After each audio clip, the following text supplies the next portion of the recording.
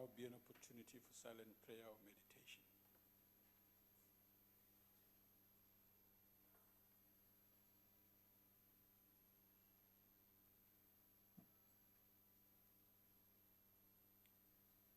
Thank you. You may be seated.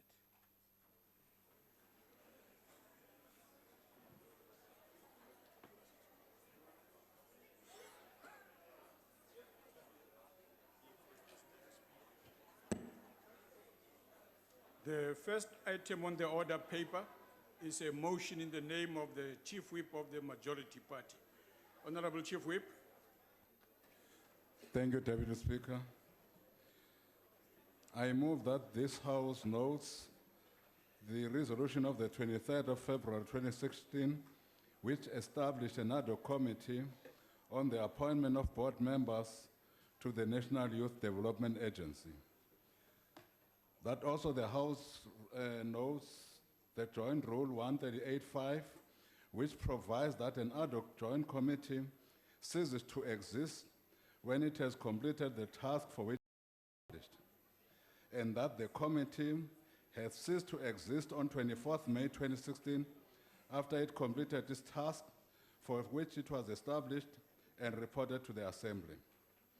That the House resolves, subject to the concurrence of the National Council of Provinces, to re-establish the ad hoc committee, joint committee, on the appointment of board members to the National Youth Development Agency with the same composition, membership, mandate, and powers as its predecessor. That the House instructs the committee to incorporate in its work the proceedings and all the work of the previous committee, and lastly, sets the deadline by which the committee is to report to this House to be the 7th of December 2016. I so move. I now put the motion. Are there any objections? Deputy Speaker, Yes, Honorable Shivambu. this is the second time the ANC is requesting that we must postpone the ad hoc committee to appoint the NYDA board. And I think before this is even tabled, we should express serious exception as Parliament that the squabbles of the ANC Youth League and Young Communist League and their own issues then get to derail the processes that have to appoint the board of the NYDA. Those who are in office now are long supposed to be out of office, but because of their own squabbles and lack of political proper leadership, were being dragged into wrong things that every time a committee is constituted, it gets postponed without completing the duties that it has been given. So if we're going to agree to this draft motion, it must be agreed that it's the last time such happens, and that the board must be appointed so that there is some sense of stability in that level, not these playful things that have been happening thus far. And I don't know how the ANC is going to handle that, because the chairperson of that ad hoc committee was Pismabe. Pismabe is no longer a member of Parliament. And then you must have to handle with Honorable Member, you're supposed to have answered the question. If there are no objection, the motion is agreed to. The Secretary will read the first order of the Deputy Speaker. Yes, Honorable Member. Deputy Speaker, I feel it's important to bring to your attention that for the first time since I've been in this Parliament, there were no order papers delivered to the Marx building, the opposition pigeonholes. And I would ask that you investigate it, establish what the reasons were, and ensure that it doesn't happen again. Okay. We'll do that, Honorable Member. The Secretary.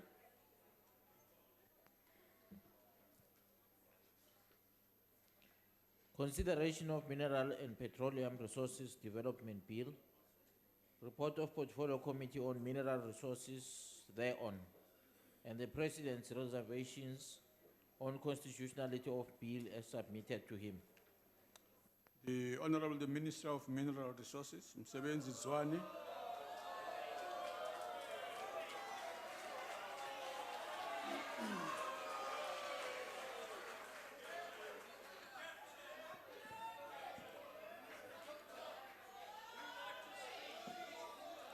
Honorable Deputy Speaker, Their Excellencies, President Honorable in members, absentia, order.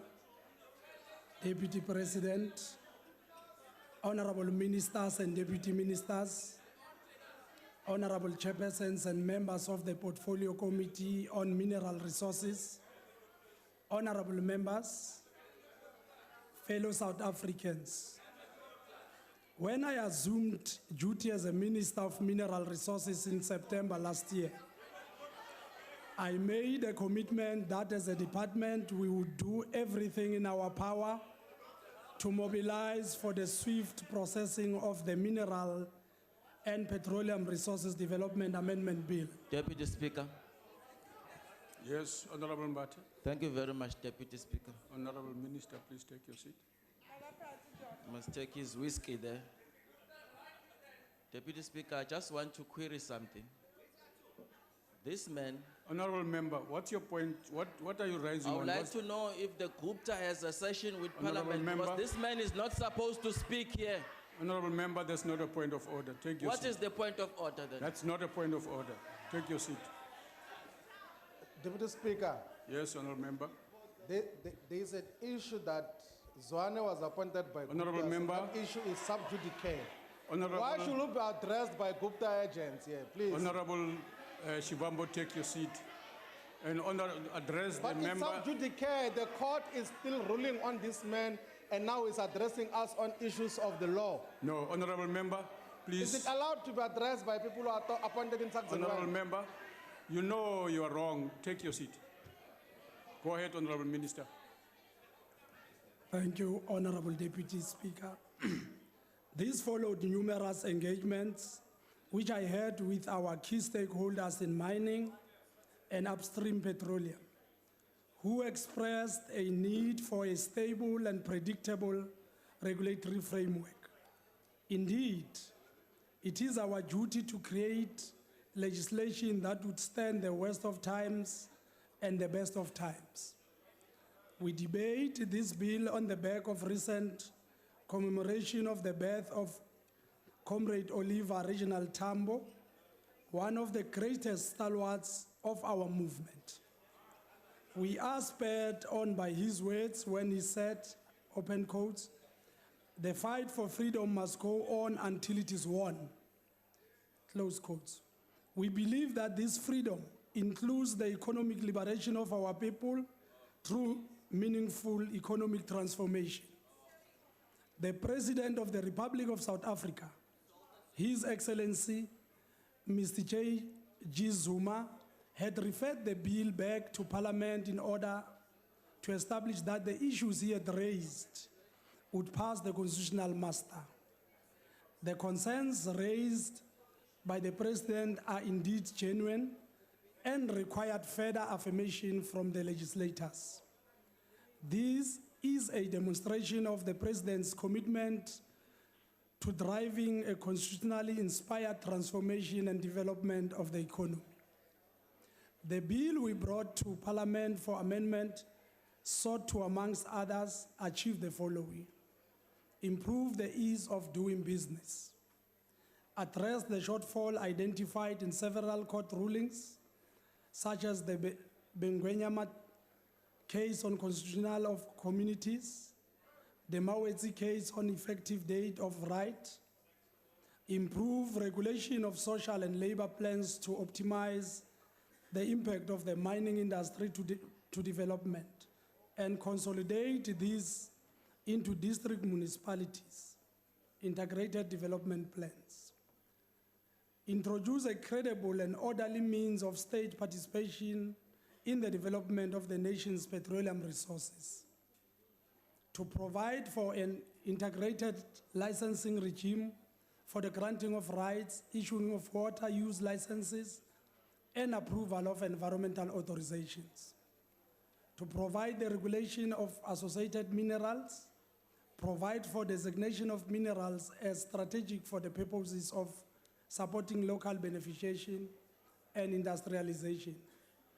And it also seeks to achieve an alignment on the provision of the sanction to non-compliance with the Competition Commission and introduce a deterrent to non-compliance.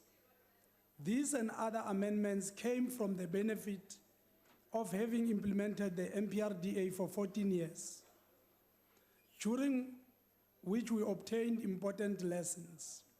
I would like to assume, honorable members, that the government is approaching this subject with the utmost responsibility and sensitivity, guided by an imperative to balance development with social and environmental considerations. In this regard, we do appreciate and commend the Portfolio Committee on Mineral Resources for dealing decisively with the processing of the bill. Whilst addressing legitimate concerns raised by the President, the resolutions herein tabled for debate ought not to be seen as being contrary to the basis of referral of the bill, but more of the reaffirmation to the President that legislators have satisfied themselves that indeed the bill will now pass the constitutional muster. We are acutely conscious of the fact that people elect public representatives to make laws to foster development, ensure that jobs are created, and see that services such as education, health, and welfare are rendered to the country in an environmentally sustainable manner. The reconciliation of these challenges constitutes one of the critical mandates of public office. It is expected of us as the nation's legislators to rise to the challenges.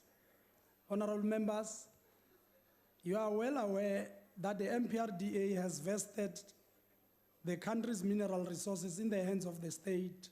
The gains we have made in a short space of time can be accelerated and amplified with the processing of this bill. I call on all members of this House to support the position that we have taken on this matter of national interest. We have to use our collective might to deal with the subject in a manner that ensures that we take steps to re-industrialize our country, diversify our energy mix, contribute to food security, and strengthen the national fiscus. History places us in a position to rewrite its course and prove our critics wrong. We have made a good start in South Africa. We can use this bill to unite our country and forge a common vision of a truly successful nation. May God bless all South Africans as we embark on this journey. Thank you, Deputy Speaker. Honorable Lorima.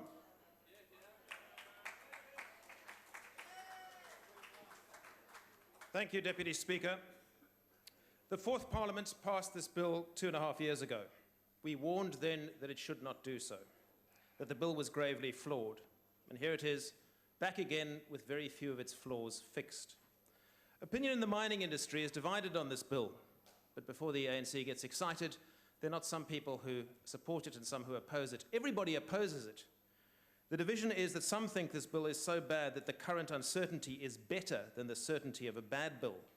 Others think the bill should just be passed, even if it is bad, so they are certain what they are dealing with. What I fear is that when there is certainty, they will know for sure that it's no use investing in the South African mining industry, and they will move their investments somewhere else. That is already happening. There is one fact about mining which should be burned into everybody's brain. We have arguably the world's richest mineral storehouse, but in terms of investment attractiveness, we are number 66 of 109 jurisdictions surveyed by the highly regarded Fraser Institute. ANC mining policy has been a colossal failure on that alone. Passing this bill will not add anything to that score. It's not going to fix anything. The bill will worsen uncertainty by putting massive power in the minister's hands to set the rules and change them quickly. It will open the door to even more corruption, allowing the minister to hand out mining rights to friends, cronies, or the highest bidder. And based on current performance, I'm sure some of that bid money will not end up in state coffers. When this bill was passed, we wrote to President Zuma and told him it would possibly be unconstitutional for 8 different reasons. He agreed with us on some of them and sent the bill back. There it languished as, we presume, the ANC fought internally to decide what to do. But now it's back. The Portfolio Committee has fixed some of the procedural shortcomings. We hope others will be fixed as the bill goes through to the NCOP. But the Portfolio Committee has disagreed with the President on 2 key substantive issues of the bill. The State Law Advisor and the Portfolio Committee say it's fine the bill won't contravene our international trade obligations. They say it's fine the bill won't be unconstitutional by giving the mining charter the force of legislation, even though it can be changed at the minister's whim. There are very few people in the whole of South Africa who can give good advice on such a specialized area as international trade law. So I suggested to the committee that we get the advice of an international trade lawyer. The Portfolio Committee agreed to its credit. Unfortunately, though, I was told there's no budget for such an opinion. So if the State Law Advisor is wrong and the Portfolio Committee is wrong, this bill may be successfully challenged in court, in which case it will cost the state a lot more money and throw the industry into even more disarray. The whole idea contained in this bill that government can limit mineral exports and force beneficiation through cheap local prices is unsound. It doesn't work. The World Bank says so. The ANC ignores their advice. Now, some in the ANC believe that the reason for supporting this bill is the perception that it will return control of South Africa's natural resources to the previously disenfranchised. If that were the case, that would be wrong in that it argues against how we see South Africa as a country for all who live in it. But it would be understandable, given our history. But that is not what this bill will do. There was one telling moment during the reprocessing of this bill. The National House of Traditional Leaders told us they wanted an independent authority to issue mining licenses. They were diplomatic as to why this was, but it was clear that even under the current system, they find that licenses are not being granted for empowerment reasons, that is, to poor rural communities, but to politically connected cronies. I imagine if the House of Traditional Leaders, having had actual experience of mineral licensing, knows what it's talking about. Needless to say, the ANC on the committee ignored its advice. The new bill will put even more power to select who gets licenses into the hands of the minister. We do, however, hope that the ANC will propose some changes to this bill when it goes through NCOP. Still unfixed are the provisions around oil and gas. If this bill had been done properly the first time round, we would already have seen investment in our oil and gas sector, and we would be reaping the benefits. But the ANC tries to grab as much as it can for its cronies, so there's been no investment. If the ANC doesn't fix this aspect of the bill in the NCOP, it will miss again a chance to get investment, development, economic growth, and jobs. It will shred what remains of its credibility. This bill could be fixed, or better still, scrapped and rewritten, so that it drops forced beneficiation, provides certainty through legislation rather than regulation, pays more attention to including communities, and brings about a transparent and fair licensing process. When I came to this portfolio 4 years ago, we had just missed the great resources boom, and yet we employed some 100,000 more people in mining than we do today. Unless this bill is radically changed, the decline in the sector will continue, and our chance to use mining to escape from our economic difficulties will be lost. Honorable Shivambu.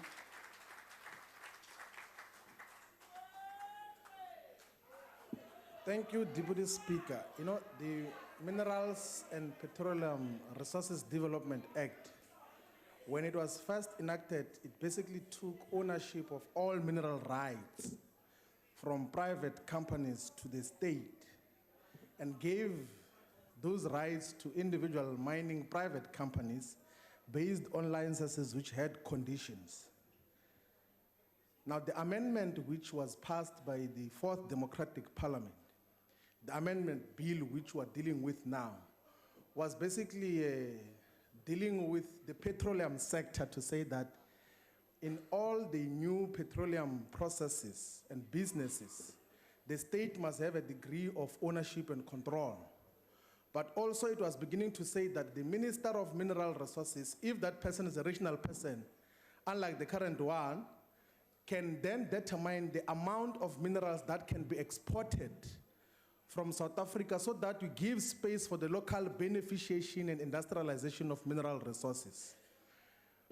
And then the president of the ANC brought that bill back to Parliament without having signed it. Of course, 2.5 years ago, to say that we must check if it is constitutional for that bill to be passed without being compliant to some international trade agreements, and two, without consulting the House of Traditional Leaders. But that was not the real reason why the bill was brought back by the president of the ANC. is because the Gupta interest in mining had objected to the adoption and passing of the Minerals and Petroleum Resources Development Act. They said it through their media platform that that act is not going to pass because they've got control of a person who is supposed to sign bills into laws in South Africa. The real reason why the act was brought back to be dealt with here in Parliament is because the Guptas had said that it cannot be signed. And then we entertained those processes. As early as 2015, I was in the Committee of Minerals which dealt with this question that said that before Zwane arrived here, which said that there is nothing unconstitutional with the MPRDA bill as amended.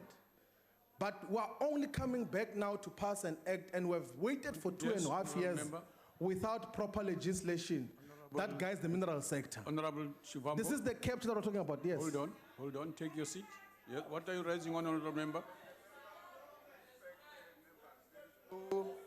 There is no Zwane here, there is Honorable. Okay. Honorable Shivambu, the rules require you not to call any member by his surname in the way in which you did. So, Deputy Speaker, we are dealing here with part of what is being dealt with today in the North Gauteng High Court of state capture par excellence. Honorable Member, where a family... You must call a member properly. You know what you should call him. You have 2 ways to do that, so do as appropriate. You know that. You know the rules. You are the chief whip. Please do that. What is your instruction? My instruction to you is that the Mr. rules... What is your instruction? You must call members appropriately in the House as the rules guides you. You are supposed to be its enforcer. So what is your instruction now? You do it. You do it now. I'm not referring to anyone now. I'm talking about content of do it the now, speech. Honorable Member. Please do it. So I must say what? What should I say? No, you do it. You're hearing me. You are not... to which member? I refer to many different people here. To the minister. Refer to him appropriately. You know what you said. Don't I waste said your before own time. Mr. Zwane was here. That's better. Proceed. It's a... Proceed. You didn't say that, but proceed. Now, this is what we're talking about when we talk about state capture, where a family, because of their own mining interests, instruct a president not to sign a bill into law. It is happening currently with the FICA Act, which is supposed to deal decisively with the illegal money movements of politically connected and exposed families. Again, the Gupta faction that leads the ANC has instructed that that act must not be passed into law. That is what we're talking about when we deal with all those issues. Now, let us take this opportunity to, as part of uncapturing South Africa, as part of uncapturing Parliament, let us pass the act as is proposed here, because all the comments and the recommendations and the concerns that were brought by Mr. Zuma were rejected by the committee. All his concerns were not taken into consideration. And agree in principle the issue that we raised in the Rules Committee, that next time a bill is brought back from the presidency, it must not last for more than 3 months here in the chambers before it is passed into law, because we cannot wait for 2.5 years in the same manner in which we have happened now. But we can tell you for free that the reason why we're delayed is because of the Gupta phenomenon, which you must have to deal with in your own right. Thank you very much. Before Honorable Esther Hazen speaks, will members join me in welcoming the De Villiers Graaf Primary School children and their staff members? Welcome. Honorable Esther, your 10, sir. Thank you, Deputy Speaker. Mining is an industry with long time horizons. When making investments, mining companies think decades ahead. They need certainty as to the law and regulations under which they will operate. They will not invest if there's a fear of unpredictable regulatory environment. This bill empowers the minister to impose export controls on any minerals he designates as needed for beneficiation. The bill introduced a new category of strategic minerals, defining these as such minerals as the minister may declare to be strategic. This definition has little content but gives the minister vast discretionary powers. Minerals identified as strategic are very likely to be declared subject to export controls and choke-off investments.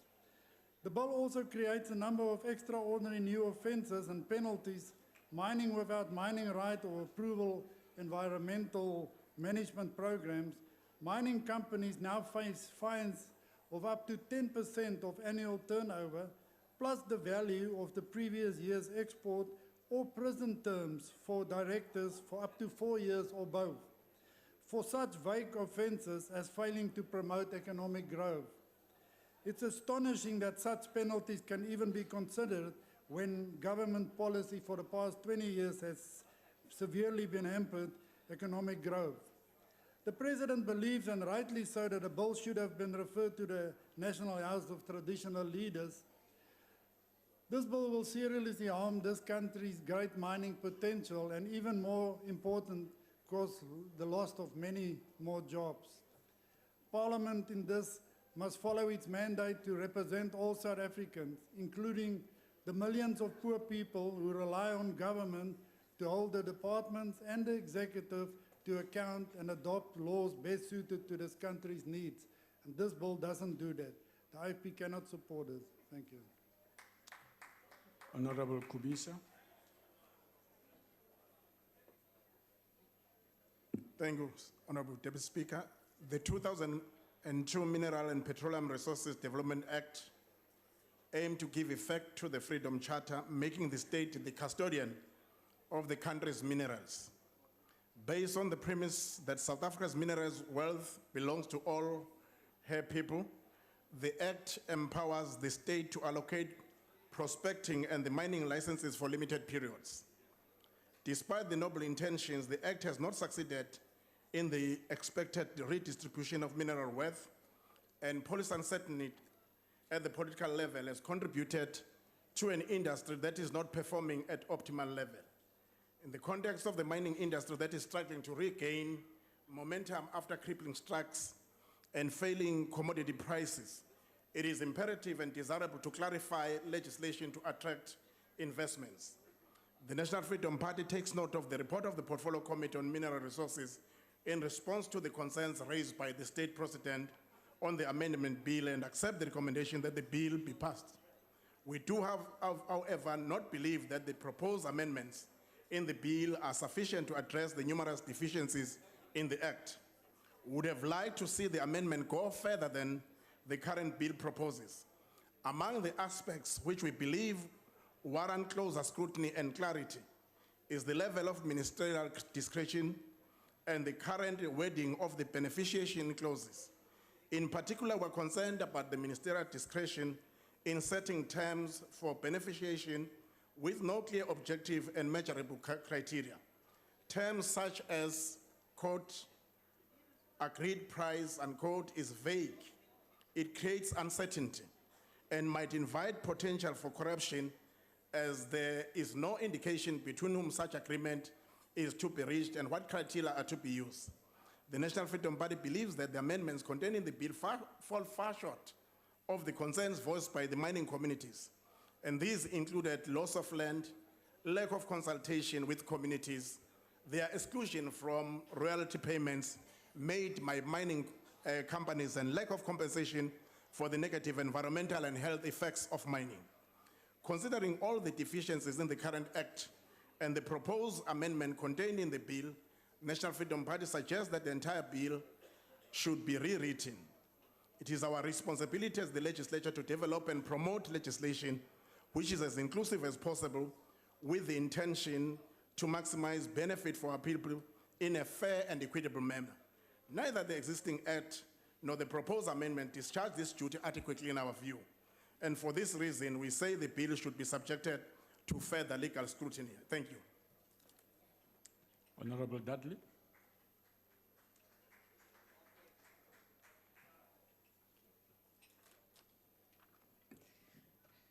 Thank you, Deputy Speaker. South Africa's mineral resources are valued at 2.5 trillion, giving it the richest reserves in the world. Strictly, mining contributes only 9.8% to the country's GDP, but various multiplier factors increase this to around 18%. The sector generates 40% of South Africa's merchandise exports, contributes significantly to corporate tax, underpins much of the manufacturing sector, and brings in foreign investment. The mining industry also provides employment to more than 500,000 people. The ACDP is of the view that the MPRD bill still contradicts the NDP's call for regulatory reforms that provide policy certainty for an industry that has to think decades ahead when making investments. No mining legislation has been successfully passed since 2008, despite the industry being in desperate need of clarity and assurance for investors. And the amendments we are considering, which regulate the exploitation of minerals and resources and the legal movement and transfer of resource rights, are regarded as possibly temporary changes, as two new bills are expected in time to come. One for the mining industry and one for the oil and gas industry. Now, all of this is close to home for many affected communities, and in the Eastern Cape, KwaZulu-Natal, Free State, and Mpumalanga and Northern Cape, applications right now have been made for gas exploration on large tracts of land across the provinces. So, to sidetrack for just a moment, a decision on the Matatiele application is expected in the next few weeks, making this an extremely urgent matter for those who see their water, land and livelihoods being taken from them, saying it is reasonable to expect large companies would not waste time and money on exploration if fracking or other invasive methods are not going to follow.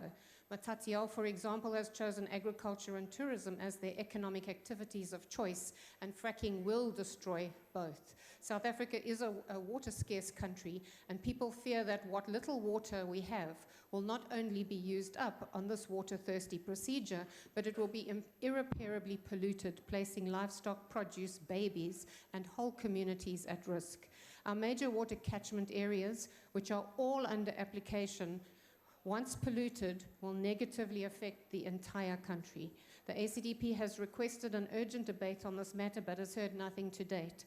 We are calling on government to place a moratorium on gas exploration for the purpose of fracking and other invasive activity. Many countries have rejected this form of gas extraction on their land for good reason. The cost to society and the environment is just too high. The bill pushed through, back to the bill we're dealing with today, at the end of the parliamentary term, was sent back to Parliament by the President last year on grounds that certain provisions were unconstitutional. The bill pushed through, the new bill still provides for the Minister to form a new entity to promote on and offshore exploration and production of petroleum, and to deal with matters relating to petroleum and gas exploration. Despite the outcry and the objections to the bill, it has changed minimally, and the ACDP cannot support this bill. Thank you. Adjunct Minister. Deputy Minister. Deputy Minister, Honorable Deputy Speaker, and the Deputy President, Ministers, fellow Deputy Ministers, Honorable Chairperson, Mr. Lozipo, Nkosi Mandela, and members of the Portfolio Committee on Mineral Resources, honorable members, ladies and gentlemen. The Mineral and Petroleum Resources Development Act, or the MPRDA of 2002, has been the most solid and progressive piece of legislation in the mining industry since its promulgation and implementation in 2004. On May Day 2004, the ownership of the country's mineral resources was transferred to its citizens, and the state given custodianship thereof, and the Department of Mineral Resources the regulatory mandate to ensure orderly, sustainable exploitation of these mineral resources. That is in an environmentally progressive manner for the benefit of all stakeholders, but also to promote high health and safety standards and skills development. The MPRDA of 2002 enunciated in the Mining and Minerals White Paper of 1998 to introduce unprecedented regulatory reform in the mining industry, in line with the constitutional objectives and the internationally accepted right of the state to exercise sovereignty over its wealth, natural resources, and economic activity. And that is all as prescribed in the United Nations Resolution 1803 of 1962 and the subsequent UN Charter on Economic Rights and Duties of States. This therefore serves to reclaim the mineral wealth as common heritage of all South Africans as vested in their custodianship, provide orderly development of the nation's mineral resources, introduce the notion of social license to operate, and promote equitable access to the nation's mineral and petroleum resources. The MPRDA has created an enabling environment for growth and the basis for transformation in the industry that is in keeping with the changing socio-economic and political landscape of South Africa. 2012 provided sufficient time to benefit from experience and evaluation of implementation, on the basis of which weaknesses in the MPRDA were identified, and they include ambiguity that create room for multiplicity of interpretation, fragmented of licensing processes for mining requirements, weak provisions for sanctions on non-compliance, and consultation and lack of alignment with developmental priorities. Strategic focus of the amendments were looking into strengthening the existing provisions relating to the social and labor plans, SLPs, enhance the provision relating to beneficiation, and streamline the integrating administrative process relating to the licensing of rights, strengthening provisions relating to cessation, transfer, and encumbrance in order to promote partitioning of rights, and strengthening provisions on sanctions relating to non-compliance. Lastly, providing the state's active participation in petroleum development. When it comes to the mining charter, which is also derived from the same values of the supreme law of the country, which is the Constitution of the Republic of South Africa, it is more vociferous on the subject of equality.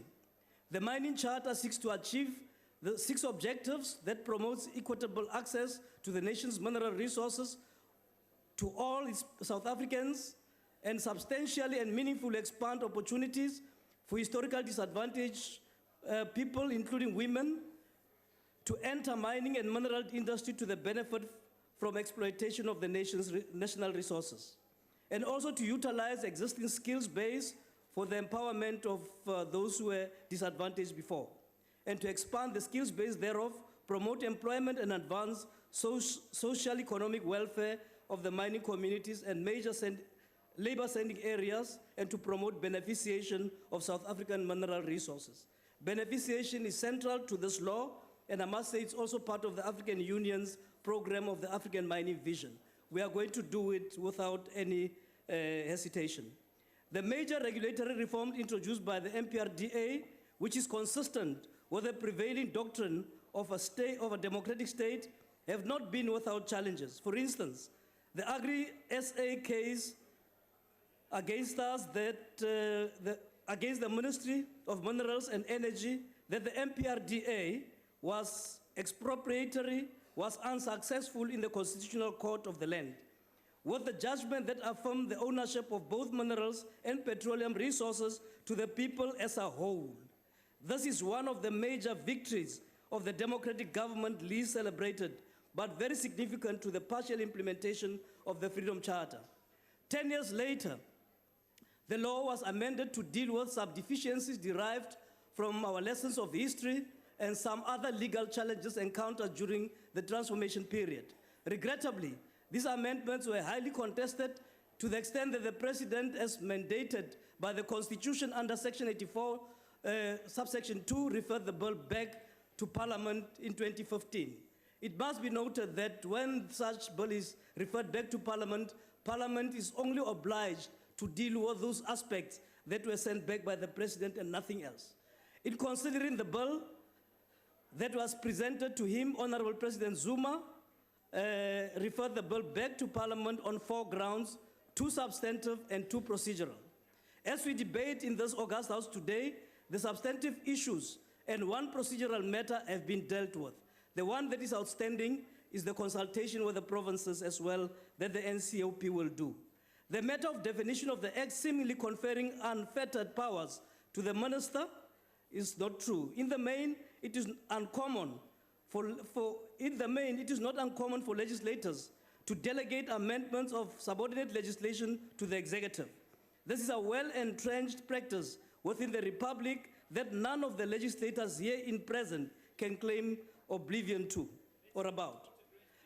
The matter of the likely transgression with the country's international obligation in respect of the perceived restrictions on the exportation of minerals is better clarified in Section 26 of the MPRD Amendment Bill.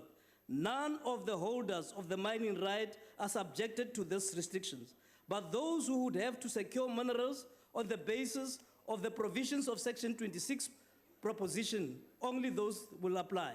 It makes sense that if anyone secured mineral production on the basis that on the basis of our legislation for a specific purpose, that they cannot trade with such minerals outside of that purpose without consideration by the executive on the material conditions that should permit such to happen. It is critical, therefore, to correct the prevailing narrative that the bill imposes upon all stakeholders of mining rights the consent for the expropriation or exportation of mineral production. This is yet another example of ineptitude in our legal fraternity, which is part of the dominant narrative and a particular political predisposition. Obviously, we know where that comes from. We have consulted extensively with a number of affected departments on this matter, including International Cooperation, DIRCO, Trade and Industry, DTI, Economic Development, EDD, and National Treasury, amongst others, to ensure that our conceptualization of the provision is not inconsistent with our international obligations. We have accordingly been assured that these sections are not inconsistent with such obligations. In consultation with the National House of Traditional Leaders, we have welcomed the President's view on this unintended omission.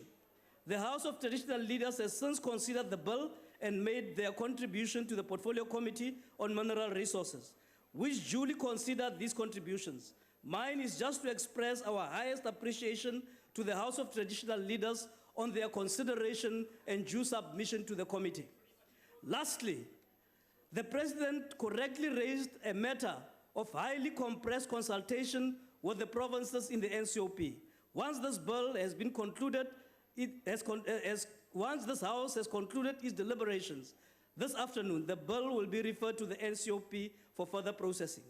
We are today pleased to report that our Parliament did us proud once again, following extensive consultations with our parliamentary democratic system. Members have over the past 2 years worked consistently and systematically through the reservations by the President and presented yet another compelling case for the country to bring about certainty and finality to this key sector of our economy. Members will also realize the new dimension and intricate balancing act in the amendments that take into account the interest of communities and investors in our favorable constitutional order. Members must also note that the Constitution provides the matter. I think I've dealt with this matter.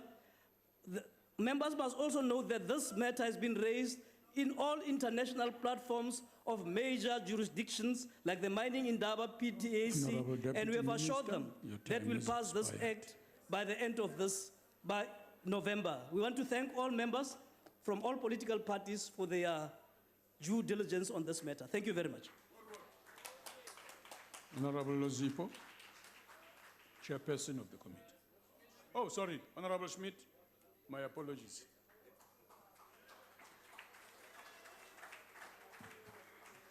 Thank you, Deputy Speaker. Honourable Deputy Minister, it does not help to consult the House of Traditional Leaders. We don't adopt a single suggestion they've made or a single proposal they've made. So it's basically a formalistic process, but in any event. The amendments contained in this bill has been the subject of an ongoing parliamentary confusion since 2012. For the last 4 years, the minerals, gas and oil industries have been held in suspense due to the non-finalization of the bill. It reflects the current state of affairs in the minerals industry, where insecurity and confusion have been prevalent for a number of years. The referral by the President of this bill back to Parliament has indicated a lack of direction, a failure by the ANC to provide leadership, and a total melee of uncertainty, which has existed since the amendment bill was introduced in its original form.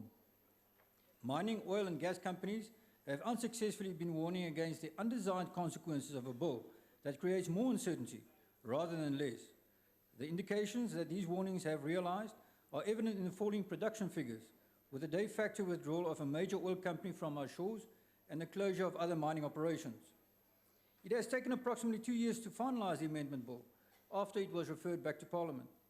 This is due to the number of contradicting legal opinions between the presidential legal advisors and the parliamentary legal advisors. The DA's request to the committee to obtain an independent legal opinion has proven unsuccessful. Parliament is therefore left with a contradictory opinion of its own legal advisors compared to that of the presidential legal advisors. The court will now have to determine the legality or otherwise of the issues referred to back to Parliament. As if we do not have enough court cases, with Minister Zwana trying to prevent the release of the state capture report in the North Gauteng High Court today, it would be indeed interesting to see on what basis and what is contained in those papers. As well as another court case, Africa Ventures, another irregular mining license awarded where 2 of President Zuma's nephews seem to have been granted mining rights in an environmentally protected area in Mpumalanga. What the mining industry requires is a legally sound, properly consulted act, which will lead to a sense of hope, sustainability and stability in the short, medium and long term. This is not what the ANC seems to want.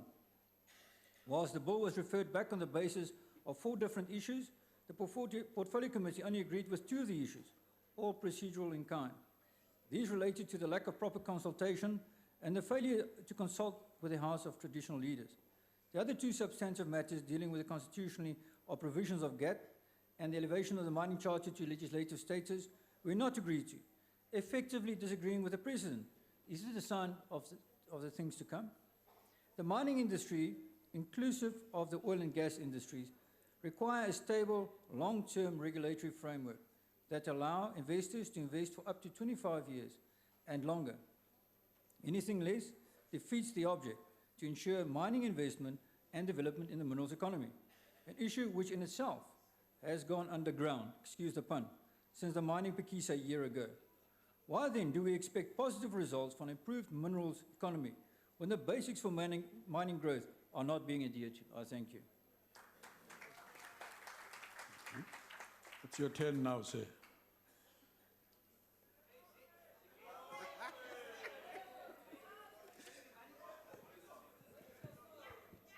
Thank you, Deputy Speaker. One speaker once said in conclusion, the Deputy President, the President in absentia, the ministers, deputy ministers, honorable members,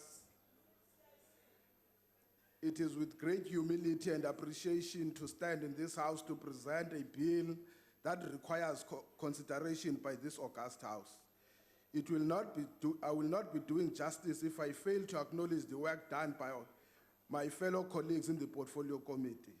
The manner in which this amendment was handled truly echoes the words of our stalwarts, the late President Nelson Mandela, when he acknowledged that there are many good men and women of wisdom in the African National Congress. But even outside the ANC, this is the spirit that guided our deliberations in dealing with this amendment bill. This was never an easy process due to the complex nature of the referral in terms of the joint rules, as both the substantive and procedural matters on the President's reservations were raised simultaneously. The challenge, therefore, was how best to comply with the referral procedures.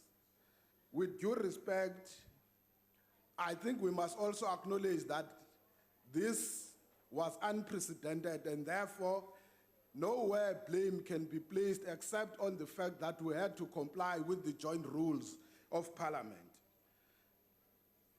As a committee, we welcome the President's reservations on the bill, and it is our understanding that he sought further close assessment and quality assurance exercise. Further, surely he holds the same views like us in acknowledging the supremacy of the judiciary in making determinations of law, including its interpretation. None of the arms of state can make a determination of law as to what is constitutional and what is not constitutional, except the judiciary. Ours, therefore, was to ensure that there is clarity in the drafting of a legislation, but also to ensure that there is legal certainty in the manner in which the bill is drafted. It is therefore important to also acknowledge the fact that we have made consultations in relation to the substantive issues. It will be absolutely disingenuous to suggest that there was a rejection. There was a consideration, and we came to the same conclusions, that the interpretation of statutes cannot be viewed in the context of being a rejection of a particular view. But we give respect to people that are entitled to their own views, but they are not entitled to make their views facts, because facts are what are going to be determined in the pursuance of the determination of the legislation. I think we have also clarified the issue with regards to the international tools of trade, which we have said at the center of it, governments are allowed to develop policy in the public interest. And therefore, it is absolutely not correct to suggest otherwise. Most critical is the reservations of the President on the lack of extensive public participation in the NCOP and lack of consultation with the National House of Traditional Leaders. It is important to report that through consultations done with the National House of Traditional Leaders, and some of their proposals were accommodated, and only those that were outside the reservations that were raised by the President that were taken back to the department for future consideration. We now present the bill for consideration in this August House so as to allow the NCOP to undertake its public consultation. We further believe that the President's reservations assist in the clarification of the centrality of our communities in determination of their socio-economic development. Let me therefore take this opportunity again to extend a word of gratitude to the patriotic nature in which honorable members handled this delicate process, to the Office of the Speaker for their timely interventions on providing guidance on the procedure to be followed, the Parliamentary Legal Services and the State Law Advisor. We extend our profound appreciation on the counseling and advice they have provided.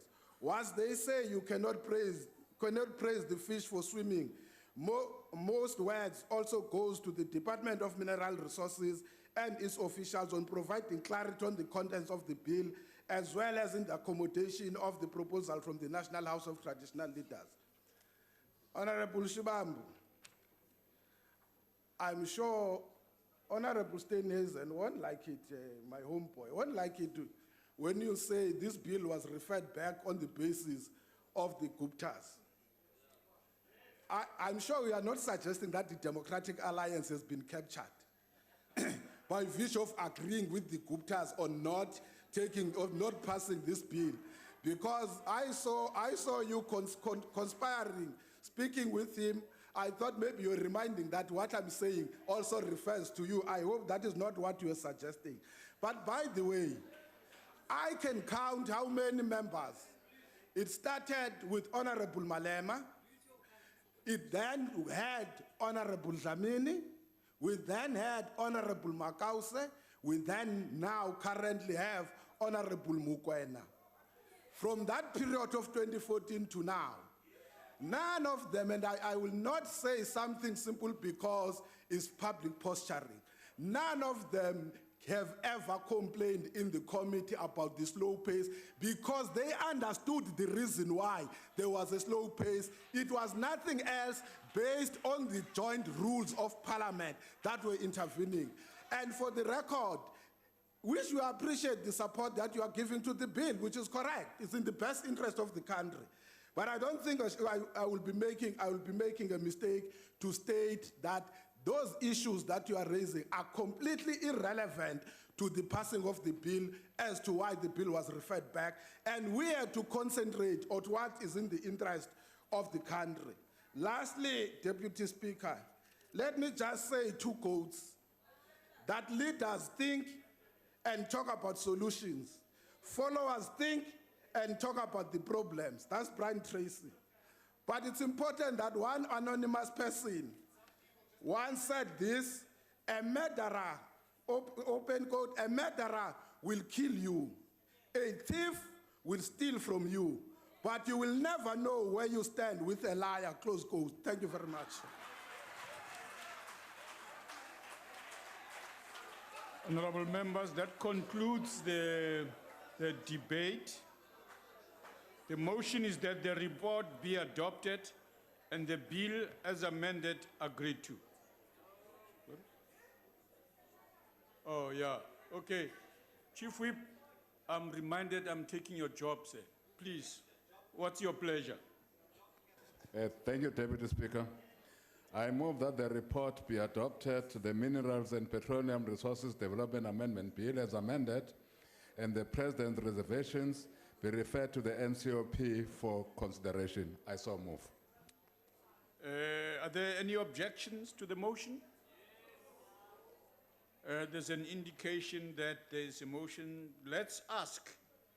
Let's put the question again. Those in favor will say aye. Those against, no. I think the ayes have it. Deputy Speaker, Yes, the Nadia. DA calls for division. Thank you. Okay. Thank you. Division has having been called. The bells will be rung for 5 minutes.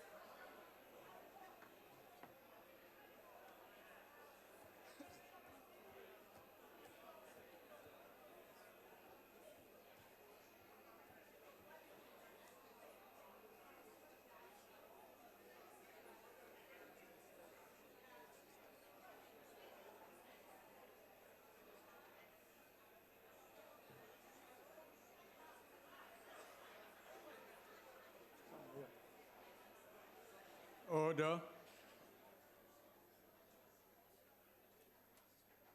I would like to remind members that they may only vote from their allocated seats. When requested to do so, members must simply indicate their vote by pressing the appropriate button below the yes, no, or abstain signs. If a member inadvertently presses the wrong button, the member may thereafter press the correct button. The last button pressed will be recorded as the member's vote when the voting session is closed by the chair. The question before the House is that the report be adopted and the bill as amended be referred to the NCOP. Are all members in the allocated seats? Yes. Voting will now commence. Those in favor, press the yes button. Yes. Those against, press the no button. No. Those wishing to abstain, press the abstain button. All members seem to have voted. Thank you. The voting session is now closed.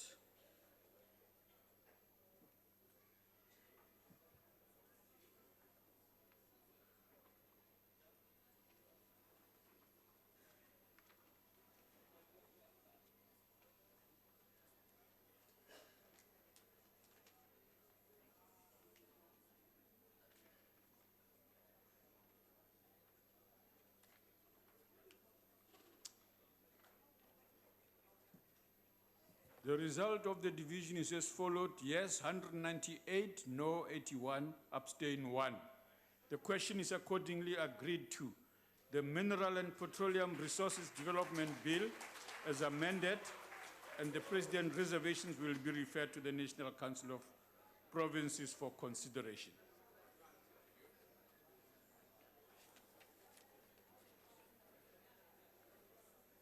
The Secretary will read the second order.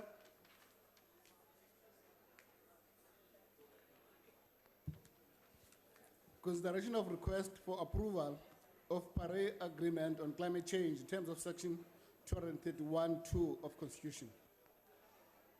Honorable Mapulane.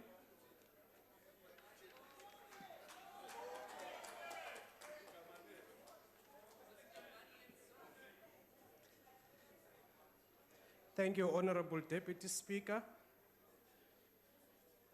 Honorable Deputy President and members of the Executive, honorable members of Parliament,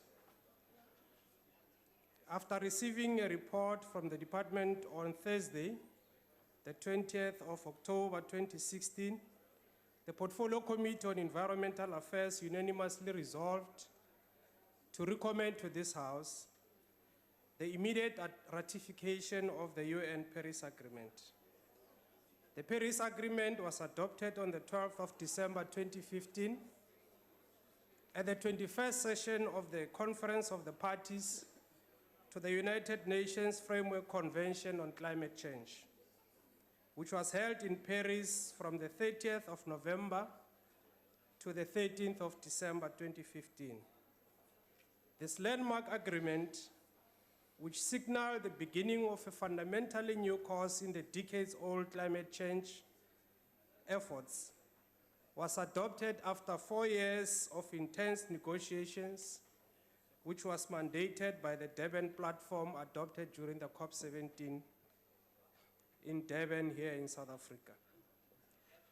Perhaps, Honorable Deputy Speaker, on an occasion like this, we need to pause and reflect on the history of international climate change negotiations in order to fully appreciate the significance of the Paris Agreement. Most climate change scholars are unanimous in their assertion that the first UN Environment Conference, held in 1972 in Stockholm, and the subsequent establishment of the United Nations Environment Programme herald the beginning of global efforts in both understanding the effects of climate change and responding to its impact. The United Nations Environment Programme commissioned the first assessment report which produced compelling evidence on climate change, leading to convening of the Rio Earth Summit in 1992 as the first international conference on climate change. The Rio Earth Summit resulted in the adoption of the United Nations Framework Convention on Climate Change.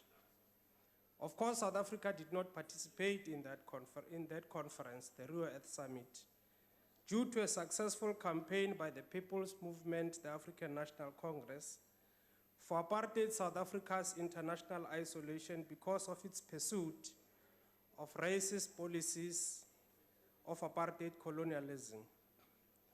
The South African delegation had to endure the humiliation of having to observe the unfolding processes with no power to influence the outcomes. The democratic South Africa subsequently ratified the convention in August 1997 after being readmitted as a full and proud member of the UN family of nations. Since the adoption of the UN Framework Convention on Climate Change at the Rio Earth Summit, the world has registered a steady but remarkable progress in responding to the impacts of climate change. From the first conference of the parties, COP1 in 1995 in Berlin, to COP3 held in 1997 in Kyoto, which produced the Kyoto Protocol, a progressive and legally binding agreement. One of the biggest contributors, as we know, to global greenhouse gas emission, the United States, refused to ratify the Kyoto Protocol and therefore exempted itself from it.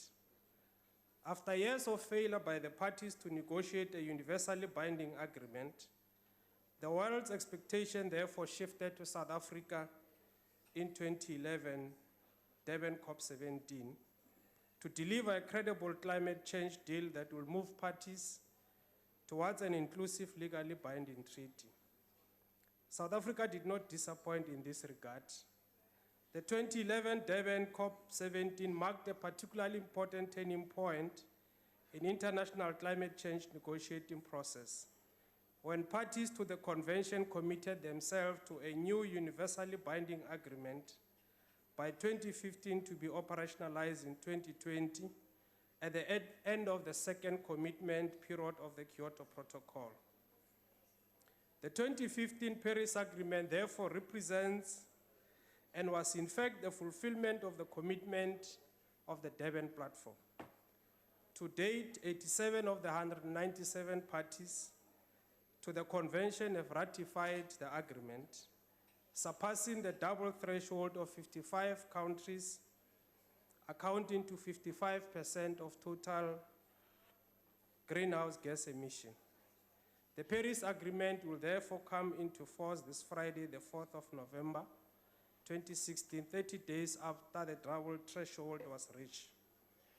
Today's consideration of this ratification of this agreement will therefore complete the final step in South Africa's ratification process of the Paris Agreement. It is therefore absolutely crucial, honorable members, that this House today should ratify this agreement in order to give South Africa the necessary impetus and clout to continue influencing key decisions and outcomes in multilateral climate change negotiations. We can ill afford to be found wanting when it was us who created the basis for the adoption of this historic and groundbreaking agreement. The Paris Agreement, among others, seeks to affirm the goal of limiting global temperature increases well below 2%, 2 degrees Celsius, whilst urging efforts to limit the increase to 1.5 degrees.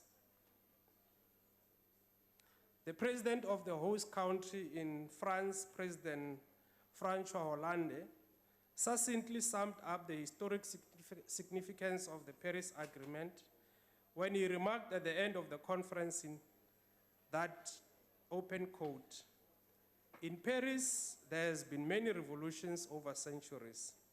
Today, it is the most beautiful and most peaceful that has just been accomplished, a revolution for climate change," close quote. What then needs to be done? Perhaps, Honorable Deputy Speaker, we should borrow from the words of one of the greatest revolutionary and thinker, Vladimir Lenin, when writing in a political pamphlet in 1901, posed the fundamental question, what is to be done, burning questions of our movement. We must pose the question, what is to be done by our country to live up to the commitments made in Paris. Although there is no timetable to phasing out fossil fuels in the Paris Agreement, it is obvious that the Paris Agreement is proving to be a game changer in driving global shifts in the energy market. There are observed changes in the dynamics of energy supply and demand. Notwithstanding the role of renewable energy in our energy mix is undoubtedly the key towards a transition to low carbon economy. Considering that even a small shift from coal to renewable energy removes from the atmosphere a significant amount of greenhouse gases. This is particularly necessary, honorable members, taking into account our high emissions. We are the 13th major greenhouse gas emitter globally and ranked 10th in terms of per capita emissions. We would like to reaffirm the posture and policy stance, therefore, on renewable energy program as articulated by the Minister of Finance last week, Wednesday, when presenting the medium-term budget policy statement. We agree with the Minister that contrary to views of some, the Renewable Energy Independent Power Producer Program are sound and sensible long-term investments critical to meeting climate change commitments embodied in the Paris Agreement. Over 100 billion in investment has already been mobilized around the renewable energy investment in a short span of 3 years. Indeed, our country has taken off on a new trajectory of sustainable growth and development since the adoption of the Integrated Resource Plan in 2010, and therefore, any attempt to deviate from this path towards a low-carbon economy must not only be frowned upon, but must be fiercely resisted and contested by this Parliament. In closing, Honorable Deputy Speaker, I would like to quote a poem from the children of South Africa who recited this poem at the World Summit on Sustainable Development in Johannesburg in 2002. And it is entitled, The Children of South Africa. Close quote. We are the children of South Africa. We are the future of this land. We are carrying a burden no one begins to understand. We are the children of South Africa, the up-and-coming generation. Are you conspiring the very essence of are you conspiring to destroy the very essence of our nation? Close quote. Thank you, Honorable Member. On that happy note, with the voice of the children, your time has expired. Thank you very much. Honorable Member, please come over. J. Edwards. Thank you, Deputy Speaker. The stage is set. Before the end of this week, the Paris Agreement will enter into full force. The essential elements of the Paris Agreement builds upon the Convention and for the first time brings all nations into a common cause to undertake ambitious efforts to combat climate change and adapt to its effects, with enhanced support to assist developing countries to do so. As such, it charts a new course in the global climate effort. The DA supports such efforts. The Paris Agreement's central aim is to strengthen the global response to the threat of climate change by keeping a global temperature rise this century well below 2 degrees Celsius, above pre-industrial levels, and to pursue efforts to limit the temperature increase even further to 1.5 degrees Celsius. Additionally, the agreement aims to strengthen the ability of countries to deal with the impact of climate change. To reach these ambitious goals, appropriate financial flows, a new technology framework, and an enhanced capacity building framework will have to be put in place, thus supporting action by developing countries which is the most vulnerable countries, in line with their own national objectives. The agreement also provides for enhancing transparency of action and support through a more robust transparency framework. The Paris Agreement requires all parties to put forward their best efforts through NDCs, nationally determined contributions, and to strengthen these efforts in the years ahead. This includes requirements that all parties report regularly on their emissions and their implementation efforts. So in 2018, parties will take stock of the collective efforts in relation to progress towards the goals set in the Paris Agreement and to inform the preparations of the NDCs. There will also be a global stocktake every 5 years to assess the collective progress towards achieving the purpose of the agreement and to inform further individual actions by parties. Deputy Speaker, our children, our grandchildren, and their children and their grandchildren will look back on our time with the comparable benefit of hindsight. They will marvel at how politicians were professing deep concerns about national challenges, yet steadfastly ignoring the devastating assault of climate change on our economic and physical security. And they will rightly ask what we as legislatures were doing to ensure that the biggest emitters are reined in and held accountable. There's no doubt that responding to climate change will be one of the greatest challenges that South Africa will have to face in the 21st century. The Intergovernmental Panel on Climate Change noted recently that it is, I quote, extremely likely that human influence has been the cause of the observed warming since the mid-20th century, unquote. Now, I believe this is putting it lightly. It notes further that the continued emission of greenhouse gases will cause further warming and changes in all components of the climate system. Developing countries are, once again, the most vulnerable to the effects of climate change. Concern is growing that our communities and our ecosystems will have little time to adjust to changing conditions. Economic losses due to extreme weather events are already being experienced and are likely to increase in the very near future. To name but a few, the low water levels, the drought. Deputy Speaker, in conclusion, South Africa cannot afford to delay the response to climate change any longer. The time is now, and we have to comply. I thank you. Honorable Paulson. Thank you, Honorable Speaker. Honorable Speaker, before I start, I'd like to respond to the ANC Speaker's question. Mr. Mapulani asked what must be done. He must join us tomorrow as we march against state capture in Pretoria, because it is a determinant for our reliance on carbon-emitting energy sources is the fact that the Zuma and the Gupta faction of the ANC are benefiting from these power stations. And it's for this reason that the Economic Freedom Fighters supports the request for the approval of the Paris Agreement on climate change. In December 2015, more than 190 countries, representing the source of more than 95% of global greenhouse gas emissions, met in France for the United Nations Climate Change Conference. Together they crafted the Paris Agreement on climate change. This agreement is a breakthrough in many ways. It was for the first time, essentially, that all the countries of the world have agreed to a common framework for addressing the problem of climate change.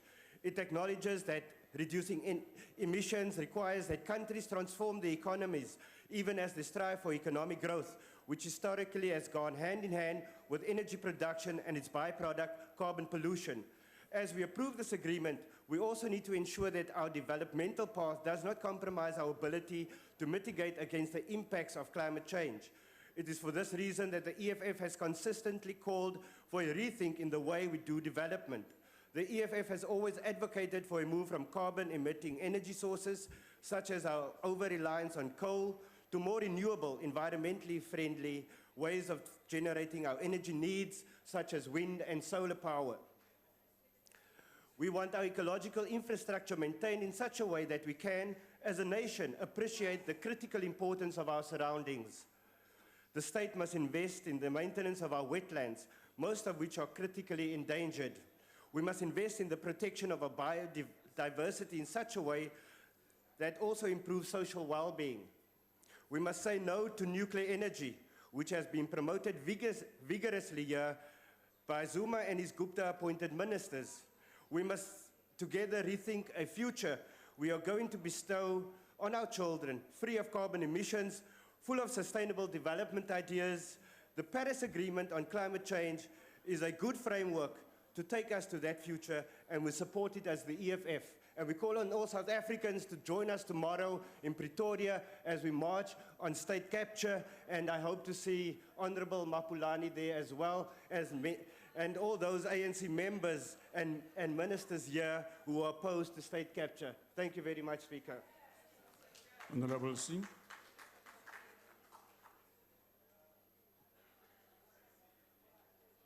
Thank you very much, Honorable Deputy Speaker, Honorable Deputy President.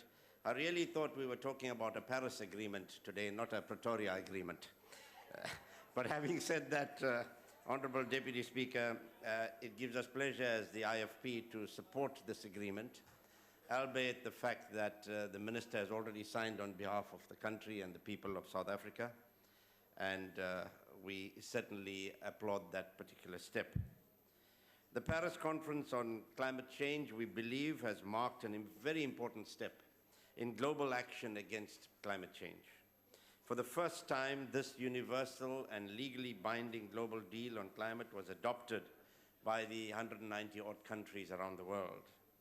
And we know that it comes into force in 2020, with its principal aim being the mitigation and avoidance of climate change by seeking to limit global warming.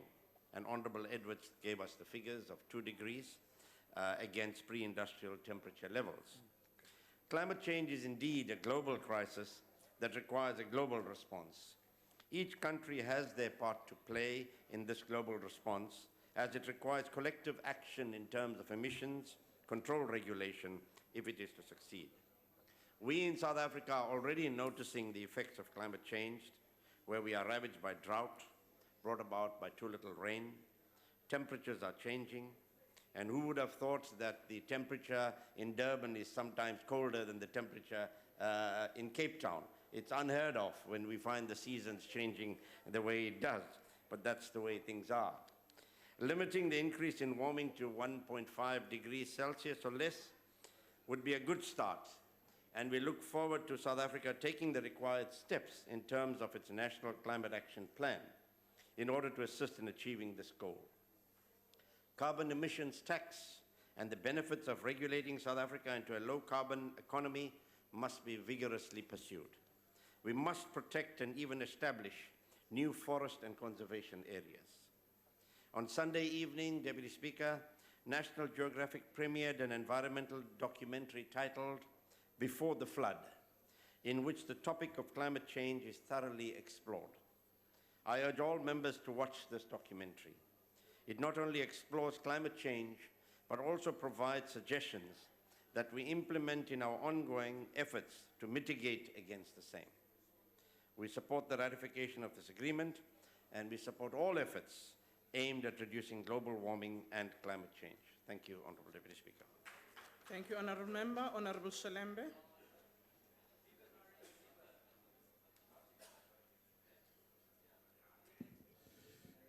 Honorable Chairperson and members of the Honorable House, the Paris Agreement, which we are requested to approve here today, is an important and very comprehensive framework.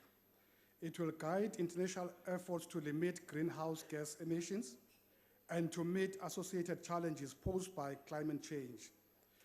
We cannot deny that climate change represents an urgent threat to human societies and the planet, and it requires the widest possible cooperation by all countries and other stakeholders. South Africa will be required to make its own contribution to achieving the goal of reduced greenhouse gas emissions. And by approving the Paris Agreement, we will signal our intent and resolve to discharge our fair share of the obligation. The main objective of the agreement is to limit the global temperature increase to below 2 degrees Celsius, while pursuing efforts to limit the increase to 1.5 degrees.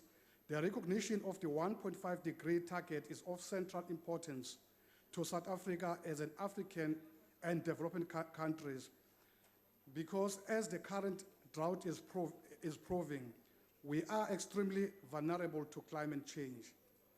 Chairperson, once enforced, the Paris Agreement will be an important tool in mobilizing financial and technological support and capacity building for developing countries, such as South Africa in the battle against climate change.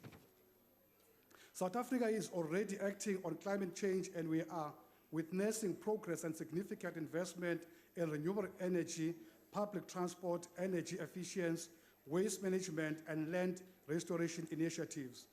Despite our current efforts, the National Freedom Party believes there is a need to do more to enhance our efforts to effect transition to a lower carbon economy and a society. Public participation and business support will be as important as government intervention if we are to make any significant progress in this regard. We'll also need to increase our efforts to adapt in the short, medium, and long term to the impacts of increasing temperatures and reduced rainfall in many parts of the country. We need to give serious consideration to water security and urgently investigate the feasibility of constructing more dams. Water desalination options must be explored with vigor, and most importantly, we need to educate our people about responsible and sustainable water usage. In conclusion, Chair, and considering the importance of the Paris Agreement, the National Freedom Party welcomes and supports the report of the Portfolio Committee on Environmental Affairs as presented here today. I thank you. Thank you, Honourable Member. Honourable Dudley.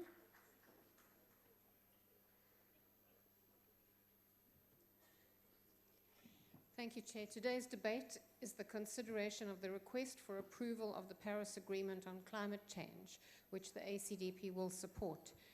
It involves the shift to low-carbon development institutionally, legally, and politically, and parties to the UNFCCC were given until the 21st of April next year to ratify the agreement.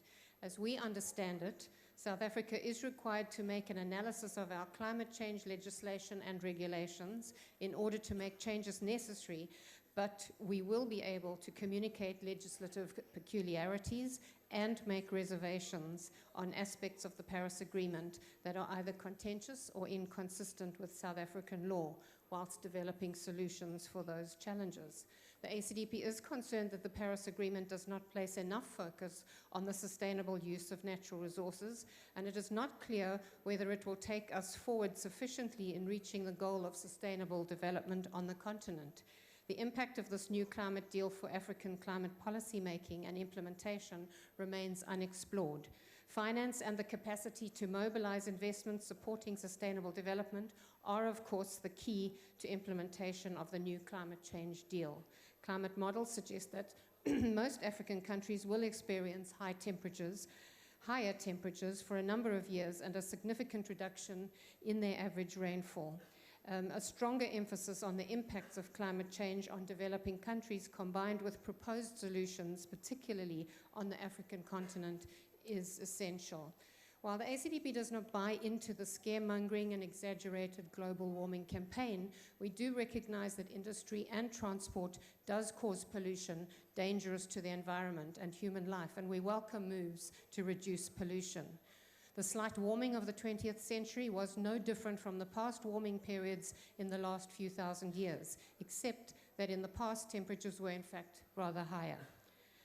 CO2 actually has little effect on the climate, but it does have a profound effect on plant life, which all animals, including us, depend on.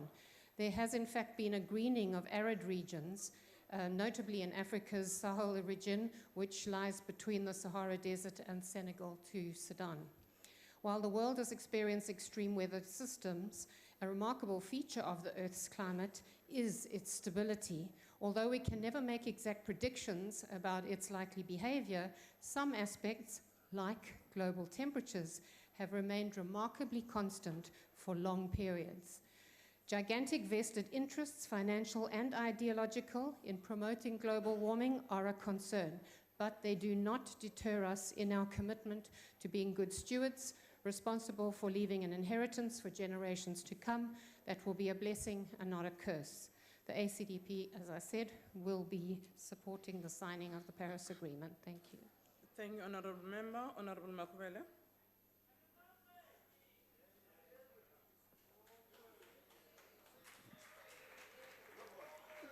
Honorable Chairperson, Honorable Deputy President, Honorable Speaker, Honorable Ministers, Honorable Deputy Ministers, Honorable Members, distinguished guests, I am once again honored to participate in this debate that affects humanity at large, given the fact that climate change is an international phenomenon. The good part about this debate is that all parties for once agree to ratification of the Paris Agreement. The effects of climate change in terms of diminished natural resources, reduced agricultural production, worsening food security, increased flooding and drought, spreading diseases, and an increased risk of conflict over scarce land and water resources are already evident. Climate change lies behind much prevailing poverty, food insecurity, and weak economic growth in Africa. It affects approximately 200 million of the poorest people in Africa who predominantly depend on climate-sensitive, rain-fed agriculture. The vulnerability of these poor Africans is expected to escalate over the years due to climate change and its associated impacts like droughts and floods, which are so obvious for us as South Africans. Climate change truly represents a new threat and challenge to developing countries, particularly those on the African continent, because many households, social groups, and regions have a limited capacity to adapt to climate variability and change. Africa's vulnerability to climate change is shaped by the complex interaction of social, political, economic, cultural, and environmental factors, all of which are likely to be affected by the projected impact of climate change. It is in this respect that the Intergovernmental Panel on Climate Change's 5th assessment report states that in Africa, climate change will amplify existing stress on water availability and on agricultural systems, particularly in semi-arid environments. The current challenges of drought that have befallen our nation is a case in point. Climate change affects everyone, but not equally. Vulnerability to climate change is dictated by both individual and social factors. The livelihood context, location, level of income, education, asset holdings, gender, age, and social class, among others, all combine to determine vulnerability and coping abilities of individuals and communities. It is in this regard that different social groups will be able to adapt and respond differently to climate variability depending on the scope and strength of their coping mechanisms and the level of societal influence. Even within social groups, some may be more vulnerable than others depending on their economic status. Those most heavily dependent on natural resources and exposed to multiple risks of climate change are the most vulnerable. That is the rural and urban poor, especially our people in the townships. Hence the saying that climate change is a poverty issue. For South Africa, the dangers of climate change are all too real. A very important thing for us to know is that we cannot effectively address climate change on our own as a country, nor as a continent. International cooperation is vital to avert dangerous climate change. Sufficient political will and cooperation among countries on technology transfer and finance is crucial for ambitious mitigation action. This underpins the urgent need for us to ratify the Paris Agreement. The fifth assessment report makes it clear that effective mitigation will not be achieved if individual countries advance their own interests independently. International cooperation is essential to effectively mitigate greenhouse gas emissions and address other climate change issues such as building resilience and capacity development in developing countries such as us. We must act collaboratively on climate change, considering that the atmosphere is commonly shared by all nations. The Paris Agreement, which we are presenting for adoption in this House, has for the very first time brought all nations into a common cause based on their historic, current, and future responsibilities. The benefits of ratifying the Paris Agreement are many to us as a country, continent, and the global community, including foremostly the fact that a strong, legally binding international framework will, from 2020, guide the global response to the global challenge of climate change. Ratification ensures that political momentum is maintained at the international level as well as at the domestic level for implementation of the agreement. It is also important to note that the achievement of the 1.5 degrees Celsius temperature limit will only occur if all parties act decisively and speedily to put in place measures to implement their respective nationally determined contributions.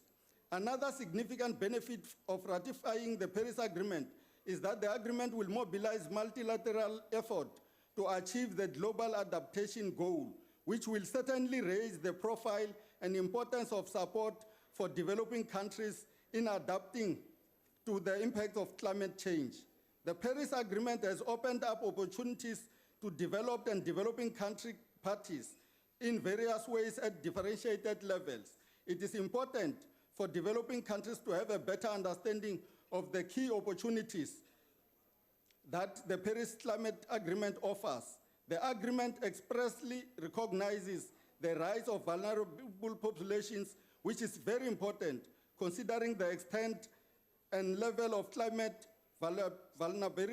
vulnerability in our country. The Paris Agreement also recognizes a balance between mitigation and adaptation to address climate change. The Paris Agreement can be used as an economic vehicle for developed and developing countries, private sector to initiate joint actions on both mitigation and adaptation. The issue of climate change and drought that we are faced with is a global issue. And also what is happening is because of the developed countries and the developing countries. In that way, it leads to climate change in the whole world. Development should be also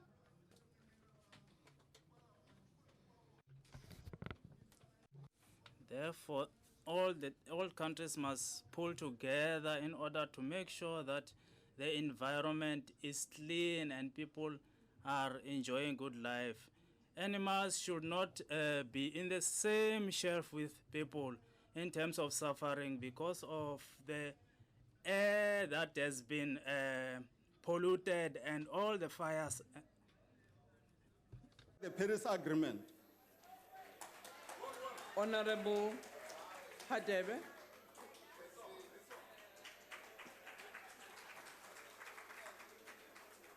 Thank you, Chairperson. Listening to all the previous speakers, they all point to one indication, which is also an answer to Mr. Mapulane's question. South Africa cannot afford to delay its response to climate change. The science suggests that the Southern Africa is one of the most vulnerable regions in the world. Localized decreased non-runoff rainfall, increased frequency of droughts, and the change in the ranges of biodiversity all have potential to undermine our economic growth and socio-economic development. Much of the warming that will occur is already locked into the system meaning that adaptation to climate change is initial priority. However, South Africa has one of the highest per capita CO2 emissions ratios in the world, and therefore mitigation action is necessary if South Africa is to be a responsible global player in stabilizing the world climate and keeping the global warming to no more than 2 degrees Celsius. South Africa must undertake voluntary mitigation actions that are nationally appropriate. Any actions taken must be in line with the sustainable development and green economic strategies of our country and should not undermine our economic growth. Our response to climate change must create new opportunities for South Africans to benefit from reducing emissions and must be based on a fair, open process and decision-making that involves all the relevant stakeholders. Mitigation actions need to be measurable, reportable, and verifiable. The DA supports the creation of a national registry of mitigation actions that will allow government and stakeholders to obtain an overall picture of the contribution of actions towards attaining a certain mitigation targets. This registry should form the basis for submission of mitigation actions to any registry that is maintained by a UNFCCC. Wherever possible, assistance for financing and implementation of mitigation actions must be sought from developed countries and the Green Fund established at COP17. In dealing with the issue of climate change, the DA would focus on a number of projects, programs, and policies that will contribute to building a registry of mitigation action. Other things, this will include energy efficiency, mandatory energy efficiency, labeling of appliances and machines, improve energy efficient standards for buildings and additions to the existing buildings. In sectoral targets, establishment of mitigation targets in specific sector, in consultation with the relevant stakeholders. In renewable energy, upscaling the installation of renewable energy projects around South Africa by creating an enabling environment for investment by independent power producers. Incentivize for private households to install solar PV and solar water geysers.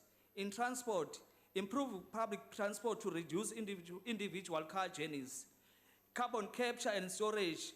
Develop a comprehensive geological atlas that identifies appropriate areas for sequestration and introduce the required regulations and incentives to attract private investment. The response to climate change, Chairperson, whether they're in the fields of mitigation or adaptation, require a significant coordination between government departments, municipalities, and various stakeholders in the economy and civil society. Further support from the government is required to improve capacity across the various sectors. There is a need to improve capacity at the local government level, particularly with regards to the project management skills. The DA would, among other things, integrate the long-term mitigation scenarios into the planning of all relevant government departments. Establish a project management team in national government to coordinate the various actions. Focus strongly on encouraging actions at the municipal level while building capacity. Provide leadership in response to climate change to ensure that there is buy-in from all sectors of the society. This, Chairperson, requires bold and far-sighted leaders who are willing and able to take on and entrench interests and leave behind the failed models. The need is urgent, Chairperson, and there is no time to waste. Thank you very much. Thank you. Ngisacela lilunga lehloniphe- The Honorable Minister of Environment Affairs, Elton Mulewa. Thank you very much, Honorable House Chair, Honorable Deputy President, Honorable members present here today, all of you esteemed ladies and gentlemen who might be in the gallery, and good afternoon to you. First of all, we would like to take this opportunity to express our most sincere appreciation to the Portfolio Committee, Parliament in general in both houses for having processed this ratification instrument on climate change, that's on the Paris Agreement, at such record time. Today, we have an historic decision to make which will indeed contribute further to South Africa's leadership in ensuring the effects of climate change and ensuring that those are addressed. I come from the labor movement. As we speak, these issues today, scientific reports actually indicate that this year, 2016, at the South Pole Observatory in the Antarctica, carbon dioxide levels surpassed 400 parts per million, that's ppms. Scientists also confirm that it is the first time that it has actually passed that level in 4 million years. Yes, you heard me correct, 4 million years. This 400 parts per million threshold was crossed last year in the Northern Hemisphere because that is where most carbon pollution occurs. The most remote continent on Earth, the Antarctic, has now caught up with its more populated counterparts and crossed this tipping point, reminding us that human activities in their current form are continuing to reshape our planet in profound ways. Sea levels are rising. Global temperature increase is already reaching more than 1 degree Celsius, and some parts of the oceans are actually becoming acidic than they have been for a million years. Honorable members, here at the southern tip of African continent, for more than a year, our country has been experiencing severe effects of drought, as honorable members have said already. That's catalyzed by the El Nino effects that is happening now over many decades, worse than all other years that has happened. The rising sea temperatures in the Pacific Ocean that resulted in increased temperatures and reduced rainfall in many parts of the world was exacerbated by rising global temperatures associated with climate change. Our scientists and weather forecasters warn that this is what we can expect in decades to come if ambitious global action is not taken urgently to reduce the concentration of greenhouse gas in the atmosphere. It is clear, honorable members, that the only choice for humanity is to take ambitious and practical action through reducing greenhouse gas emissions, preparing for extreme events, and adapting to the impacts of climate change. We need to adjust our ecological, social, and economic systems and change the way we do business. Being so, we actually also need to ensure that we transition to a low carbon and climate resilient society, and I dare say, an inclusive economy, in a manner that also grows the economy in an inclusive manner that creates employment and also eradicates poverty. When we met in Durban 4 years ago, under South Africa's able leadership, world leaders took bold decisions to significantly advance the global effort to address global climate change challenge. We set a new long-term pathway for the development of a fair, ambitious, and legally binding future multilateral rules-based global climate change system that ensures fair participation by all countries, because indeed we have some countries not participating. We had them not participating in the past. On the 12th of December 2015, the parties to the United Nations Framework Convention on Climate Change unanimously adopted the Paris Agreement and package of supporting decisions covering climate change action and pre- and post-2020 actions. This marked the successful conclusion of a 4-year negotiation process under the Durban Platform for Enhanced Action by establishing, for the first time, a fair, common legal platform for climate change that is applicable to all countries. South Africa played a leading role at the COP21 in Paris as the chair of G77 plus China, a group consisting of 134 countries that are worst affected by climate change. We are also leading negotiations in the Africa group, as well as being a member of the Brazil, South Africa, India, and China, a group better known as the BASIC group. As an African and developing country, South Africa had to balance developmental and environmental imperatives. And I agree with honorable members who are saying we must continue and we will continue to argue for our developmental space much as we embark upon these actions. At the same time, South Africa negotiated for an ambitious and legally binding outcome that would strengthen the multilateral rule of law and provide certainty and predictability for developing countries in particular in the world of climate change, the changing climate. The adoption of the Paris Agreement has been hailed as a turning point in the efforts of the international community to address climate change. There is now a shared vision to keep the global temperature rise this century well below 2 degrees centigrade. And I think honorable members must continue to say this. After saying below 2 degrees, we must also say that we even move further to limit the increase even further than 1.5 degrees centigrade, because that's what the Paris Agreement says. That is pre-industrial levels. The global markets have been given a strong signal that the transition towards a low carbon economy is underway, and that carbon markets and other market-based solutions will be utilized to assist in this transition, because indeed we do want non-state actors in this game as well, and this effort as well. Of critical importance to developing countries, particularly Africa, is the enhanced importance accorded to the adaptation to climate change through the establishment of a global goal on adaptation, which, by the way, didn't come easy. We had to fight for it. And also addressing the issues of loss and damage that's associated with the impacts.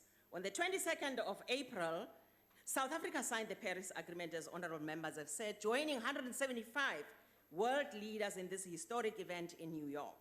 Legally, the agreement will enter into force 30 days after 55 countries would have signed, accounting for 55% of these depositing these instruments.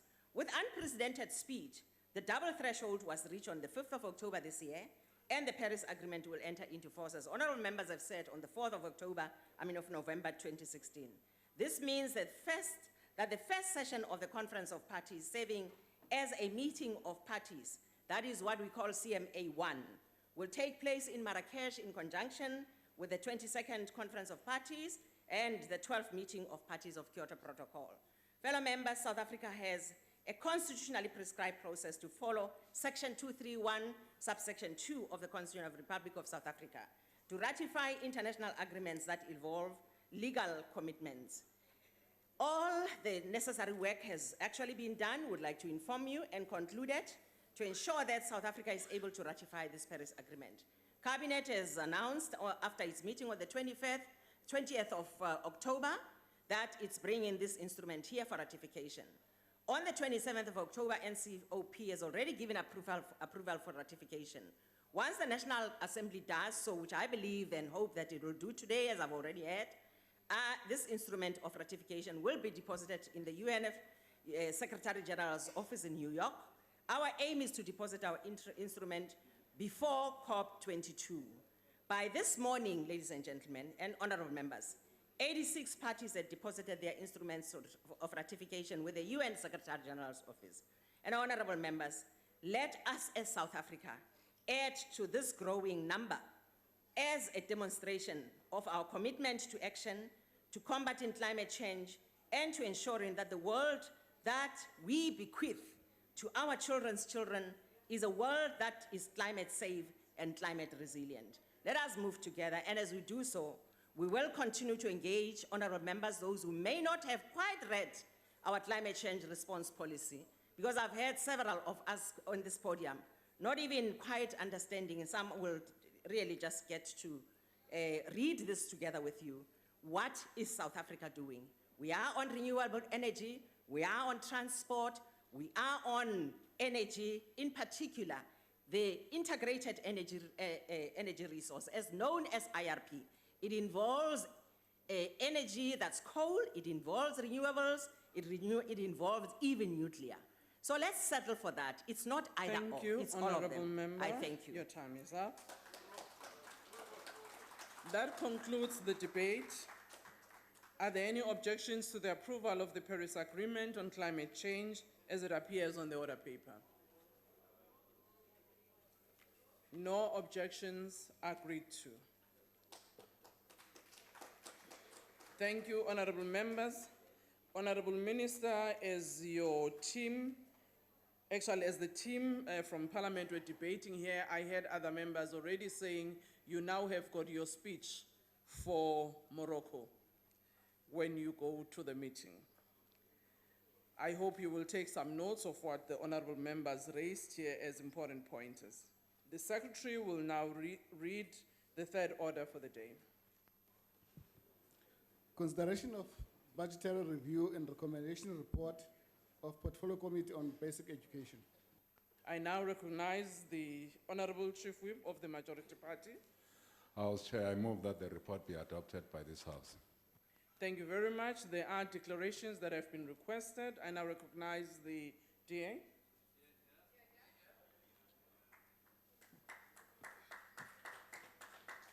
Thank you, House Chairperson. This budget process shone a very bright light on the performance of our education sector. In particular, it showed us why, where the DA governs, education is improving. And it showed us why, where the ANC governs, education is in decline. Let me highlight two examples. The first was the Auditor General's report, which showed that not one provincial education department under ANC control received a clean audit. In fact, the only provincial education department to get a clean audit was the Western Cape, and for the second year in a row. And I think this deserves some recognition in the House today. The second source of embarrassment for the ANC was the finding that only 7% of principals underwent competency testing. And what is remarkable is that every single one of them was from, you guessed it, the Western Cape. In fact, all 8 ANC provincial governments ignored a directive from the ANC national government to implement principal competency testing. It is quite obvious why the ANC could not implement its own directive. It is because SAT2 does not want principal competency testing. And as the Ministerial Task Team on the Jobs for Cash report found, where the ANC governs, it is SAT2 that calls the shots. And yet, the BRRR report that we are discussing today is completely silent about SAT2's domination of the education sector. And when the DA proposed that we add a recommendation to deal with SAT2's dominance, our ANC colleagues in the Portfolio Committee predictably shot the proposal down. So we can only conclude that the ANC is happy to be bossed around by SAT2 at the expense of children in underprivileged areas and in underperforming provinces. It is a real shameful state of affairs. Order, we therefore Honourable object Member. to Your this time is report. up. I thank you. EFF.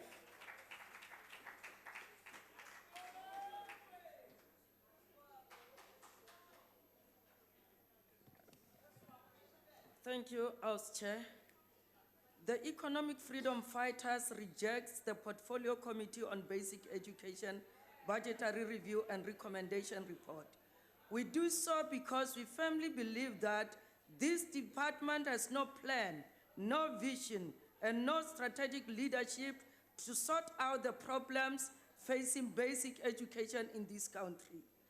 2 decades after freedom, our basic education system is still of unequal quality. Poor and rural schools do not have even half of the facilities that urban schools and those catering for the elite have. We still have schools in rural, Mukwapa, Matlane, Maje, Lepepane, Lesega, Mugabe, and Magile without access to basic services such as water, electricity, and toilets. Libraries and computers are a distant dream for teachers and learners in these schools. We still have teachers who are not qualified to teach, teaching poor rural learners, condemning them to a life of substandard education. The Department of Basic Education has been unable up to this stage to comprehensively respond to the needs of learners with special needs and disabled learners. All this contributes to the below average performance of grade 12 learners because they come from an education system that is rotten to the core. The fixation by The fixation that Minister Motshekga and her department seem to have over matric pass rates is never going to take the department anywhere. We must go back to the basics. Honourable Member, your Fix time is schools, up. infrastructure, IFP. higher qualified and committed teachers. Only a Honourable government Member, led by your time is up. incorruptible leaders would ever be able to. Honourable Member, it's now the time for the IFP. Thank you. Not a government that has outcast.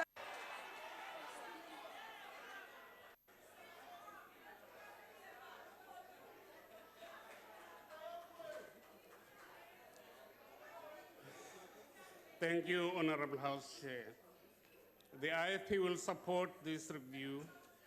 However, we strongly condemn the breakdown of discipline in our schools.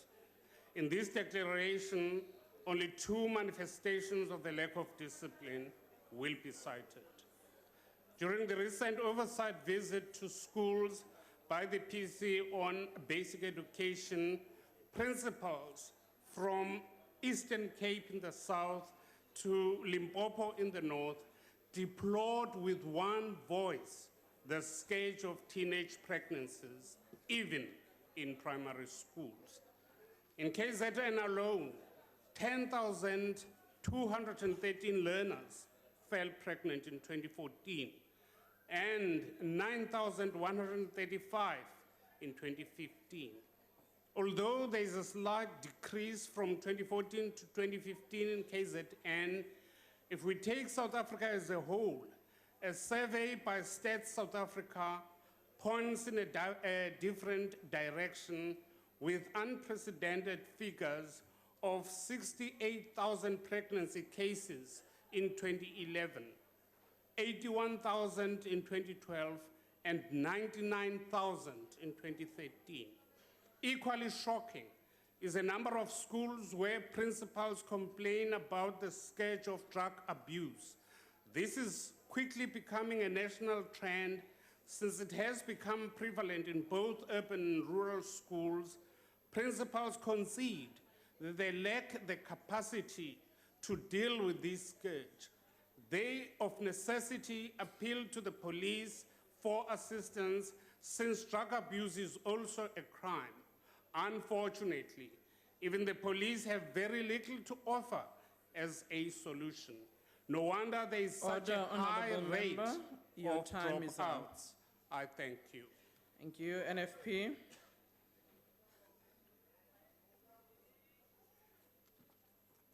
Thank you, Honourable House Chair, honourable members in this House. The National Freedom Party is in full agreement with the observations and recommendations contained in the report tabled by the Portfolio Committee on Basic Education here today. The work of the Department of Basic Education in our country is of utmost importance, as it is in the hands of our educators today which shape the future of our children, preparing them for the tomorrow when they are expected to step up and step into the adult world. The function of the department is to create and develop an environment conducive to learning and to equip our educators and learners with the means to discover and explore the world of knowledge. Moreover, we expect from this department to manage the education process and the role players in an orderly, transparent, and accountable manner. Sadly, the observations and recommendations of the Portfolio Committee suggest that there are serious challenges. One example, Honourable Chairperson, is the poor results in the TVET colleges, and that is as a result of the weaknesses in the basic education system. And I don't think that, which gives us a result of what, at least 1 in 10, only 1 in 10 that complete that full course. And so that is a serious challenge. Whilst we note and commend the department for increasing the implementation of its service delivery targets, the National Freedom Party is perturbed by the consistent, irregular, and unauthorized expenditure. Honourable Chairperson, the emphasis must not only be on spending, but on quality. And we urge the department to work together with the other relevant departments, which is basic education, we're talking about science and technology, we're talking about the health, we're talking about sports and recreation, so that we create a conducive manner to develop the learners in a school that provides all the necessary service. The National Freedom Party supports this budget. I thank you. Thank you. Uriam.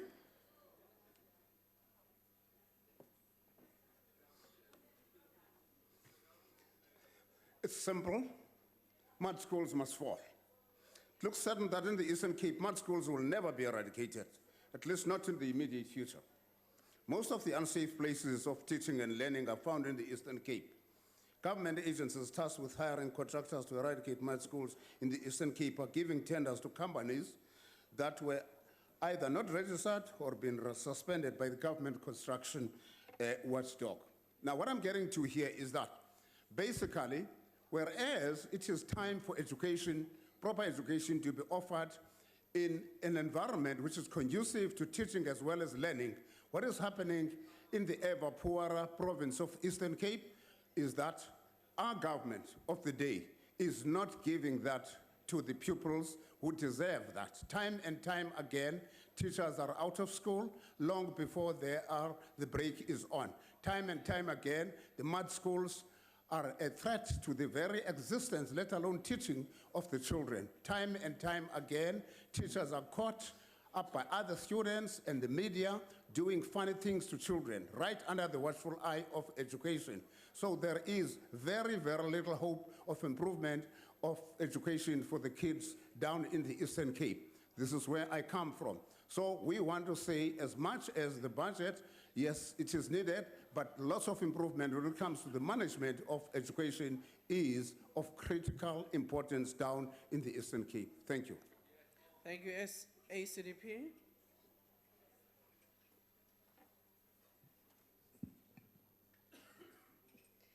Thank you, Chair. The ACDP notes that the committee has recommended that the Minister of Finance consider allocating additional funding to the Department of Basic Education over the medium term for the prioritization of learning and infrastructure needs, and the ACDP supports this recommendation.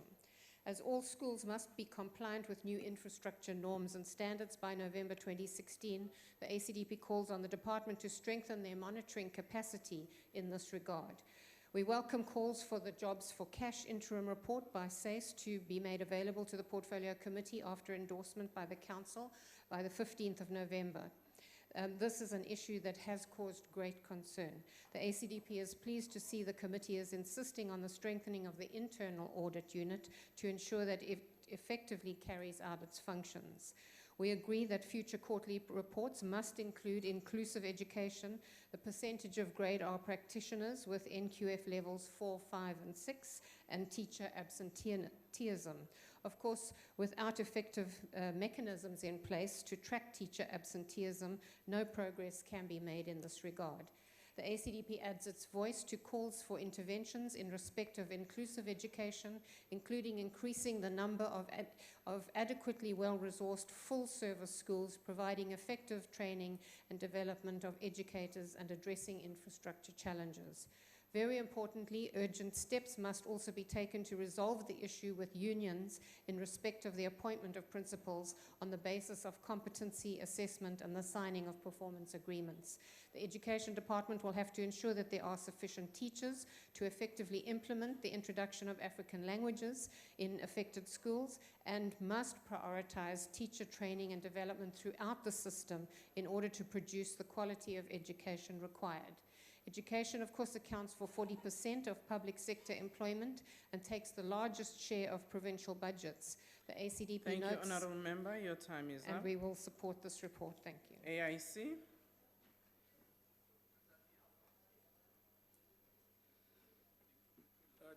Thank you very much, Honourable Chairperson. This report has got some recommendations to make to the Department and Finance Minister for the improvement of our education. Of course, this has to be done. Section 5 of the Money Bills, Procedures and Related Matters Amendment Act 9 of 2009. This report carries down the assessment of the department throughout the financial year so as to see how the allocated funds were used to benefit the people of this country. It is therefore according to the Constitution that we as a committee should oversee the activities and performance of the Department of Basic Education and its entities. The revision of the revised strategic plan for 2015, 2016, 2019, and 20 is to assist then to reflect more clearly the department's core functions of the policy department, development, the monitoring, its implementation, and the oversight role on the provinces as according to National Education Policy Act number 27 of 1996. Of course, teaching and learning is the core business of the department. The improved quality of education, which is our outcome number one, should be seen happening. Without adequate number of teachers, the proper infrastructure, learning and teaching support material, this dream can never be realized. Effective management and accountability will also improve a lot on the part of the schools. Therefore, the proper compensation of teachers as a form of motivation should be seriously considered. The issue of right sizing, which is rationalization of schools, is disturbing a lot. It should be urgently attended. Thank you, and be Honorable completed. Member. Your time is up. The ANC.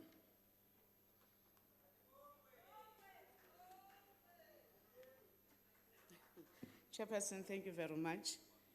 As the Portfolio Committee on Basic Education, we did assess the performance of the department, and we were satisfied with most of the improvement that we found as the Portfolio Committee, though there were challenges that we mentioned through our recommendations. But as the Portfolio Committee, we're very much impressed with the steady improvement in the achievement of the targets from 86.6 in 2014-15 to 87.1 in 2015-16, which showed a great improvement in the way the education department is performing. Though we are concerned with some of the provinces that are still lagging behind, but we understand the issues of concurrent function, and our main focus was on the sector DBE more than the provincial performances, as that is done in the legislatures as required by concurrent functions. But one of the areas where we said as a Portfolio Committee, the department needs to focus their attention to is the uneven quality of teacher training that our teachers receive, despite from the various efforts that the department is doing, but there is still a need for them to look at that. And another one that the department needs to focus on is the whole issue of rationalization, more especially in the Eastern Cape, where we find that we still have a number of mud and improper structures, and the process of rationalization hinders the processes and the improvement on such a project of eradicating the mud structures. We also recommended that we need to intensify the implementation and measures to improve the quality of teacher training and development through the system, and ensuring that there is value for money in all the programs that are offered. The main challenge that we as the Portfolio Committee, we looked at was the issue of the internal processes and the internal audit processes, of which we said the department needs to place a very important focus on that, so that in future we don't get the emphasis as we move forward with the audit reports. Otherwise, as a Portfolio Committee, we recommend and accept this report. Thank you very much, Chair. Order, honorable members. The motion is that the report be adopted. Are there any objections? Honorable member? Chair, will you note the objection of the DA? Thank you. Objections of the DA will be noted. Honorable member? Please note the objection of the EFF. Objection of the EFF noted. We now move to the fourth order.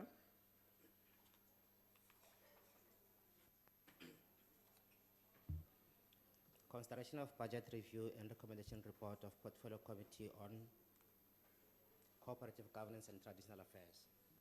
I now recognize the Honorable Chief Whip of the Majority Party. I move, House Chair, that the report be adopted by this House.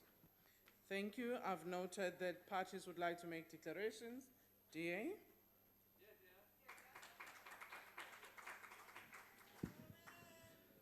Chairperson, this department has regressed from an unqualified audit to a qualified audit with very serious findings. These findings include, and I quote, leadership did not exercise adequate oversight, responsibility regarding financial and performance reporting and compliance. Leadership did not effectively monitor the implementation of action plans developed to address internal control deficiencies. Management did not implement proper record keeping. Management did not implement effective controls over daily and monthly processing and reconciling of transactions. Management did not prepare regular and accurate financial and performance reports, and management did not appropriately review and monitor for compliance with applicable laws and regulations. Now, much of the blame for the regression in audit outcome can be placed on the Community Work Programme, and the department was very quick to blame the implementing agents for its faults. But as the AG's notes indicate, the fault was not with the implementing agents, but with the department who failed to provide adequate source documents for the payments.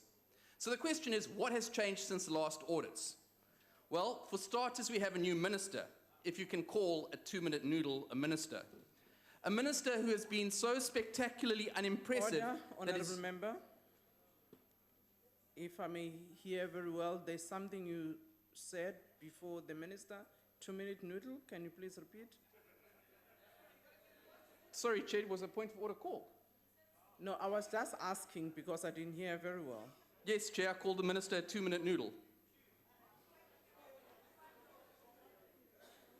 Can I continue? You can continue. I'll look at the rules. A minister who has been Order, so Honourable spectacularly Member. unimpressive. Order? Yes, what is the point of order, Honourable Member? I'm going to Rule 82, the reference to a member in a disrespectful term. Because they say no name to impound the dignity of any member may be used.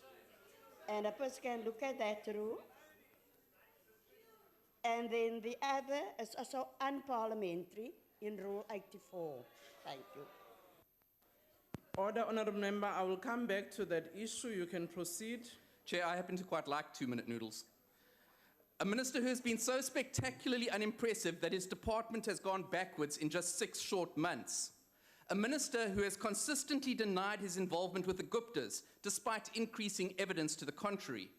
A minister who in all likelihood acts as the Gupta's bag man on his in and out visits to Dubai.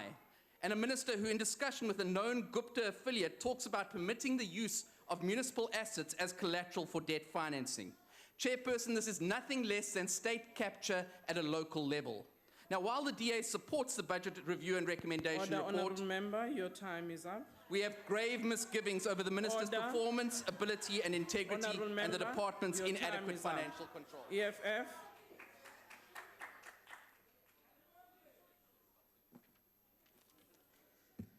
The Economic Freedom Fighters reject the Portfolio Committee on Cooperation, Governance and Traditional Affairs budgetary reviews and the recommendation report. This is a very critical portfolio meant to oversee municipal governance and to ensure that traditional leaders operate within the prescripts of the law. But unfortunately, this department cannot do any of what is obligated by the law to do because its political head is a much compromised individual. He's one of the fully trusted by Zuma and the Guptas to deliver the country on a silver platter to the corrupt market. Order, Honourable Member. Honourable Member. It's Mr. Zuma or the Honourable Zuma or President Zuma. Thank you. Thank you, Honourable Member. As you've heard already, on the point of in order, terms of the rules, Chairperson, House Chair. Can I? House Chair. I will come back to you. I've noted you. You can take a seat. I've noted you. I just want to respond. I want to make an on intervention on what is being said. My microphone is off. It's not switched off? Yeah, I want to make an intervention. I want to make an intervention on what she said there. He said the Zumas and the Guptas. We can't refer to both Duduzane Zuma as honorables here. Honourable Member. There's nothing out of order with what he said. So there's a Zuma who Honourable Member Shivambu, can you please take a Zumas seat? and the Guptas are corrupt. He has got every right to say that in the House now. No withdrawal. Honourable Member. Honourable Member on the podium, there's a point of order that has been called. I would like you to clarify your reference, were you referring in general Zumas or were you referring to the president? I'm referring to the group of Zumas and the Guptas, Chairperson. Can proceed.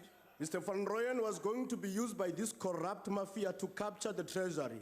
When they failed, he was transferred to cooperative governance and traditional affairs to continue the looting of state resources for the benefit of that Constitutional family and their pawn, Mr. Zuma. We cannot, with clear conscience, trust Mr. Van Rooyen to run COGTA. We cannot trust him to reign in municipalities that have been captured by Zuma and Guptas. He's one of the Gupta's most loyal servants, and it has now transpired that he visited the Guptas 7 times in 1 week just before he was appointed finance minister to take orders on how to hand over treasury to the Guptas. His legal challenges on the public protector report is an indication of how much these people are prepared to go to defend their rot. It is for this reason that we call on all South Africans to go and support the march against the state capture in Pretoria tomorrow, 2nd November. The future of our country depends on it. If we fail to defend this country now, it will be lost forever. And we trust that our Honorable Jackson team will be part of it. We reject this report. We reject Van Rooyen, and we reject state capture led by Zuma. It's a useful idiot of the Guptas. Honorable member, can you please make reference to members of this House in an appropriate term? Mr. or Honorable? Noted, Chair. No, just repeat it because you said Van Rooyen. Can you please say Honorable or Mr.? But there's nothing honorable about Van Rooyen. Honorable member. Honorable member, we're not debating whether a member is honorable or whatever. There are two references that have been agreed that can be used, whether we say Mr., Ms., or honorable. So you please make the reference appropriately. Meneer Van Des Van Rooyen. Mr. Van Rooyen. IFP. Order, honorable member. We're not debating the essence of whether a member, honorable member. Order. Order, honorable member. Can we allow the IFP to proceed? Thank you, Chairperson. Before us, as far as this report is concerned, for one is that the department incurred irregular expenditure of 482.2 million rands, an increase of 155.3 million rands. There was unspent funds of 1.5 billion rands, which has now been rolled over for ESCOM and for water services. The financial management of the Municipal Infrastructure Support Agency continues to be cause for concern. And so that tells you the problem that we are faced with. There are no controls in the department. There's an absence of leadership in the department. And I think the fact that the minister was changed and subsequently the DG who was there had left has compounded the problem. So if you're speaking about efficiency, if you're speaking about compliance and the presence of leadership which is equal to the task, the department is increasingly finding itself wanting.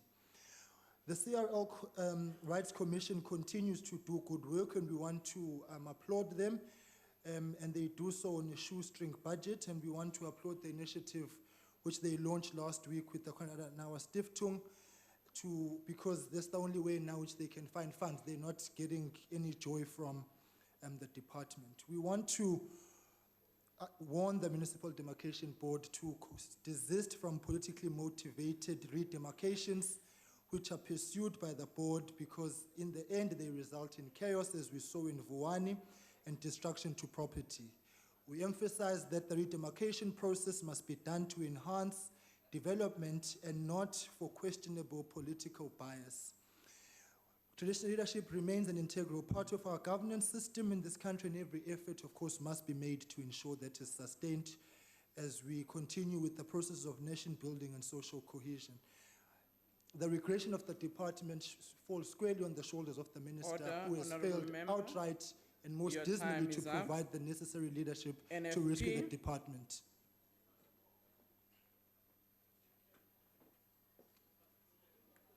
House Chairperson, we want to make the following observations as National Freedom Party. Firstly, there is underspending on both the disaster relief grant and the municipal disaster recovery grant. At a time when 8 of our 9 provinces have been crippled by drought, we find it irresponsible of the department to underspend on these 2 grants. The majority of subsistence farmers in these provinces are facing a threat to their household food security and enormous financial hardship. It is inconceivable that money is available for relief and assistance, yet it is not spent. Urgent intervention is necessary, and we urge the department to attend to this shameful situation without any delay. Secondly, the NFP notes with grave disappointment that the incidents of irregular expenditure in the department have increased. There is no rational or reasonable justification for such irregular expenditure, and we believe that the department is not setting a good example for district and local municipalities. We encourage the department to make every effort possible to curtail irregular expenditure and to adhere fully to the prescribed supply chain management. House Chairperson, these are the concerns we are putting forward as the NFP. We support the report. Thank you. Thank you, UDM.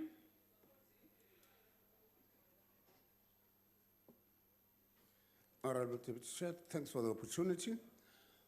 The sphere of local government is a very, very critical sphere. It is where local people are able to say directly to government, this is what we want to have done. Now, for such a department to be headed by a man, the current minister, who appears to be so unsettled emotionally and intellectually, it is actually an embarrassment to the local government people. It is the case. In of court, out of court. Point of order. He's never Order. sure whether he wants to proceed Order. or doesn't want to proceed. Order. Typically a Honorable textured person. Thank you. Honorable Filtane, can you take your seat? There's a point of order raised. Honorable Chairperson, I'm rising on rule number 84, whereby the member is casting aspersions on the intellectual capacity of the minister or emotional maturity of the minister, which is wrong. Thank you. Honorable Member Filtane. Yes, Principal. A point of order has been raised on the reference that you have made on the, well, you called it emotional and intellectual status of the minister currently, which the member has actually raised in terms of Rule 84, that this is unparliamentary. Okay. Is So that what what do you I said? do about that, Order. Honorable Chair? Honorable Member, Yeah. is that what you refer to in terms of your statement, or would you like to withdraw? Well, I can withdraw. Thank you, Honorable Member. Comfortably. All right. Let me proceed. So therefore, it is most unfortunate that this department is headed by a person, of the current, the caliber of the current minister, because that's where people can engage with government face to face. Irregular expenditure is actually criminal. And you wonder if under the current, minister, any people, any officials who engage in irregular expenditure, let alone wasteful, just irregular, the rules are very, very clear. That's unlawful. That's when you go against stated laws of the country. It should, we wonder if he will make sure that those people are, are prosecuted.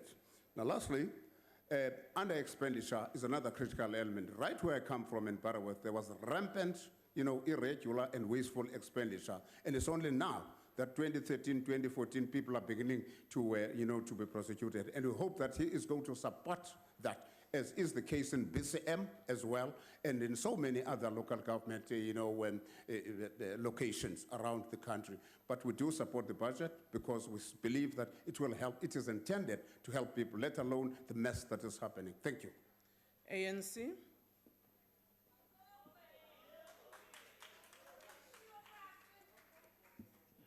House Chair, the ANC welcomes the report and also applauds the department for its sterling work in ensuring that the cooperative governance is improved in all spheres of government, irrespective of the leading party.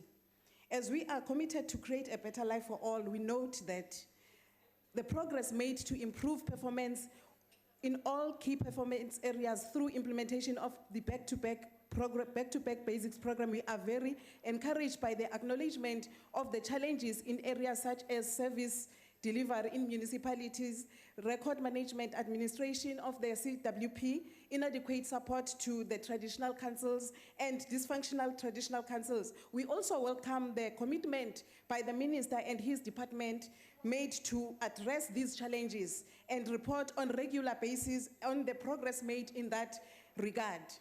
The ANC remains committed and respects the democratic processes and their outcome. We shall ensure that all municipal councils function optimally to deliver services to every community.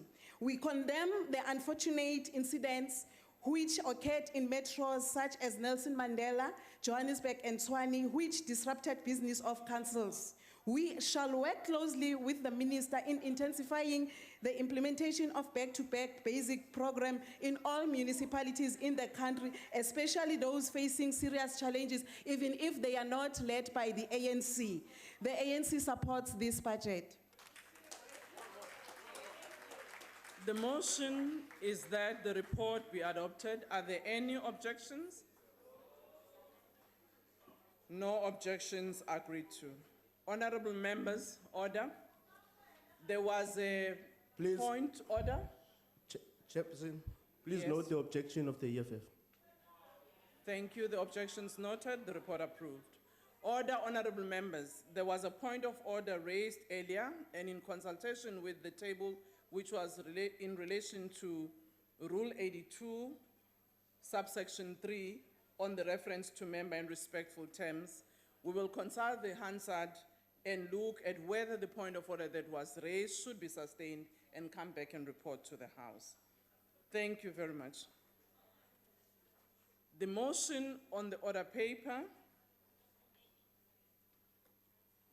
is a motion in the name of the Honorable N F Shivambu. Honorable N F Shivambu will move the motion.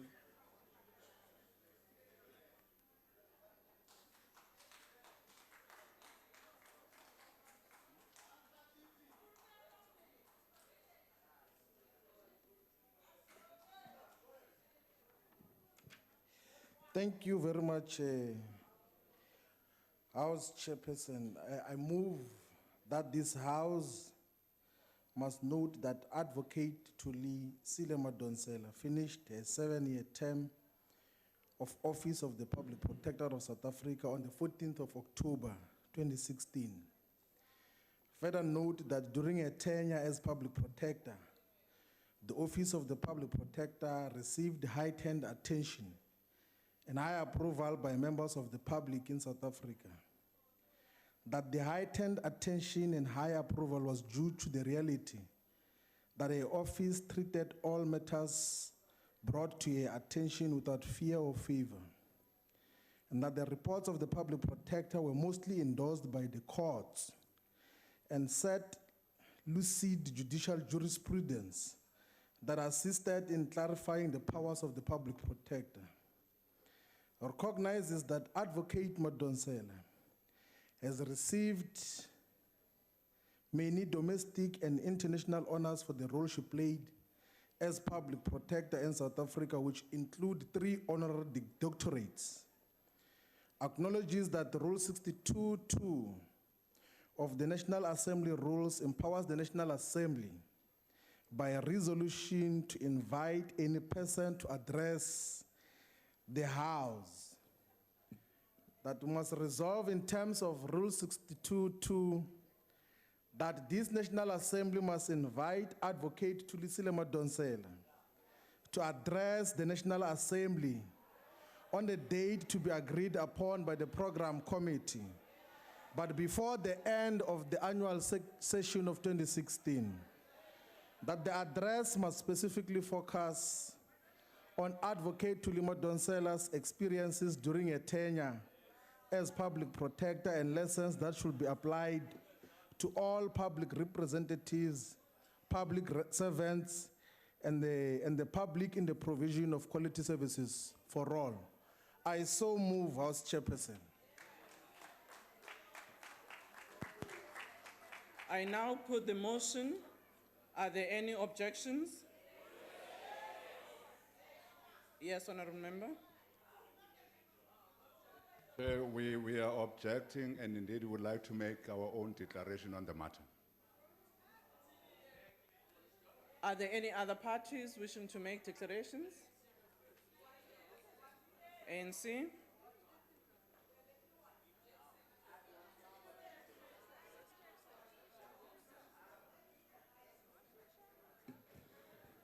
Thank you, House Chair. Let us begin by joining those who have acknowledged the contribution that Advocate Thulisile Madonsela has made to our people, in amongst others, the fight against corruption and maladministration. Evidence of Advocate Thulisile Madonsela's work is there for all South Africans to see. Indeed, it cannot be gainsaid that her dedication to her work has drawn heightened attention to the Office of the Public Protector. However, honorable members, we are not here today to debate the highlights and lowlights of Advocate Madonsela's legacy. The question before us today is a procedural one: whether this august House should invoke Rule 62.2 to invite the good advocate to address the House. As well quoted in the motion, the ruling point empowers the NA to invite anyone to address it. It should be noted that there are no guidelines on the criteria to invite persons to address the House. In this regard, we would like to propose that the Rules Committee should provide guidelines. Honorable members will recall that according to Rule 2 of this rule book, the 8th source of authority of the NA is, open quotes, any conventions or practices that have been established in the NA by agreement and usage over a period of time, close quote. Rule 9.1 of this rule book further provides that conventions and practices may be varied by agreement amongst the parties and reviewed from time to time as decided by the Rules Committee. Honorable House Chair, let us suggest to the House that the silence of Rule 62.2 is broken by Rule 2. In other words, this House should be guided by its conventions in deciding who to invite to address it.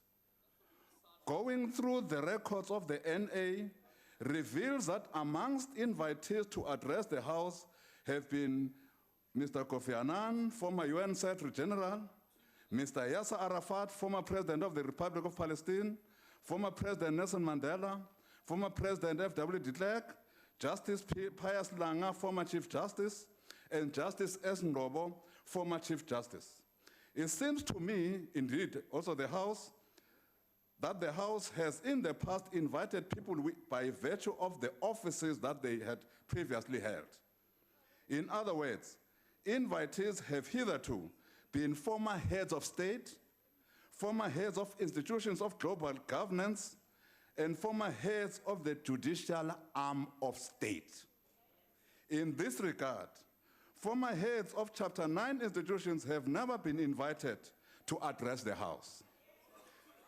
If the House was to invite one to address it in 2016, it will be the first time it happens, and thus a variance in convention, which, like any other, would have to comply with Rule 9.1. However, honorable members, the draft resolution before us does not seek to persuade the House to invite Advocate Madonsela in her capacity as a former head of a Chapter 9 institution, but to invite her in recognition of her contribution as an individual who happened to be a head of Chapter 9 institution. In other words, we are being persuaded to vary the convention and practices of the NA to provide for inviting any person who performs his or her duties remarkably. The question is, where do we draw the line? Shall this House invite outstanding judges, premiers, mayors, sports persons? The list is endless. But there is no convention by agreement or usage to recognize the contribution of retiring heads of Chapter 9 institutions. In fact, there is such a convention.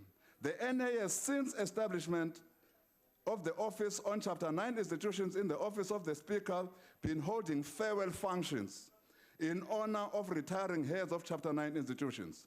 Indeed, these platforms have been used to afford former heads of Chapter 9 institutions to address members of the Assembly on any issue of their choice. We have suggested to the sponsors of the resolution that this avenue is available for Advocate Madonsela to address members of the Assembly. They seemed amenable to our suggestion at the time.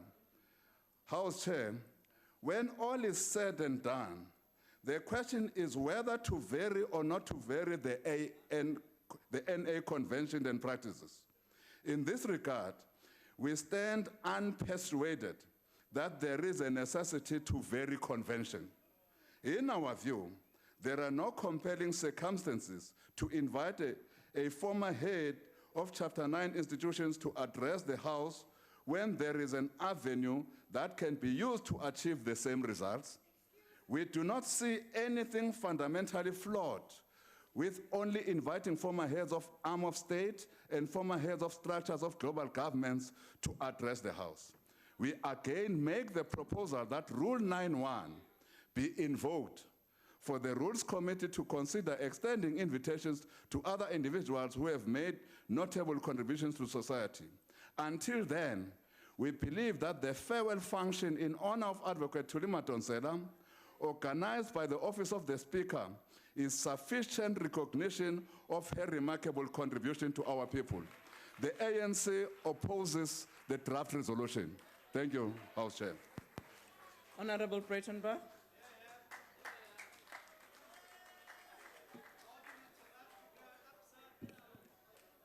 Thank you, Madam House Chair.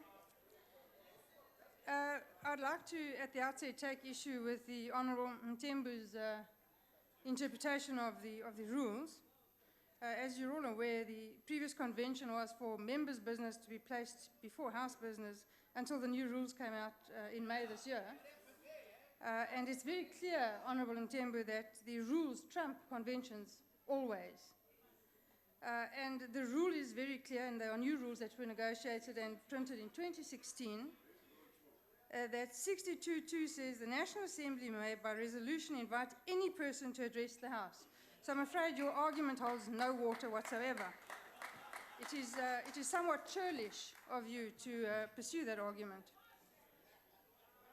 However, the honour to extend the opportunity to address the National Assembly to someone who is not a member of Parliament is an honour not to be bestowed lightly.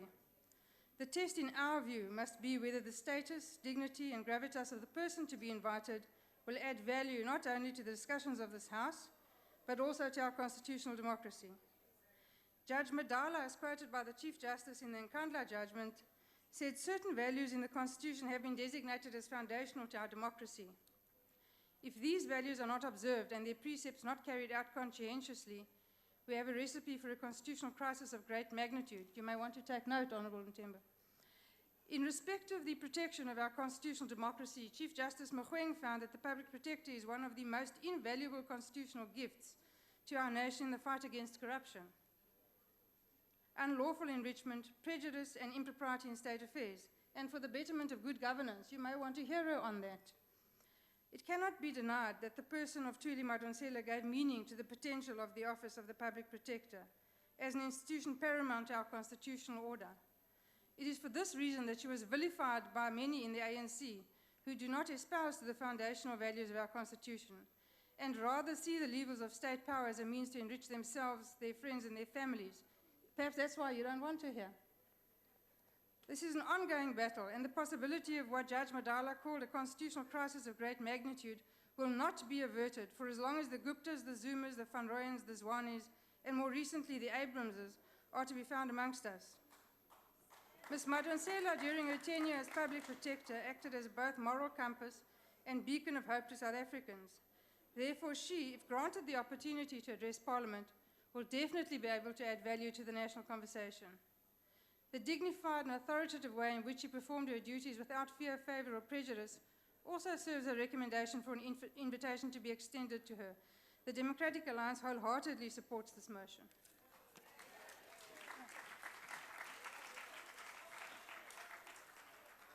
Thank you. Honorable Shivambu. No, thank you very much, Chairperson. You know, I must say I'm very disappointed with the Chief Whip of the majority party, because when he came into office new, and with his utterances of 2 weeks ago, he seemed to be a bit different in terms of how he's going to handle the caucus of the ruling party here in Parliament. And some of the things are just basic, Chief Whip.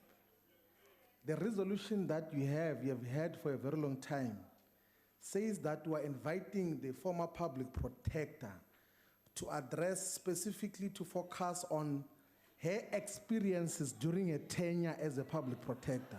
And then you come here to argue that we say that we're inviting her on a personal capacity. We are saying that she must come and speak about her experiences as a public protector, because she must share experiences of how do we as public representatives avoid undue delays, undue benefits, and the corrupt practices that happen in all levels of the state.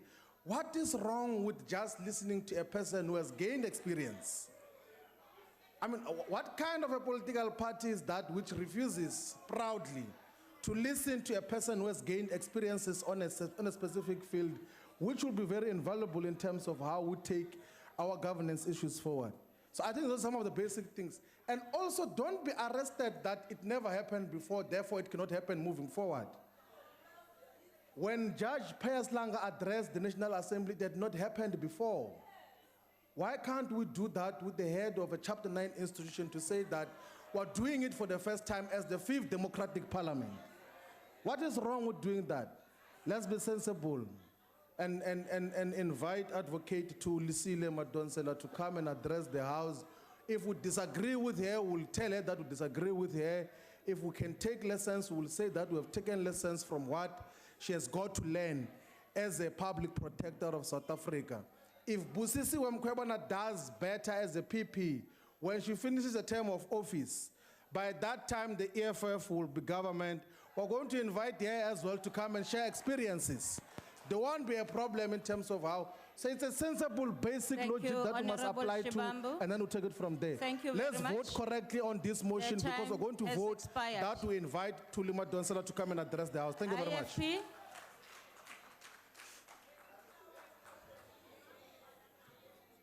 Thank you very much, Honorable Chairperson. Honorable Chairperson, I think there's common purpose here that we certainly as members of Parliament need to afford people who have made significant contributions to this country an opportunity to address this House. And that is why the rules make provision for that. And what we have to decide is, who are those significant individuals? What we must not do is allow personal prejudices for or against the persona of the individual to influence us in making a decision. We have heard that for the first time, well, we heard in passing in the programming committee, that the Honorable Speaker has issued an invitation. But we do not have the benefit of details of that particular invitation. What is it going to entail? Where is the address going to take place? Will we all as members of Parliament be invited to that particular address? And will the public, through the media channels that are available to us, both print and electronic, be given an opportunity to exactly hear what the individual has said? And I think as Parliament, we need to ensure that this Parliament is for the people, by the people.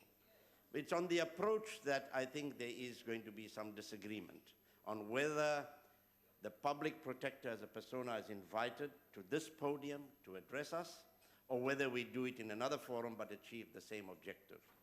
I believe that we need to think carefully about the way we approach this matter and allow the Office of the Speaker to give us full details of what has been envisaged, because even the motion states that she should come in by the end of the year, by the end of the time we rise. It's possible that even before that, the public protector will be given an opportunity to address us.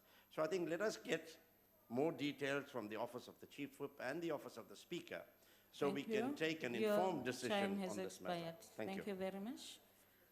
NFP?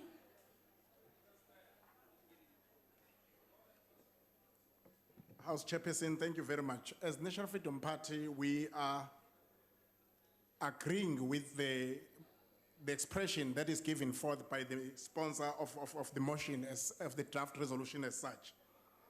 And then it moves to saying, as Parliament, we are about to set precedent. Of course, we're cognizant of Rule 62.2, which allows that Parliament can invite any member to come and address the House. But of course, it doesn't expand from that. Then the Chief Whip of the majority party has invoked Rule 2 and Rule 9. Now, it begins to say, therefore, in our country, there are so many other eminent people, distinguished people, in various spheres of government. They are there in sports, they are there in politics, they are there in economy, they are there in education, all over.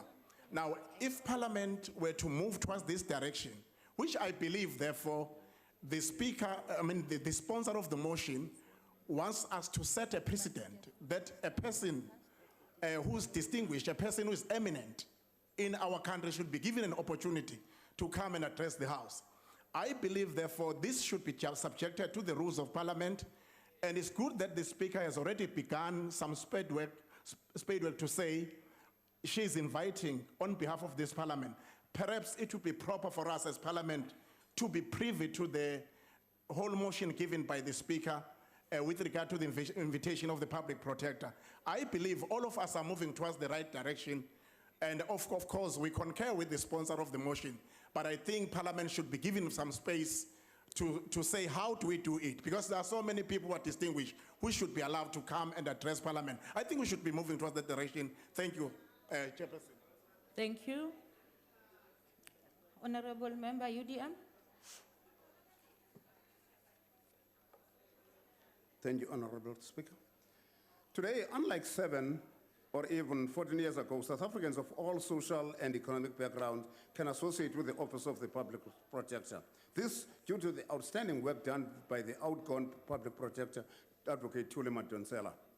Today, we can safely say that our constitutional democracy is safely guarded, at least by the Chapter 9 institutions, and in particular, the Public Protector and the courts. It is said that as a nation, we had to part ways with such an outstanding servant of our people. However, it is relieving to know that she has laid firm and indispensable foundations for the success of the current and future public protectors, and that she gave practical meaning to our system of multi-party democracy. Certainly, we have no doubt that our system of democracy will miss her for her great contribution in building a just and caring society. We hope that the new role she has found for herself will enable her to continue her contribution to the task of transforming the nation for the better. She has been a pillar of hope, in particular for the most vulnerable within our communities, against the vultures who stood to squander the resources meant to better the lives of the hopeless. Her address to this House will provide an opportunity for her to share with us skills, knowledge, and wisdom she amassed during her term of office, and thus position the House to better understand the institution of the Public Protector. It's not about the person, it's about the office of the Public Protector. She is the one and only who has managed successfully to start a process which enabled the highest court in the land to bring the current president of the country to the notion that there was no disrespect by him for the constitution of this country. An outstanding achievement by any measure. Thank you. Thank you. Cope.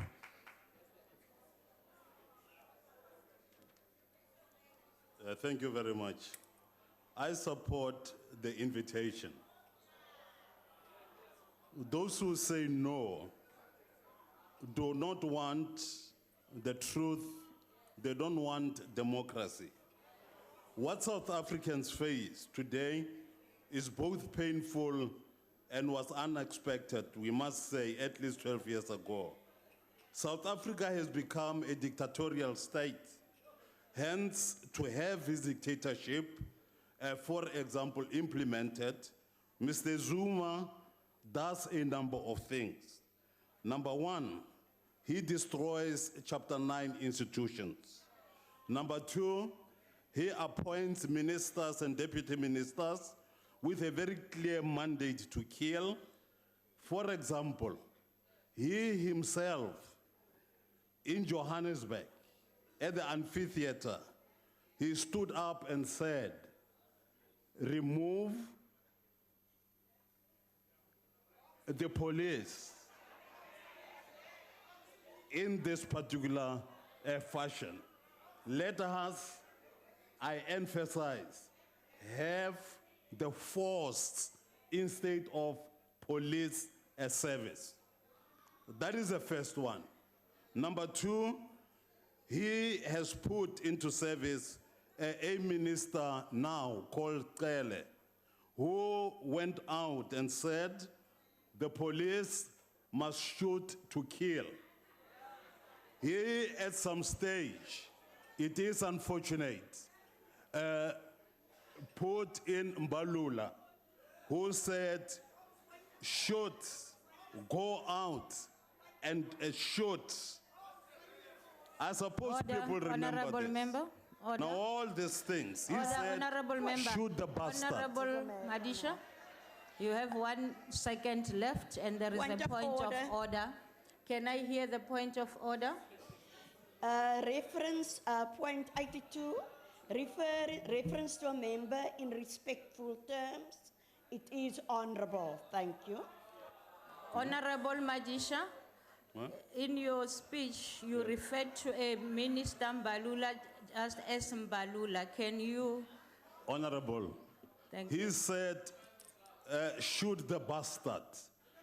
Honorable Kele said, Honorable shoot member, to your time kill. is now up. MKMVA gets Thank you money very much. from Thank you. government, and they go on to kill. We can't allow that. SADP? Thank you, Chairperson.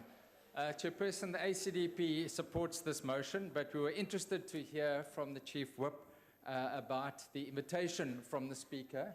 And had we have known that, I think that's also a way to go. But at this stage, indeed, when the Public Protector appeared before us in the Justice Committee, she in fact asked for the opportunity to address Parliament. And we know that the rules do make provision for it. And yes, the rules need to be developed, as you have indicated, Chief Whip. But this would be a wonderful opportunity.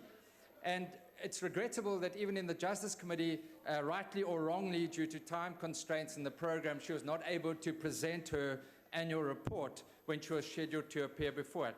Now, we know she's been widely acclaimed for her courage and bravery, standing up against fraud and corruption, and her office winning many awards. She's won many awards, including, indeed, she was referred to as the biblical David, standing up against Goliath.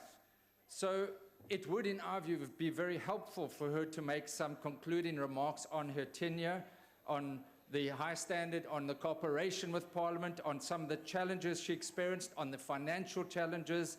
And indeed, we could learn a lot, as the ANC Secretary General indicated, that the ANC had learned a lot from her and she had saved the ANC from itself.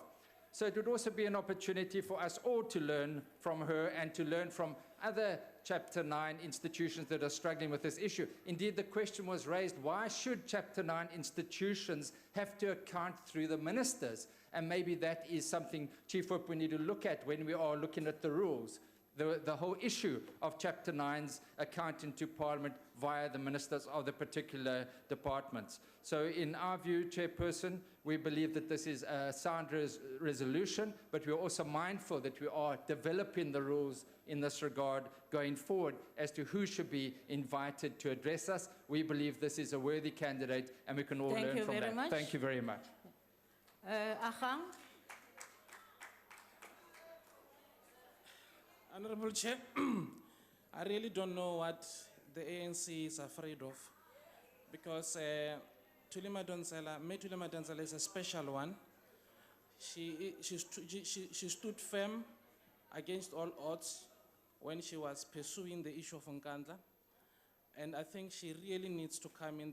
We are traumatized every year by being addressed by the president, who we know is corrupt. So if this National Assembly can have time to listen to President Zuma, I don't know why can't we listen to the public protector who stood firm, distinguishable, brave and honest.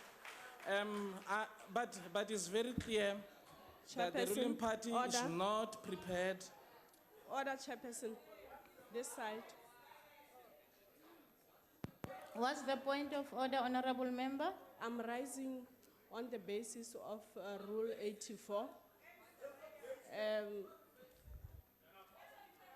The member has raised unsubstantiated points against the president.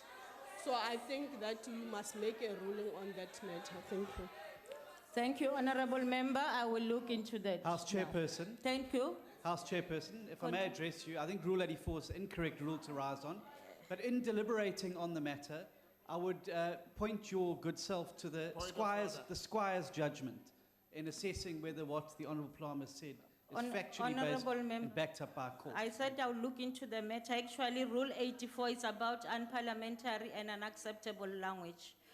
That's why I said I'll look into that. Thank you. Continue, Honourable Lonama. Thank you very much, Honorable Chair. On behalf of our gang, we are not going to be part of those who are betraying our nation by not celebrating brave women like Petroleum Madonsela, and while they are becoming praise singers of the president of our time today. So I am saying she has to come here and address us. She is special, and then she has done her work very well. There's nothing wrong with that. Let's allow her to come here. Thank you very much. Thank you. Any other member wishing to make a declaration? None. I now put the question again. Are there any objections? In light of the objection, I will put the question. Those in favor will say aye. Aye. Those against will say no. No. I think the noes have it. Honorable Shivambu? I call for division. A division having we want been... to see who are the responsible people who are going to refuse to invite the public protector.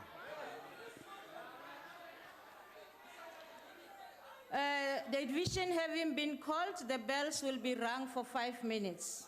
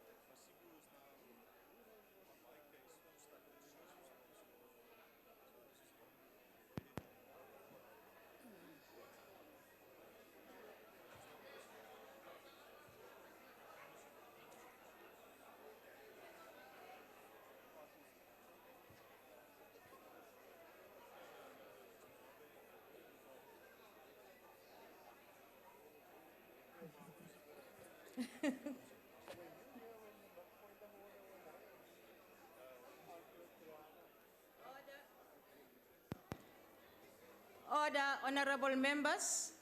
I would like to remind members that they may only vote from their allocated seats. When requested to do so, members must simply indicate their vote by pressing the appropriate button. If a member inadvertently presses the wrong button, the member may thereafter press the correct button. The last button pressed will be recorded as the member's vote when the voting session is closed by the chair. Honorable members, order. The question before the House is that the motion in the name of Honorable Shivambu be agreed to. Are all members in their allocated seats? Voting will now commence. Those in favor of the motion should press the yes button. Those against should press the no button. Those wishing to abstain should press the abstain button. Have all members voted? Any member who hasn't voted? Thank you. For voting session is now closed.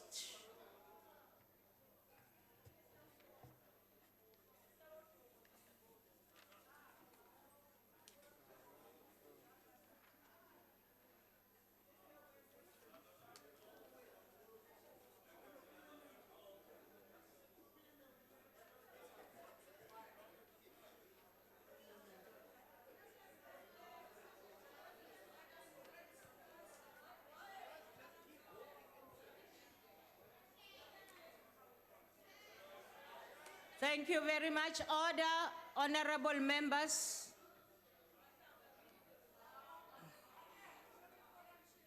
Is there something there that I need to? Honorable Matangu? Can I hear what the problem is? I want to read the results. Honorable, thank you, Honorable Chair. My system is not working, I'm sorry. The machine. That will be taken into consideration, I think. Thank you. Honorable members, order. You too.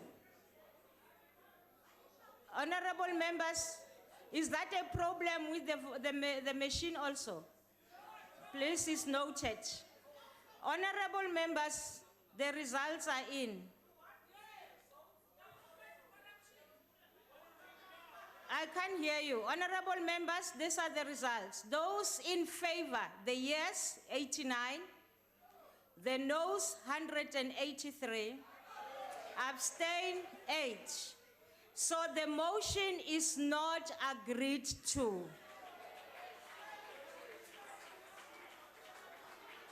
The next order, honorable members, order.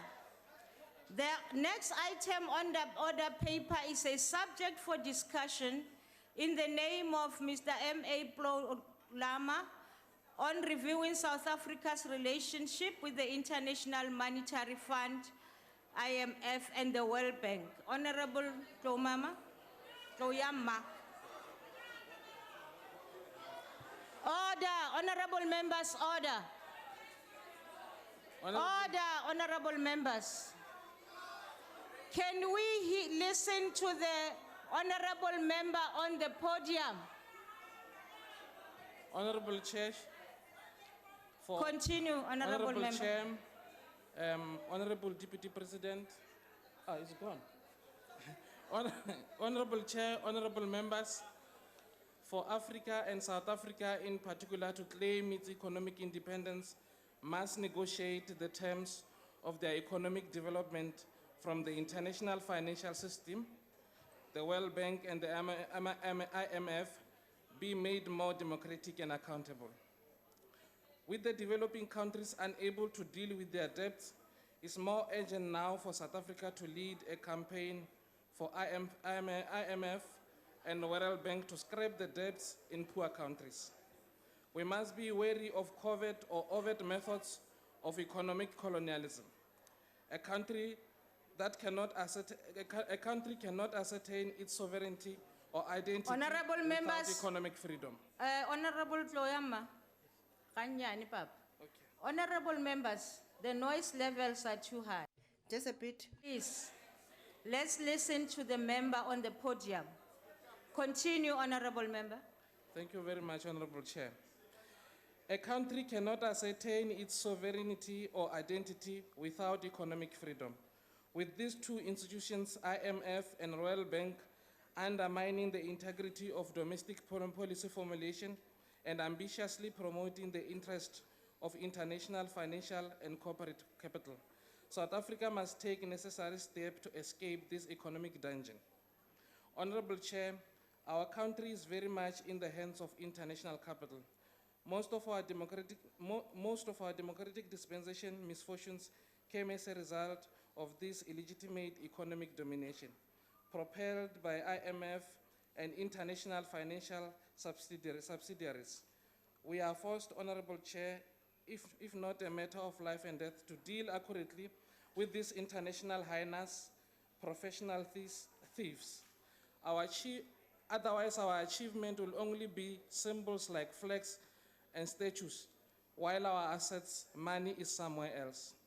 Honorable Chair, you look at the imposition of the structural adjustment and sectoral adjustment done in the way which the IMF require for developing countries to adapt in order for them to give them financial assistance is pure slavery. Honorable Chair, our country is still an economic colony of the Bretton Woods institution. Our leaders are reduced into beggars while we have mineral resources and others. We have become slaves of convenience and swallowed in the process. When we try to box ourselves out of these institutions, they have power to decide whether a country succeeds or not. We must be bold to decide who to trade with. We must decide how we make our agreements. We shouldn't be dictated to. These institutions, Honorable Chair, they remote control us. They influence our policy direction. They are making us an extension of their own dominance while they are far apart from us. We must do what is best for our country. A country that is not in control of their economic direction is a lost one, chained in the comfort of soft dominance by the West. For South Africa to escape the obvious trappings of the IMF and World Bank, it must act now with boldness and bravery. Review all trade agreements that are not beneficial or less favorable to our country.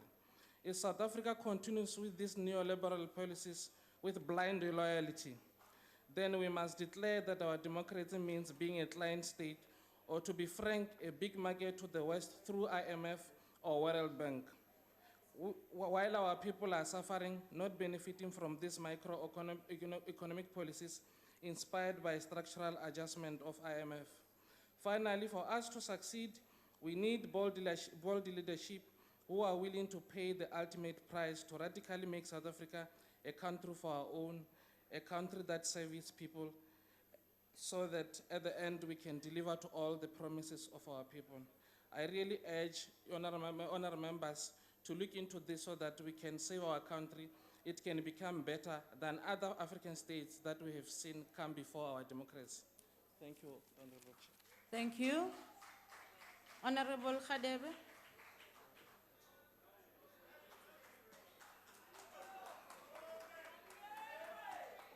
Honorable Chairperson, honorable members, and honorable ministers, deputy ministers, and the members of this august house. This debate comes at the right time, when we have celebrated the 99th anniversary of the birth of the late president of the ANC, Comrade Oliver Tambo, who was an internationalist par excellence. President Oliver Tambo was able to lead the ANC through the turbulent time of the Cold War, where the world was divided into East and West. He ensured that the ANC has the footprint in both the Eastern and Western capitals of the world. So when coming to the issues of the World Bank and the IMF, really they're a byproduct of 1945 1945 agreement between the victors of the Second World War. So what has happened throughout with these institutions is that as the African countries, in the Latin American African countries, countries in Asia, countries in Latin America were breaking the chains of colonialism, the people of the world came together in Bandung in 1955, where they came with the principles of international solidarity, because there are certain wars which you can never win if you fight as a single country. That's why I'll just quote a few of those principles which are used by the international solidarity movement. One is the respect of the sovereignty and territorial integrity of all nations. Two, non-interference in the internal affairs of another country. Three, the recognition of equality of all races, nations, large and small. So when you look at the operations of the IMF and the World Bank, you find that they have deviated from these principles of Bandung. First of all, by promoting the issues of the structural adjustment policies, they ensured that the countries which are least developed, they had to forfeit their ability to determine the policies of those countries. How did they do that? First of all, they'll always recommend, one, is that the governments of the day must privatize the state-owned entities, so that as they privatize the state-owned entities, which are usually used to provide better services for the citizens of those countries, those state-owned entities tend to be taken up by the people who've got capital, who are usually coming outside of that country. So in the process, as it happened in Bolivia, where the water was privatized, in the process, the people had limited access to water. So what happens is that through this World Bank and IMF, they undermined the territorial integrity of the country and the right of the country to determine its policies. But what is also very important is that they always fought for that the emerging countries must remove the state subsidies on any commodities which are in this country, or on those countries. But when we look today, is that when you go to the West in Europe, you go to America, you find that the cows, the cattle of those countries are actually more subsidized than the people who are from the sub-Saharan Africa. So this simply means that a cow of England actually gets more money than the citizens of the African continent. So that's why the issue of the World Bank must be looked thoroughly. That's why it's very rare that we agree with the Ahang, but today I agree with them that we have to relook at that relationship. But in order for us to look at that relationship, we must look what we can do. We must break the chains of colonialism. How can we do that? It's very simple. The late president of the ANC said in the Bandung conference, I'll quote him, "The significance of this conference therefore lies in the fact that sponsors and the people who are meeting have themselves been centuries the subjects of exploitation and foreign domination by Western colonial powers, and have decided to take the destiny of their people and their countries into their own hands," unquote. So what was the clarion call which was made by Oliver Tambo? He was basically saying that all those people who were colonized, they must take their fate into their own hands. This ANC-led government has done that already. That's why, as we're speaking today, it has come with the alternative mechanisms of the World Bank and IMF. That's why last year, a new development bank was launched in Shanghai. That new development bank was launched so that whatever loans which are provided to the other countries, they don't come with the conditions whereby the states are going to lose their sovereignty.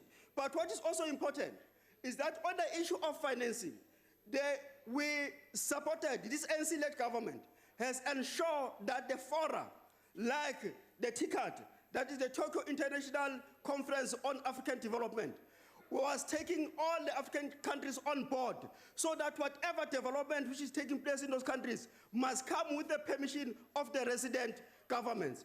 So also when you go to the issues like the FOCAC, the Forum for Africa, for China and Africa Cooperation, what was critical about that is that through the FOCAC, for the first time last year, it was held in South Africa. So when it was held in South Africa, you find out what has happened. The Chinese government had pledged more than $60 billion worth of investment into the African continent. Where did it go to? It went to the programs which are going to uplift the African continent by ensuring that the infrastructure of the continent, which is used to integrate the continent, is come in a cheap loans and credit extensions. But what is very important also is that this ANC-led government has ensured that through the AU, we adopted the Agenda 2063 document with the Africa we want. In this Africa we want, we are very clear that all over us as the continent, we are going to have a singular focus that all the resources of the countries are not going to be exploited by the external forces. Instead, the continent will act as a single unit to ensure that whatever investment we are doing will be able to... Honorable Khadebe, Yes, please Honorable take Chair, your seat. can you please save our ears from Honorable Thank you. Hadebe? That's He not must a- take water. He must Honorable be cool. member. He must relax. Straight to the That's point. not a point of order. Please sit. Continue, Honorable Khadebe. When coming to the chairperson, the ANC-led government has also played its role in coordinating African states through the AU in adopting progressive programs like the Agenda 2063. The Africa we want, through this program, the African states focus on industrialization, beneficiation of mineral resources of the African continent, building productive infrastructure which will promote the regional integration of the African continent, promote the strategic human resource development of the youth of the continent, and then promote human rights of the citizens of the continent. This is done through leveraging funding for the continent through its coordinated action in fora like FOCAC, TICAT, AGOA, and Africa AU EPAS. These things never happened before. When the World Bank came into the country, they come with these stringent conditions to ensure that that country collapses at the end of the day. But we really appreciate the ANC-led government that it was able to attack that, the hegemony of these institutions. I thank you, Chair. Thank you. Honorable Menir.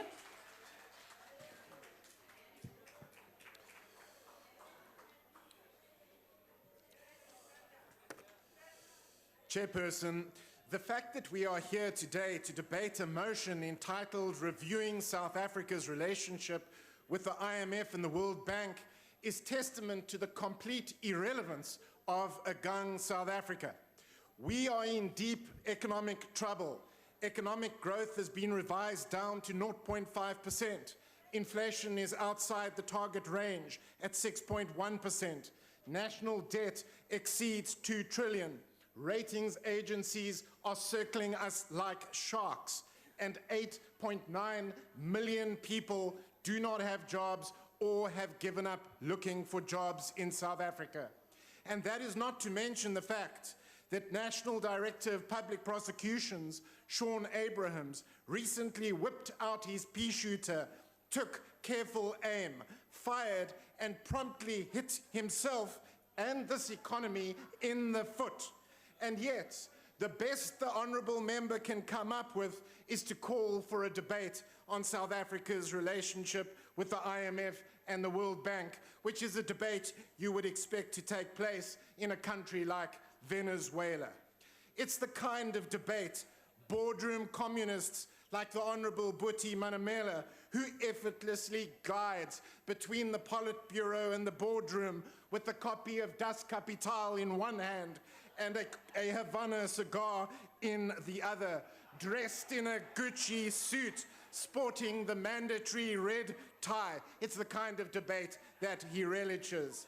And it's the kind of debate red directors like the Honourable Smokestack Rob Davies, who is still fighting structural adjustment, CIA plots, and the Cold War relish.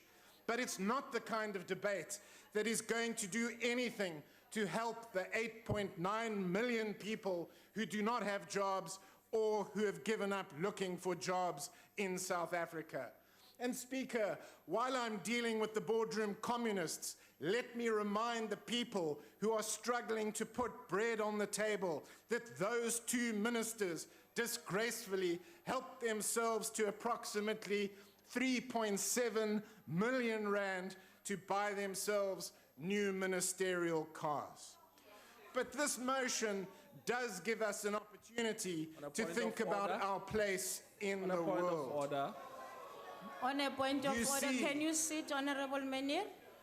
Honorable Deputy Minister? There's no fact in what the honorable member has just said. It's unsubstantiated, it's false, it's a lie. There's no proof in what he has just said. Honorable Menir, we know that such statements need to be on substantive motions. But continue, Honorable Member, I will get Thank you, advice on Chairperson. that. The Honourable Member evidently hasn't read his own budget. But as I was saying, this motion does give us an opportunity to think about our place in the world. You see, President Jacob Zuma has chosen to look to the BRICS, most importantly to the R in BRICS, which of course stands for his favorite managed democracy, Russia. And that it is because it has an economic model which holds so much appeal for President Jacob Zuma. It's the economics of who you know rather than what you know. And it's the economics of the backroom deal rather than open competition that appeals so much to President Zuma. Whatever the case, what we should be reviewing is our relationship with the R in BRICS, which survives only through intimidation, the fear of the knock on the door at midnight, and the gulag. But in the end, what we should really be debating in this House is the complete lack of leadership on the economy coming from President Jacob Zuma, which in a large part explains why 8.9 million people do not have jobs or have given up looking for jobs in South Africa. The fact is, fiscal expansion is not an option with gross loan debt of 2.23 trillion rand. Monetary policy easing is not an option with inflation outside the target range at 6.1%. And although implementing structural reform is an option, implementation of structural reforms has stalled in South Africa. And that is because it's the politics that is killing the economics in South Africa. Because the truth is that President Jacob Zuma and the band of suck-ups, opportunists, deal makers, thieves, and rent seekers who surround him are killing the economy in South Africa. And so if you do not have a job or you have given up looking for a job, know this. President Jacob Zuma knows so little about how to help your struggle to find a job that he cannot even remember the 9 points in his 9-point plan. That is why if you want a job, or you have to ensure that President Jacob Zuma does not have a job. Thank you, because as Honourable long as Menir, President your time Jacob Zuma has a job, expired. Thank you you. will never.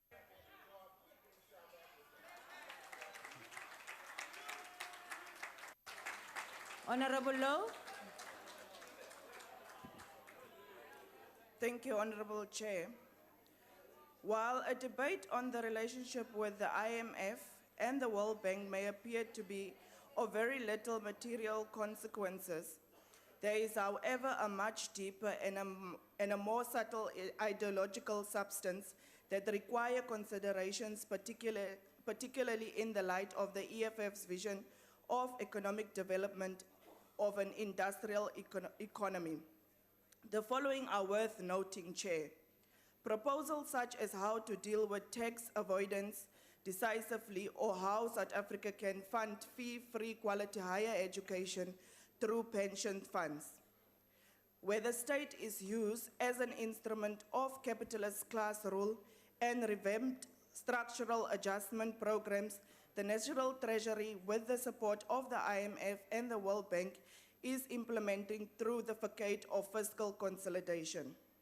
Evident from the Minister of Finance medium-term budget policy statement speech, where non-interest expenditure will grow by an annual average of 1.2% in real terms over the medium-term expenditure framework period, while debt service cost nominal value growth by 10.1% over the same period. Assistance on spending patterns that maintain status quo of poverty, inequality, and unemployment, and turning a blind eye to corporate illicit financial flows.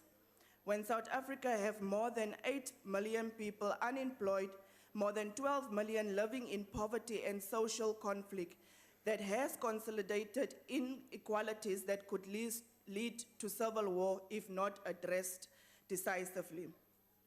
To appreciate the impact and continuing presence of the IMF and the World Bank in South Africa without reflecting on more than 300 years history of building a capitalist system of accumulation based on black cheaper labor. One has to understand that the neoliberal organizations in the ANC, SACP, and COSATU in alliance are currently governing South Africa on behalf of the ruling capitalists with the assistance of the IMF and the World Bank. Also, one has to appreciate that the minute the ANC openly succumbed to imperialists, it had a profound ideological impact on South Africa's economic policy. As a result, the consequences such decisions continue to contribute to South Africa's structural economic crisis what we are experiencing today. South Africa cannot produce goods we consume, instead it imports most of it. South African government cannot create jobs. The government of the day is failing to eradicate policy. And credit to the IMF and the World Bank, South Africa is unable to deal decisively with the shocking levels of inequality. Even the economics concrete decisions, proposals to fund fee-free quality higher education through education levy of pension fund is dismissed because the National Treasury simplistic deficit-cutting dogma of the IMF and the World Bank, facilitated by credit rating agencies, is the primary focus of the government today. Now, South Africans, the EFF once again invite you tomorrow to come in your full force and march against the Zumas and the Guptas that clearly wants to loot this country. It's because of the Guptas and the Zumas that free quality education can't be obtained currently. Come out, come and support the EFF in this march. A luta continua. Thank you. Honorable Singh. Thank you, Honorable Chairperson. Firstly, thank you to Honorable Plama for introducing this motion in this House. The International Monetary Fund and World Bank form two important legs of the tripartite Bretton Woods Agreement. The other leg being the General Agreement on Tariffs and Trade, normally known as GATT, which commenced in 1948 after the conclusion of the Second World War, ostensibly in order to manage a global post-World War economy. The World Bank and IMF are stated as being, and I quote, twin intergovernmental pillars supporting the world's economic and financial order, and were established to foster international cooperation with the aim of preventing a repeat of depression of the 1930s and ensuring continued global economic stability through programs associated with poverty reduction and by acting as a lender of last resort to nation states. Chairperson, the problem, though, is that they appear not to be always impartial, but rather effectively partisan towards the interests of their biggest nation-state funders. Where does this leave developing countries like us here in South Africa? Up until the advent of BRICS, we, like every other least developed and developing country, were a captive audience suffering silently whilst buckling under the pressures of IMF and World Bank imposed austerity measures. But now we have an alternative through our membership of BRICS and its development bank in respect of development finance and member assistance to rise in the international economic order. For the IMF and World Bank to remain relevant, they would have to regain the trust of developing nations through creating a level playing field in terms of their lending and poverty reduction agreements. The IMF should further be looking at introducing short-term liquidity lines, which are able to disperse entire amounts of approved access up front to already qualified countries with no ex-post policy conditions attached. The World Bank should similarly be looking to move with the times, stay relevant, and establish the long-mooted-for development fund. We've heard that South Africa has a national debt of around 2 trillion rand, with annual interest payments at approximately 47 billion. In 2015, South Africa's external debt accounted for 18.3% of its GDP. And this And paying this debt presents huge risks, especially when we have a National Director of Public Prosecutions spuriously instituting legal charges against the Minister of Finance, and we know what has happened. We must find finance as a country where we get the best deal, as the world now has options. It is no longer a captive market to the Bretton Woods institutions. The days of the IMF and World Bank being lender of last resort are over. Having said that, Honorable Chairperson, we must guard against cutting our noses to spite our faces. Thank you. Thank you. Honorable Imam, Shaikh Imam. Thank you, Honorable House Chair. South Africa's relationship with the International Monetary Fund and the World Bank, similar to other developing countries, is fraught with pitfalls, barriers, and skewed power relations. It is tempting to even go as far as to suggest that the relationship is one of exploitation and an instrument of interference in the domestic affairs of developing countries, resulting in many poor countries selling their souls to the benefit of some of these power-hungry superpowers. The reality, however, is that the relationship is not just one-sided. I think a lot of emphasis, Honorable Chairperson, should be on what we do and how we borrow, not necessarily whether it comes from the International Monetary Fund or whether it comes from BRICS Bank or it comes from the World Bank. The National Freedom Party believes that it is up to government to borrow wisely and spend wisely with the aim of maximizing the resources available to it. Responsible borrowing is a vital function which government has to engage in when there are no feasible alternatives. But it is foolish to rely on credit only to meet the developing needs of a nation. Stable economic growth, transparent and accountable government, and a genuine desire to benefit the people are prerequisites for successful and sustainable development. If these components are not in place, then borrowing more and more money will not lead to development, but to a vicious circle where the state is burdened by increasing interest and deepening debt, such as we are currently experiencing. Chairperson, South Africa is currently in an alarming high upward curve of rising debt. In the past 8 years, our debt has risen from approximately 24% of GDP to almost 50%. Most alarming, however, is that the repayment of the interest on our debt alone amounts to almost 10% of our GDP. It does not take a rocket scientist to know that if we continue in this fashion, then we will eventually reach a fiscal cliff. In conclusion, the National Freedom Party also believes that our focus should not only be on the relationship between South Africa and the IMF, but again, as to how we spend and what we use that money for. Honorable Chairperson, ultimately, we must strive for a situation where African solutions for African challenges or African problems. We must stop enriching these economic dominating superpowers at the expense of the poorest of the poor of our people. The superpowers who continue to cause mayhem, destruction, and control the lives of these desperate countries seeking assistance to improve infrastructure and the lives of their people. Thank you, Honorable Chairperson. Thank you. Honorable Filton.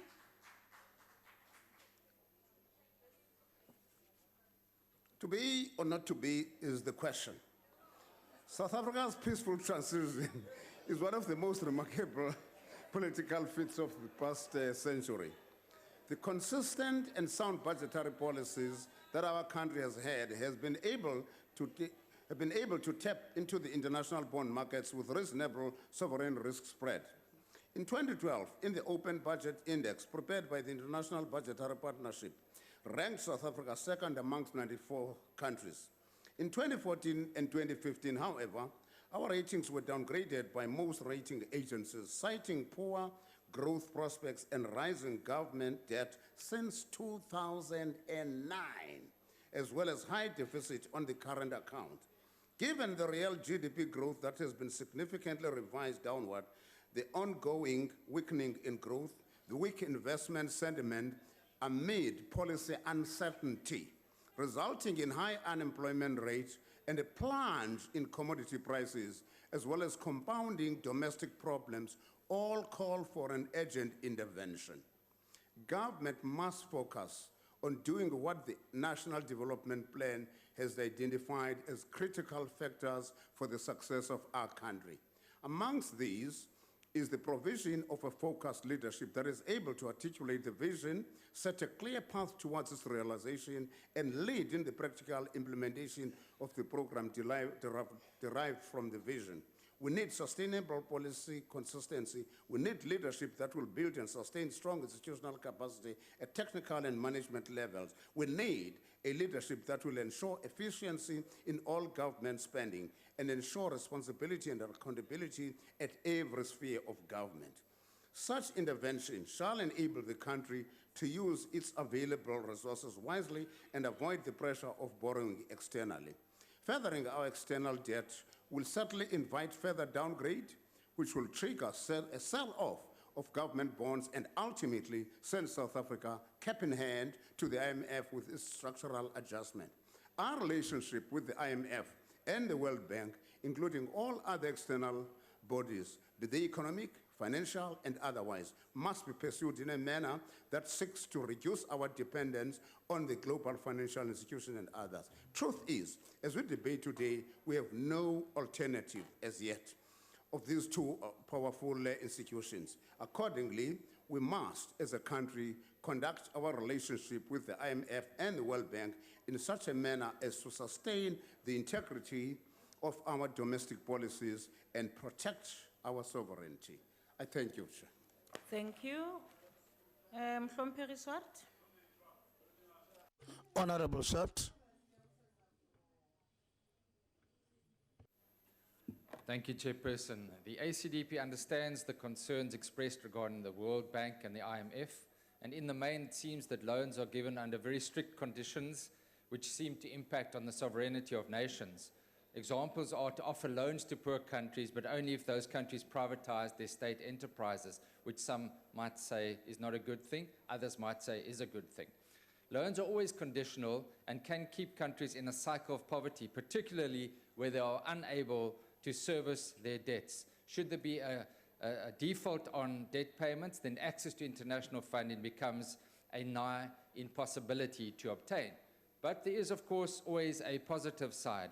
And in this regard, we note that the fund has embarked on the final stage of a work program for revamping IMF policies related to sovereign debt restructuring.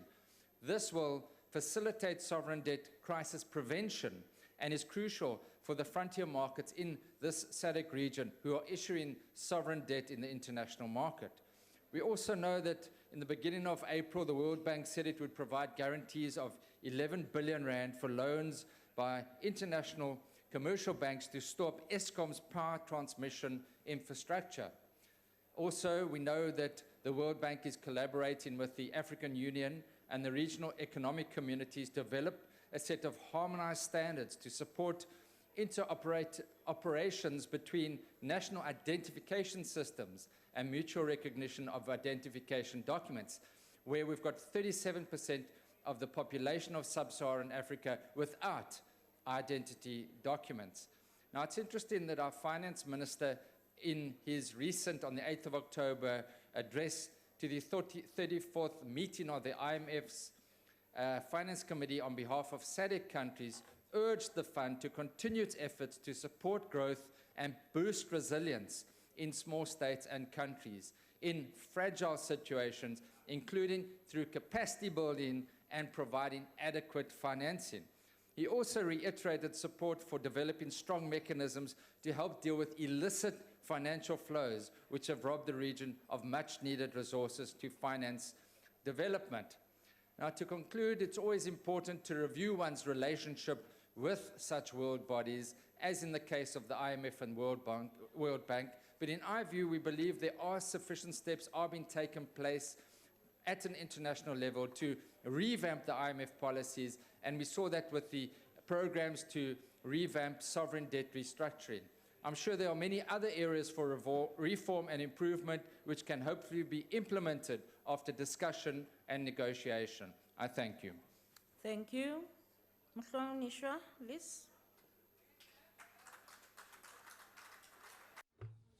Honorable Liz. Sihlalo, Chairperson, we must really try and have a look or relook at what we are discussing today. Instead of talking about the merits of South Africa's relationship with the IMF and the World Bank, we should be debating the state capture that President Zuma has carefully crafted with his cronies to create the BRICS Bank. South Africa incredulously agreed to contribute $10 billion to the BRICS Bank. This is the same amount required of the other members, including China. But for South Africa, this equates to 13.5% of our national budget, whereas for China, it's a mere 0.8%. This is even more surprising given that South Africa only has a 6% of the voting rights. South Africa Incorporated is, from a liquidity point of view, insolvent. And so we have had to sell some of the family silver in the form of Vodacom shares to fund the first payment to the BRICS Bank.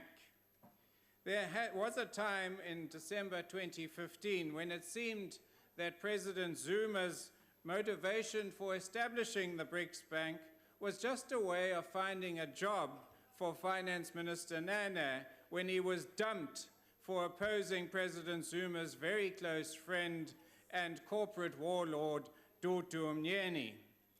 Happily, Mr. Nana has more integrity than that, and President Zuma was exposed yet again for thinking that South Africans were gullible enough to be taken in with his baseless assertions that Nana was needed to be the boss of the Africa office of the BRICS Bank. To make matters worse, South Africa has agreed to ring-fence $5 billion of our foreign reserves for purposes of helping our BRICS Bank friends, like Russia, when they encounter a liquidity shortfall possibly caused by their theft of Crimea and the resulting international sanctions. So much for Nelson Mandela's commitment of South Africa to human rights-based international relationships. Much is made of the 180 million to be obtained by Eskom from BRICS Bank, but this is small fry and could easily have been financed directly from other international sources, who would not require any contribution from South Africa, let alone $10 billion that the BRICS Bank requires. The BRICS Bank is what we should be seized with, not international financial institutions. I end by reminding you that in addition to the $2 billion initial contribution, we have still to find another $8 billion or approximately 100 billion rand that we foolishly agreed to contribute. We simply cannot afford this when the economy is faltering, taxes are increased, and there are 8.9 million South Africans who don't have jobs. Thank you. Mhlomphehi Mabi. Honorable Mabi. Thanks, Honorable Chair. I think we must first, you shouldn't be worried. You still have a hangover of local government elections. We are far now. Honorable Chair, just to thank the Akhang to have introduced this important debate. I'm sure you have seen earlier on when we debated the MPRDA on the sort of people who had come here to make sure that a majority of our people do not benefit. They sat here in the podiums representing minority interests. You would also have heard their own voices. They spoke again here today to try and make sure that we do not try and drive reforms in the manner that would want to through the BRICS Bank and many other interventions that are already in place. The World Bank Group faces a legitimacy crisis, and this is what many of these people must be aware of. Devised in a post-war colonial era, the bank's governance structures have not adapted to new international norms of democracy, transparency, and accountability, nor indeed crucially to structural changes in the global economy that have altered the balance of forces. Just one aspect, emerging economies such as China and India have become far more significant drivers of growth over the past 10 years, and particularly in the post-2008 global crisis era. And all the signs are that they will continue to play an even more significant role in the future, in ways certainly not foreseen when the Bretton Woods institutions were created. Surely, and therefore, what is needed is fundamental changes in the way the Bretton Woods institutions function.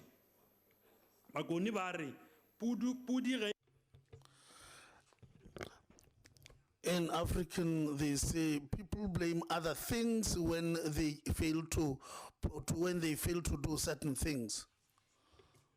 On how they conduct their own businesses. And this does not exclude the World Bank.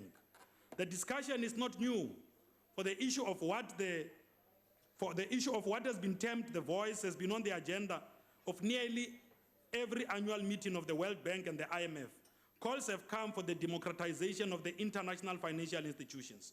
There are two reasons to believe that the prospects for reform may have been proved. The first was the highly public and institutionally embarrassing controversy surrounding the resignation a decade ago of a previous president of the board, Paul Wolfowitz, which highlighted the anachronistic nature of the bank's leadership selection process. The second is the increasing competitive pressure that threatens the bank's financing model. Developing countries like South Africa, encouraged by their own submissions, have seized the opportunity to forge new structures that serve themselves better, arguing that countries that currently dominate the World Bank and who are unwilling to change are de facto encouraging developing countries to find alternatives. This you can also see in some individuals as well. Governance reforms become imperative depending on the direction of the discussions around the long-term strategic direction of the World Bank. The reform options have been divided into those that are within the competency of the bank management and the executive board, and those that require changes to the articles of agreement. It's important to listen. This is not to suggest that those reforms that require changes to the articles should be abandoned, as it is sometimes argued. In contrast, some of the most needed reforms will require opening up the articles. Key amongst these articles is the question of the basic votes question. Other matters should be addressed in parallel fashion. What the Wolfowitz issue did was to expose attention to the accountability of the president and the board. Generally, transparency is better dealt with during reviews of the disclosure policy, which should be dealt with at the same time as the board transparency and accountability. Now, these are the principles for change. In the medium term, developing countries should push for the following principles to be reflected in any reform of the Bretton Woods institutions. I'm sure if the chief whip of the Democratic Alliance cared to listen, he might learn a thing or two on how we are trying to get this country better. Borrowers should be included in decision making. You see, in the same way that we include people here in the ANC in decision making, not in these other parties where decision making is only preserved for a few. By creating incentives for the most powerful members to consult and build coalitions across a wide range of members, proposals for increasing the scope of voting would ensure that developed countries cannot act to adopt decisions without considering the views of developing countries. The DA should understand these notions of the haves and the have-nots. Must examine the alternative. These are some of the alternatives to the World Bank. It might just help you on the sort of alternatives you need for your own Qaeda development. Because we are struggling to take care of Tshwane. People don't have water in Johannesburg. People are drinking sewage in Tshwane when you took over. The prospective new financial architecture being set up by BRICS countries promises to reform and improve developed finance for the world. They will do so in the most tried and tested way imaginable, the same way the ANC provided water to the people of Amanskral when it was in charge. This is why it wants to reform financial institutions. Financially, as a single economic entity, as a bloc, BRICS may affect change on a global scale. But the grouping would still do so in a traditional way of flexing economic muscle. We've already done it with the MPRDA. You saw it was monopoly capital which was here to witness and make sure that our people do not benefit from these reforms. The annual BRICS summit held in Durban focused on what the muscle can do. Challenge the World Bank and the International Monetary Fund, some of which those in the minorities are representing in the way that development finance is conducted, as well as the Western over-dominance that has prevailed in both Bretton Woods institutions. You are going to be educated by the time I finish here, Chief Whip of the DA. Those institutions were never meant to be that way. Of course, and you must be proud that we're addressing you in English. I would be doing it in Pedi and you'll be struggling to hear. Those institutions were never meant to be that way. House Chairperson. Honorable Mabe, take your seat. I'm very keen on education, so may I ask a question? Is he a have or a have not? Oh. But I didn't allow you to ask. Continue, Honorable Mabe. Let's assist quickly. My mom was a have-not. Democracy has made me a have. Those institutions, democracy has allowed me to sit with you in the same parliament where my grandmother could not sit. This is the democracy that the ANC has brought, which you must be celebrating. Those institutions were never meant to be that way. Of course, as a reading of the founding text would follow, but any initial magnanimity would soon give way to self-interest. US and European dominance of the World Bank and the IMF respectively was to be a Western consensus imposed on the world like a global neo-colonial regime, something that many of you represent on the other side. The deal is that the World Bank would be led by the US citizen and the IMF by somebody from the AU. We do not believe that everything black is corrupt in the manner that you are wanting us to believe. Never, it can't happen. Since then, BRICS as both concept and entity, as in both concept and entity has had vigorous growth and a vibrant youth. You are going to have to listen. Both institutions typically adopt a cold, mechanistic approach to development that prioritizes market interest over human needs.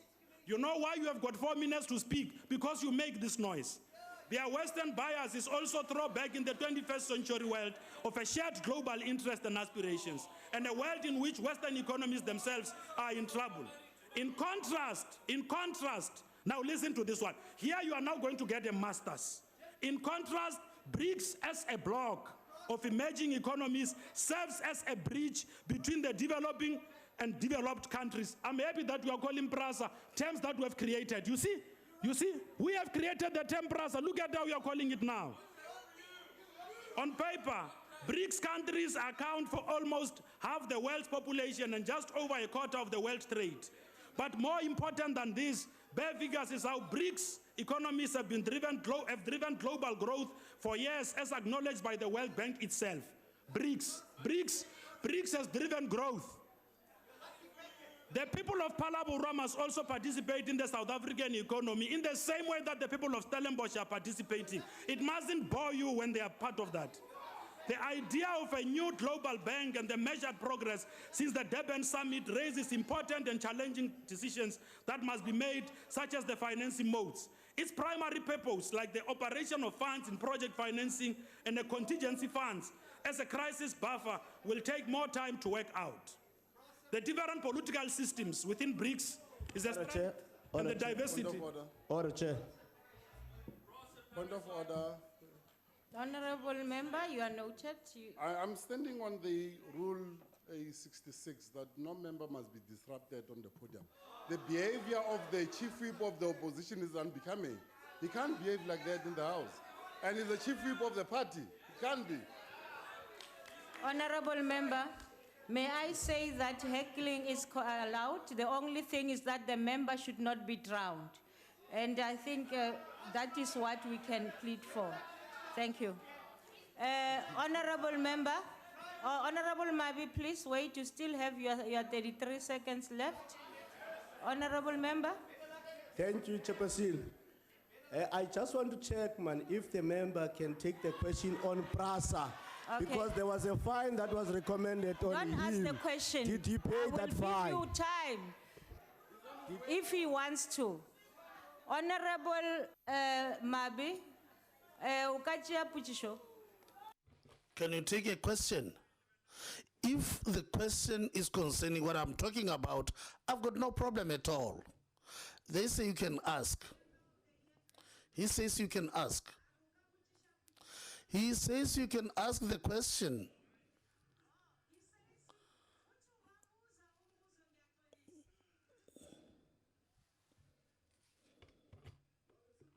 Chair, is whether he paid the fine that was recommended by the Ethics Committee on the PRASA deal. That's what I want to know. Thank you. That's the question, Honorable Member. No, that's fine. I think if he cares to read the report, he will understand where we are. Let's proceed. What worries fans of the IMF and the World Bank is not how a new global bank... Order, honorable members. While heckling is allowed, you are not allowed to drown the speaker on the podium. Chairperson. Honorable Waters. Chairperson. Honorable Mabi, take your seat. The speaker was asked if he would take a question. He said yes. Yes. The question was put whether or not he paid the fine by the Ethics Committee. Yes. He has not answered the question. Honorable member. A simple yes or no will Thank you suffice. very much. Thank you. I think the question was answered. Thank you. Continue, Honorable Mabi. You see, in Sepedi, we have got... In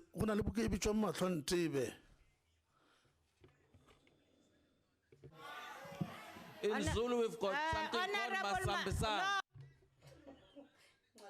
Also have Masambisan. He must answer the question.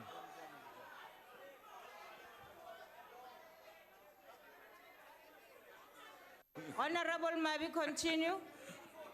No, okay, as I conclude, seeing that this address and on has affirming bricks would have had many fans, including those from the DA, let's now conclude.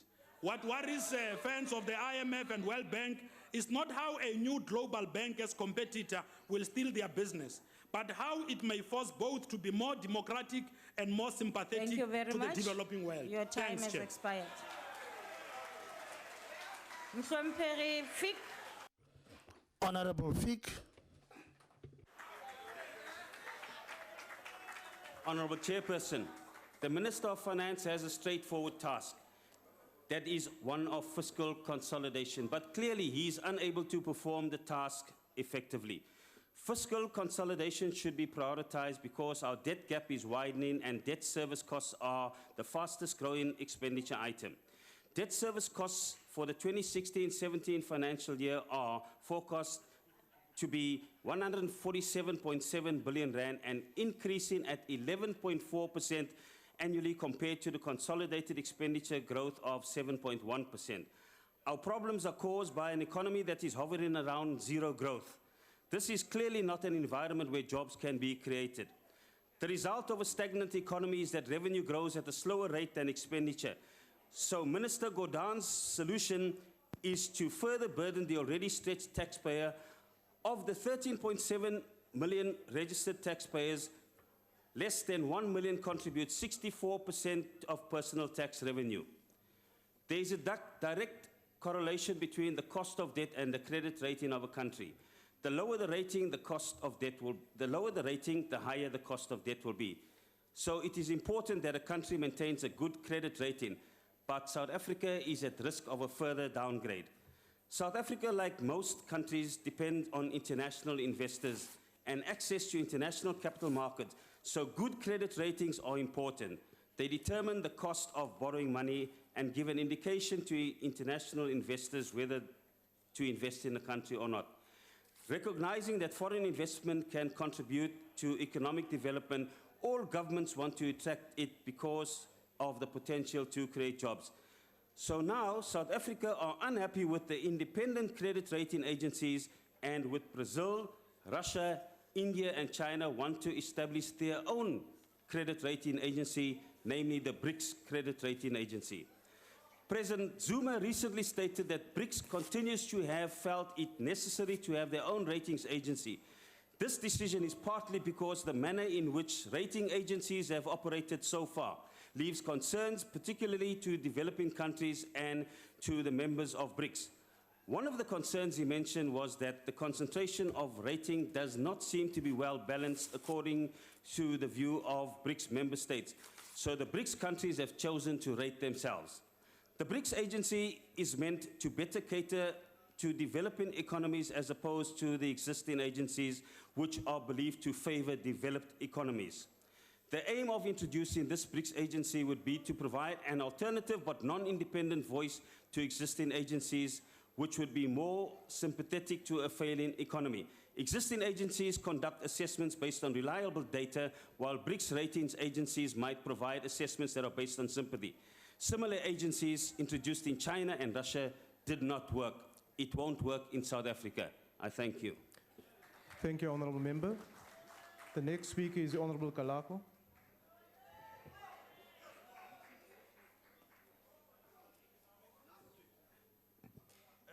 Honourable Chairperson, honourable members, let me first also agree with my colleagues when they thank you, Honourable Plowamba, for actually putting this question, this matter on the agenda of Parliament. Chairperson, global capitalist crisis of the late 1920s and early 1930s, whose origins are to be found in the speculation of the financial sector in the United States, had a devastating impact on working people's lives and unemployed. This crisis gave rise to many right-wing and fascist parties rising amongst the unemployed. It is from these ranks that imperial nations recruited in preparation for the Second Imperial World War.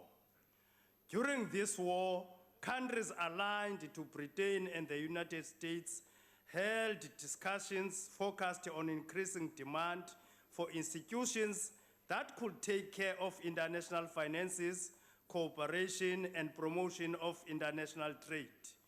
The issue at hand was regulation of a post-Second World War global monetary and financial order. At the UN conference in Bretton Woods, New Hemisphere, United States in 1994, attended by 44 countries, agreements were signed to legally establish General Agreement on Tariffs and Trade, the International Bank for Reconstruction and Development, known as World Bank today, and the International Monetary Fund. The primary purpose of IMF was to foster global monetary cooperation, secure financial stability, facilitate international trade. IMF in the main was conceptualized by leading capitalist countries, with Britain and USA playing a leading role. Hence, its earlier mandate was to ensure stability of international monetary system, and does this by keeping track of the global economy and economies of member states, lending to countries with balance of payments, difficulties, and giving other forms of assistance to member countries. But today, IMF mandate have changed from that of guardian to that of overseer of member policies.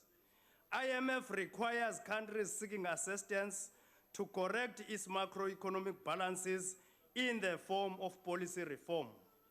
If the conditions are not met, funds are withheld. Conditionality is the most controversial aspect of IMF policies.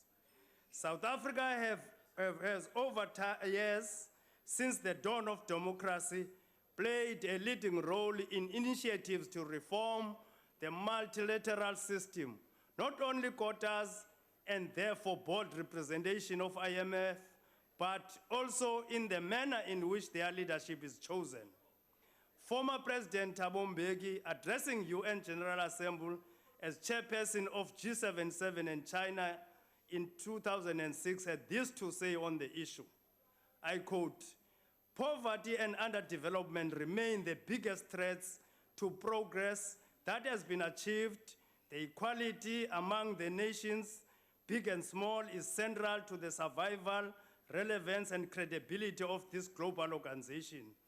Madam President, when you correctly urge us to implement a global partnership for development with the members of G7 and China, who represent the poor people of the world, understand this common commitment for a global partnership for development cannot be transformed into reality when the rich and powerful insist on an unequal relationship with the poor. A global partnership for development is impossible in the absence of pact of mutual responsibility between the giver and the recipient. It is impossible when the rich demand the right unilaterally to set the agenda and conditions for the implementation of commonly agreed programs, close quote. Again, at the G20 Finance Ministerial Conference that took place in 2006 in Claremont, he reiterated that multilateral systems have been dominated by the few. Even when modifications to international financial architecture became necessary, especially during periods of global turbulence, the outcomes have inevitably preserved the status quo, allowing only for insignificant alterations. South Africa, under the government of the African National Congress, have always led and championed the call for substantial changes in the governance structures of the Bretton Woods institutions. To countries like South Africa, who seek to attract direct investment, we cannot overstate the importance of IMF and World Bank. They play a key role in signaling the private investors in major global financial centers of readiness of countries for foreign investment. All that the ANC government is calling for are efforts to enhance legitimacy of the institutions, and that can be achieved through better representation and accountability. Developing countries now have an alternative to World Bank and IMF. The 5 BRICS countries established BRICS Development Bank. It is not in competition with IF, rather its approach is developmental. BRICS will also establish a contingent reserve allocation for emergency lending in the mode of IMF. This will go a long way in addressing complaints from nations in those regions who for decades, due to a lack of voting rights at both the World Bank and IMF to influence and bring about change, have had to suffer strict austerity measures imposed on their governments in order to receive emergency funding. There is a need to establish credibility and effective surveillance over national monetary and financial policies with global repercussions. This depends on introducing enforceable commitments and obligations regarding exchange rates of major currencies and adjustment to imbalances by both deficit and surplus countries. There should be serious rethinking of international capital flows. International communities should firmly establish that controls over capital flows are legitimate tools of policy to secure macroeconomic and financial stability. We need effective, equitable debt resolution mechanism. Developing countries have stopped relying on easy money, which is not good except for speculation in advanced countries. They have abandoned fiscal orthodoxy and invested in infrastructure and to create jobs and demand. I thank you. Thank you, Honourable Member. The next speaker is the Honourable Pluama. Honourable Chair, before I deal with the amphibian politics of Honourable David Minnaar, I just want to thank the parties that have supported this motion, the IFP, the ANC, the UDM. But I just want to take this opportunity and remind you all members that Arang did survive the poisonous kiss of the DA. So for Honorable David Minnaar to come here and say we are irrelevant. They must remember very well, we are the only party that survived their onslaught. Chairperson. Honorable Pluama, will you take your seat, please? Why are you rising, Honorable Member? Will the member take a question on his party's history? Honorable Pluama, will you take a question? No, Honorable Chair. No, Honorable Chair. The Honorable Member is not prepared to take a question. I want Order, Honorable Members. I want Honorable David Manier to go and read the book of his former leader. Honorable Pluama, will you take your seat? Why are you rising, Honorable Member? Just to correct the statement by the honorable member, the UDM did not support. Thank you for the information. Continue, Honorable Pluama. Order, Honorable Members. Thank you, Honorable Chair. I was doing him a favor anyway. So, Honorable Chair. Order, Honorable Members. Continue, Honorable Pluama. All I want to try to say, we can't be taught anything of relevance or irrelevance from the DA. We are the only party that stood their assault, and we know deeply in their hearts their feet is in South Africa, one feet is in America. Honorable Chair, we love this country. We'll defend it at all costs. And then I want to emphasize, Honorable Menir, to go and read the book of your former leader, Not Without a Fight. See how you operated like mercenaries when you were trying to swallow us. But be as it may, Honorable Chair, I think it's very important to stand and to defend our sovereignty and make sure that our country survives for many hundred years to come. Thank you, Honorable Member. Order. Honorable Members, that concludes the debate on this subject. The next item, order. The next item on the order paper is member statements. Does any member of the ANC wish to make a statement? Thank you very much, Chair. Order, honorable members. The ANC welcomes the decision of the NDPP advocate Sean Abrams to discontinue fraud charges against the Minister of Finance Pravin Gordhan, former SARS Commissioner Opa Magashula, and former Deputy Commissioner Ivan Pillay. This related to Pillay being granted early retirement in 2010 and subsequently being rehired on a contract. The head of public prosecutions, Sean Abrams, said he made this decision following representations from both Magashula and Pillay. The NPA's decision to charge Finance Minister has been highly criticized by legal experts, political and business leaders, with calls for the charges to be withdrawn. Informed by the constitutional principle of innocent until proven guilty, the ANC always believed in the innocence of Comrade Pravin Gordhan, hence our unwavering support since fraud charges were preferred against him.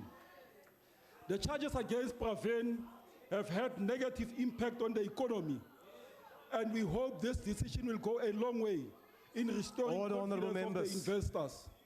The ANC calls on all South Africans to respect this decision and commit in moving South Africa forward. Now that the charges Honorable member, your time has now expired. The Thank you very DA. much. The DA.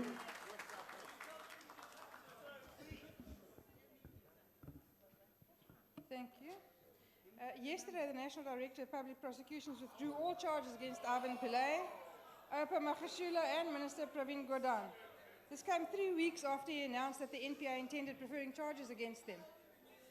Today, the NPA withdrew charges against Robert McBride and 2 others because the NPA could produce no witnesses to prove the charges. It was their 3rd court appearance. In the face of this disgraceful incompetence, Abrams refuses to do the honourable thing and resign. He holds the view that he owes no one an apology. He has no regard for the damage done and the cost incurred by the country and its citizens. He has no regard for the hurt, the apprehension, the cost his reckless actions have inflicted upon Pillay, Magashula, Minister Gordhan, McBride, Siseko, and Kuba and their families. He also has no insight or understanding of his position, nor does he have the ability or the wherewithal to do the job he has been appointed to do.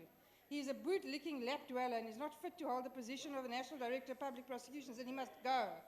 So should Pretorius and all those who aided and abetted him in this monstrous blunder, and they should go now. And Mr. Van Rooyen, who today lost his urgent application to have the same state capture report swept under the carpet and lost with costs, should consider following suit. Thank you. The EFF.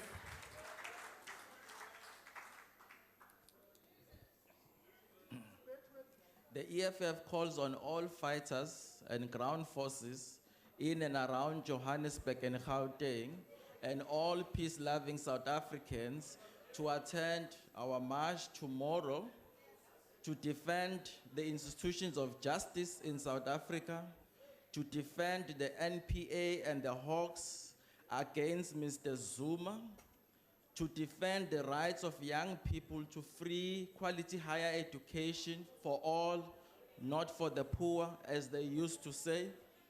The march will start at 10 in the morning and it will proceed to Pretoria. It will assemble at Church Square in the morning at 8. This march must demonstrate to all those who think that the country has fallen into the wrong hands. We want to reassure the citizens that the country can be taken back Honourable Member. to its rightful owners, which is the citizens of South Africa. It is unprecedented and unjustifiable that the head of NPA will hold meetings with leaders of a political party, of which one of them is an accused person, accused with more than 700 and some odd charges, which he fails and he refuses to sit before. Mr. Abrams, I was Honourable always Member, around. your time is now expired. Yeah. There are those The ones in the ANC. drunken corner there. Order, Honourable Members. Order. Black golf player attacked by white golf players Order, in honourable members. Nelspruit in Mpumalanga. Since the dawn of democracy, the ANC has made progress in transforming South Africa into non-racial society. However, we are disappointed that the racism is still raising its ugly head now and then. As such, the ANC condemns in the strongest term the racial attack on the 19-year-old golf player from Nelspruit in Mpumalanga recently. Jabulani Mabilani was attacked by 4 white golf players who told him he was not allowed to play at the club regardless of being a member because he is black. According to Mabilane, he was practicing at hole 7 when a group of young white males playing hole 5 said he wasn't allowed to be playing there before they insulted and attacked him. The people of South Africa have waged relentless struggles against the demons of racial segregation and self-imposed white supremacy. It is unfortunately that some racist whites remain trapped in the past philosophy of white supremacy. We welcome the report that the case was opened and sent to the prosecutor for proper decision and will call upon the club to act against the culprits of these white guys. The IFP. Thank you, Chairperson. The Inkatha Freedom Party condemns in the strongest possible terms the racist vitriol that was spewed forth recently on Facebook by a Mr. Davy Creel and a Mr. Will McGibbon.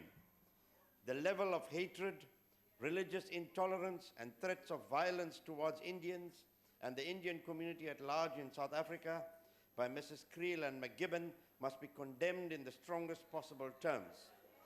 The IFP has already laid a complaint against Creel and McGibbon with the Human Rights Commission and will do everything in its power to ensure that they are brought before the Equality Court to answer to these abhorrent remarks.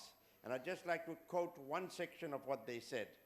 And this is what they said, to quote, "To those idol worshippers and devil disciples who buy them, meaning crackers, in the name of religion, piss off back to your dark hole in the backwoods of India, you dickheads. I could strangle you morons with my bare hands and derive great pleasure in watching your face turn blue and your tongue pop out." Close quote. Honorable Chairperson, such hate speech has no place in South Africa and must not be tolerated at any level. This is a direct contravention of the Equality Act, must be thoroughly investigated and prosecuted. Thank you. The UDM.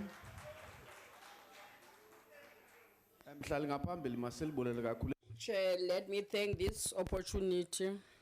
All the charges. Kuba, the question you ask was which ANC? Because I'm sure the president Zuma ANC bamjongile. They are looking at him and they are saying, hey, you are going to survive. Sure.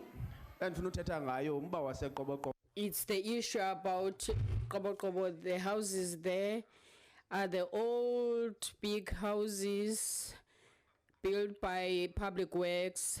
They have been given those houses long time ago. They were renting 800 rands a month, the money that they can't afford because they are not working, and some of them are old people. We've been talking about this with Khanyaho, who was in Public Works while he was still alive, so that they can look after this, because in other provinces they've managed to fix this because they were given for free those houses. But now they want to be taken outside because they are unable to afford to pay rent, because this is a very important issue and it affects TBVC states. We are going to write to the minister and say that he take care of this, because where these people are going to stay, because the officials are taking them away. Thank you very much. And with that, ANC, which is unruly. On Saturday and Sunday, the 20th, 30th October, the Hindu community in South Africa joined millions of Hindus across the globe in celebrating one of the most auspicious times of the year, Diwali, also known as Deepavali. This is one of the biggest and most important annual festivals where Hindus, devotees around the country and across the world light lamps that symbolizes triumph of good over evil and light over darkness. This is the time of enlightenment, a time that promotes the spirit of love, humility, compassion, and humanity amongst Hindu community. In India, Diwali is usually a one-week affair celebrated in true abundance and dignity. ANC understands that Diwali is more than just a time for indulgence. It is a time to reflect and feel gratitude in accordance with the Hindu calendar. ANC believes that good has triumphed over evil and that Hindus are free to celebrate Diwali without the division of the past and with the full backing of the country and all its people and government. We hope that the divine light will shower them with peace, prosperity, happiness, and success. Thank you. The ACDP. Thank you, Chairperson. The ACDP, like others, welcomes yesterday's announcement by Advocate Sean Abrahams to withdraw all charges against Finance Minister Pravin Gordhan, Mrs. Opa Megashula, and Ivan Pillay. This followed representations as well as submissions by Freedom Under Law and the Helen Suzman Foundation. We do, however, regret, and I'm sure many of us in the House do, the trauma that this ill-considered decision to prosecute caused Mrs. Gordhan, Megashula, and Pillay and their families, as well as the damage it caused to our economy and the country's international standing. International markets rely on stability of state institutions, and this was clearly not taken into consideration by the initial decision to prosecute. It is naive to suggest, as Advocate Abrahams did yesterday, that there's nothing special about charging the Minister of Finance. In this regard, one of the considerations to be taken into when deciding, and it's part of the policy, when deciding to prosecute, is the public interest. And I put that question to him from the Justice Portfolio Committee. Was it ever in the public interest to prefer these charges? We say not, and the credibility of the NPA has taken a serious knock. We therefore welcome and look forward to the engaging with the NPA this coming Friday in a planned Justice Portfolio Committee when we'll discuss this whole debacle in the Justice Committee. But lastly, we believe that a full inquiry should be held into the fitness to hold office of both the prosecutors and the investigators in this matter. I thank you. The ANC. Thank you, Chairperson. The ANC welcomes the first phase of the analog switch-off and migration to digital broadcasting that kick off in the Northern Cape on Friday. 10 years after South Africa's first digital terrestrial television commitment the Northern Cape became the first province to transition fully to digital broadcasting, when the analog transmitters were switched off in the areas surrounding the SKA area, including Van Wyksvlei, Brandvlei, Williston, Forsberg, and Carnarvon. The analog switch off will steadily be undertaken in phases in the Free State, Limpopo, Mpumalanga, Northwest, Eastern Cape, KwaZulu-Natal, and the Western Cape before finally being switched off in Gauteng. The analog switch off is one of the critical milestones of the broadcasting digital migration process. Around 99% of the distributed subsidized set-top boxes have been activated within the SKA areas, with the DTT contact center mandated by signal distributor parastatal Centec managing technical and logistical related questions such as the decoder activation process, installation troubleshooting, and general DTT rollout information. In April this year, the door-to-door set-top box registration campaign was initiated for the core SKA towns. The registration campaign is currently underway in Limpopo, Mpumalanga, and Free State, and will be rolled out to the rest of the country in phases. The ANC commends the government on the commitment Honourable to Member, your time has subsidise now it. expired. Thank you. The DA. Honourable House Chair, the new DA-led municipality of Lim 368, which includes Mokopong and Molimoli, has already ensured water delivery to communities neglected by the ANC municipal government for 21 years, which at times left communities without any water up to 39 days. Appealing to Parliament didn't even help. 2 years ago, we submitted a petition requesting the improved delivery of municipal services. That petition has been on this order paper every week for the last 2 years. The only thing that worked was to elect a DA-led administration.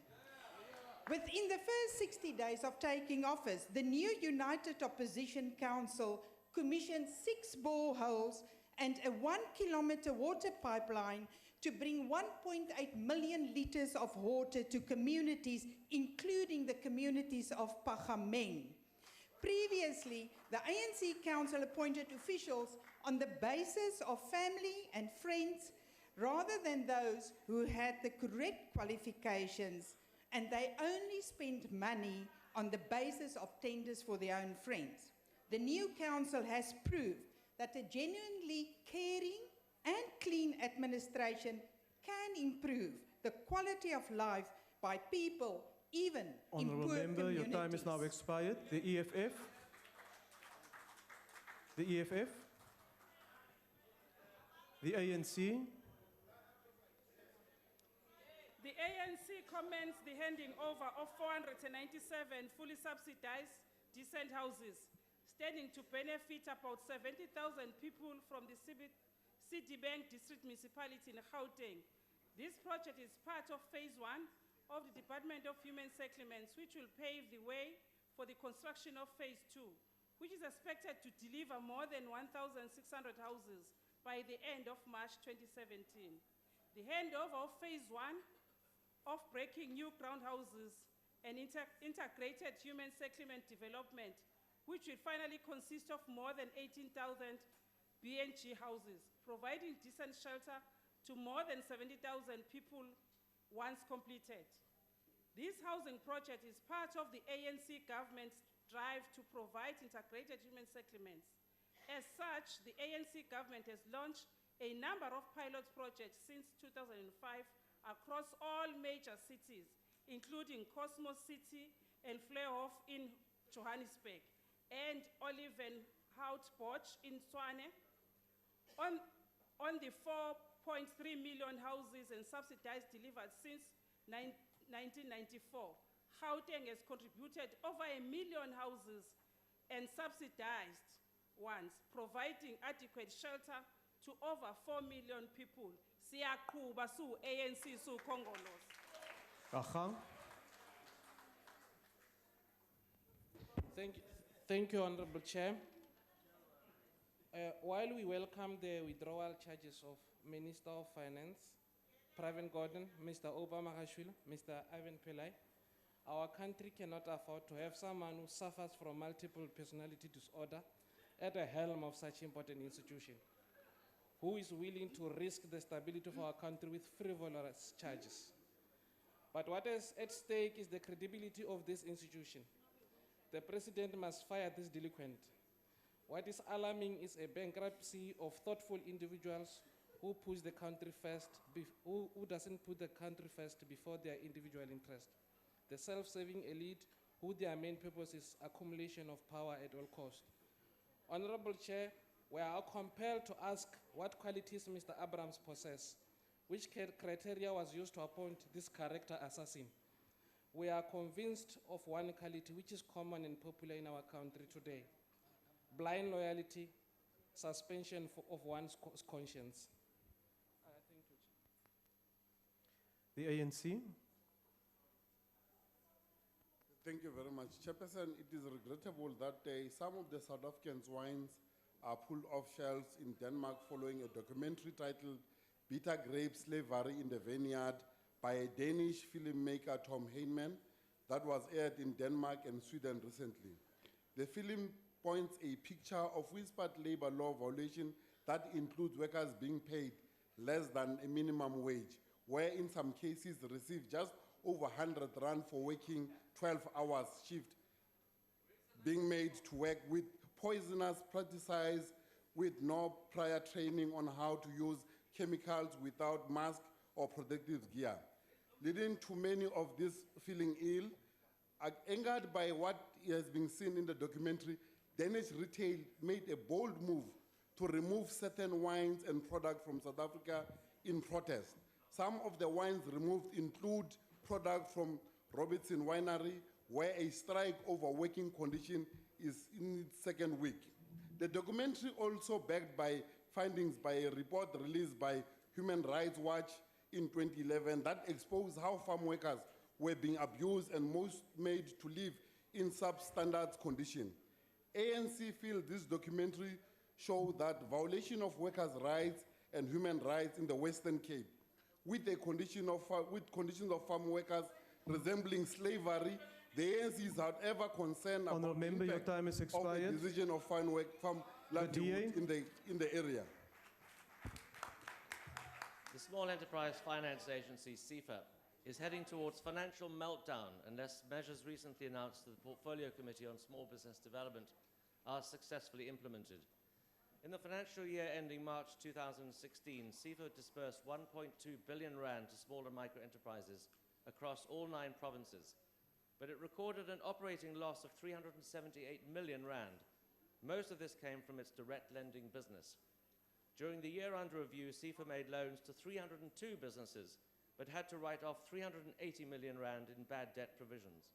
67% of its direct loans are impaired. This situation is unsustainable and is due to reckless lending, which has increased tenfold between 2012 and 2015. As the Department of Small Business main funding agency, Minister Lindiwe Zulu must take immediate corrective action to put CFA on a secure financial footing. If this involves closing down its direct lending business, then so be it. In the current very tight fiscal environment, South African taxpayers cannot be expected to continually throw money down the drain, money which should be spent on proven fund managers and lenders who actually know what they are doing. The ANC. Honorable Chair, the Department of Rural Development and Land Reform celebrated the United Nations International Day for Rural Women, which is celebrated annually on the 15th of October every year. The idea of honoring rural women with a special day was put forward at the 4th World Conference on Women in Beijing, China in 1995, to recognize the critical role and the contribution of rural and indigenous women in enhancing agriculture and rural development, and improving food security and eradicating rural poverty. In our country, through the support of the Department of Rural Development and the Department of Agriculture, Forestry and Fisheries, by providing skills and resources, many women are able to put food on the table. This is done through the RECAP, 1 Hectare, 1 Household project, rural enterprise, and industry development program.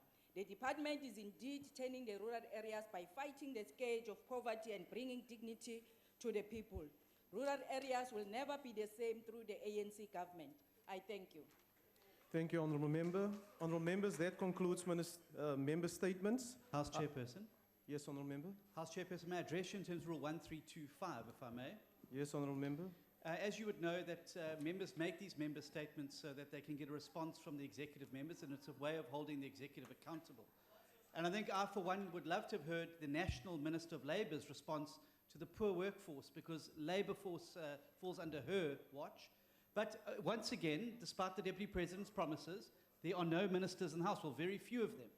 And I would really urge that we re-look at the positioning of this item on the order paper. We want to help you. Obviously, the ministers can't be here all the time. So let's move it back where it was at the beginning of the program so the ministers can be here and then leave once that's done so we can have the proper accountability. But we really can't carry on like this. It's making a joke of the situation. Thank you, Honourable Chief Whip. I suggest you initiate that discussion tomorrow in the Chief Whip's forum so that the matter can be dealt with by the Rules Committee. Honourable members, are there any ministerial responses? The Honourable Minister of Small Business Development. Thank you very much, Honourable Chair. I'm responding to Honourable Chance, and I would like to say that we are very much aware of the issues that Honourable Chance is raising. We are working on assisting the situation. However, I do want to make this point, Honourable Chair, that it's not reckless lending that leads to people not to pay back the money. The fact of the matter is that the majority of the SMMEs, particularly the black-owned, the women-owned, and the youth-owned, when they are given the loans with very stringent regulations around it, the challenge is for them. There's a lot of training, there's a lot of hand-holding, there's a lot of assistance that small and medium enterprises need. It is not to say that those that do not return the money, they don't return it simply because they don't want to. And as a department, we are committed in ensuring that whatever money is being given to small and medium enterprises as loans by CIFA, we do the best that we can. But you cannot run away from the fact that these small and medium enterprises have got very little experience. They have got absolutely no training. They are from the previously disadvantaged communities. And so I do not agree with the fact that Mr. Chance Honorable Chance is saying that it's through reckless lending. In the 2 years that I've been in office, it's painful to see somebody that is given a loan and somewhere along the line, the challenges that they face in either getting access to markets or access to training is very slow and very difficult. So it's not reckless lending. We must understand that most of these people are not like many of the members who are sitting across there who have been operating in the business for more than 100 years. The Honourable Minister of Rural Development and Land Reform. Thank you, Honourable Chair. Two things, Honourable Chair. The first one is, I read about this, what happens in the Western Cape here. The terrible house, and therefore reflecting the terrible conditions under which workers live, and they can't talk about it, they'll be kicked out, etc. I know the honourable member from the EFF raised the matter of evictions, and I responded to that, and I appreciated what she said later. But really, it is members of parliament, Honourable Chair, who are representatives of the people in this house, not on the basis of race, on the basis that they are people who represent the masses of our people. So members of the DA should take care of this. Whether they are supported by those rich white farmers there who are producing wine, they must stand up. Because the way they're allowing this thing to go on, it reflects that they actually are racially skewed in the manner in which they look at things. Of course, Honourable Member. Of course, they've got black. I like it that way. Don't worry, Honourable Chair, because it hurts, and that's what is correct about it. But the second thing, if you allow me. Order, Honourable Members. If you allow me, Chair, the second Continue, thing. Honourable Minister. The Honourable Malchas sitting here, this one, Hope Malchas, and a former member of this house, Ivy Qin, and other women, I can't name. They were detained in the mid-80s in St. Albans. The notorious security policeman, Rulofs in Port Elizabeth, walked in their cells and said, "We know you're going to get this freedom, but just when you start to enjoy it, we're going to grab it from you." It's very important to say this because we take non-racialism for granted. We should never. Even the manner in which we express our political differences in the House, it gives hope to those people, those racial bigots out there. Honourable Minister, your Thank time you is very now much. expired. Thank you, Honourable Chair. The Honourable Minister of Water and Sanitation. Thank you very much, Presiding Officer. We just had the elections in August, and the insinuation that says within a period of a month, there has been progress with regard to interventions in a municipality on the refurbishment of boreholes and stuff. It's again a reflection of political opportunism that is presented here. Because part of what we have said and shared in this house and with the public are our own drought intervention solutions. Because we are a government of the people, not a partisan government, we would have never stopped the provision and the refurbishment of boreholes now that there is a DA council. We will continue to provide. Unlike what we have seen now, with Rand Water reducing 15% supply of water in Tshwane and in Johannesburg. And what happens in those cities, they shut water in our big townships so that the pressure can continue in the white suburbs. What we have done in that municipality is a continuation of providing services to our people, irrespective of the outcome of the elections. Thank you very much. Are there any further ministerial responses? There's no further ministerial responses. Order, honourable members. That concludes ministerial responses. The last item on the order paper is notice of motion. Does any member of the ANC wish to give a notice of a motion? The honourable member. Order, honourable members. On behalf of the ANC, I move on behalf of the ANC that in its next sitting, the House debates ways to reform globally governance institutions so that their decisions are geared at promoting equity and fairness. The DA.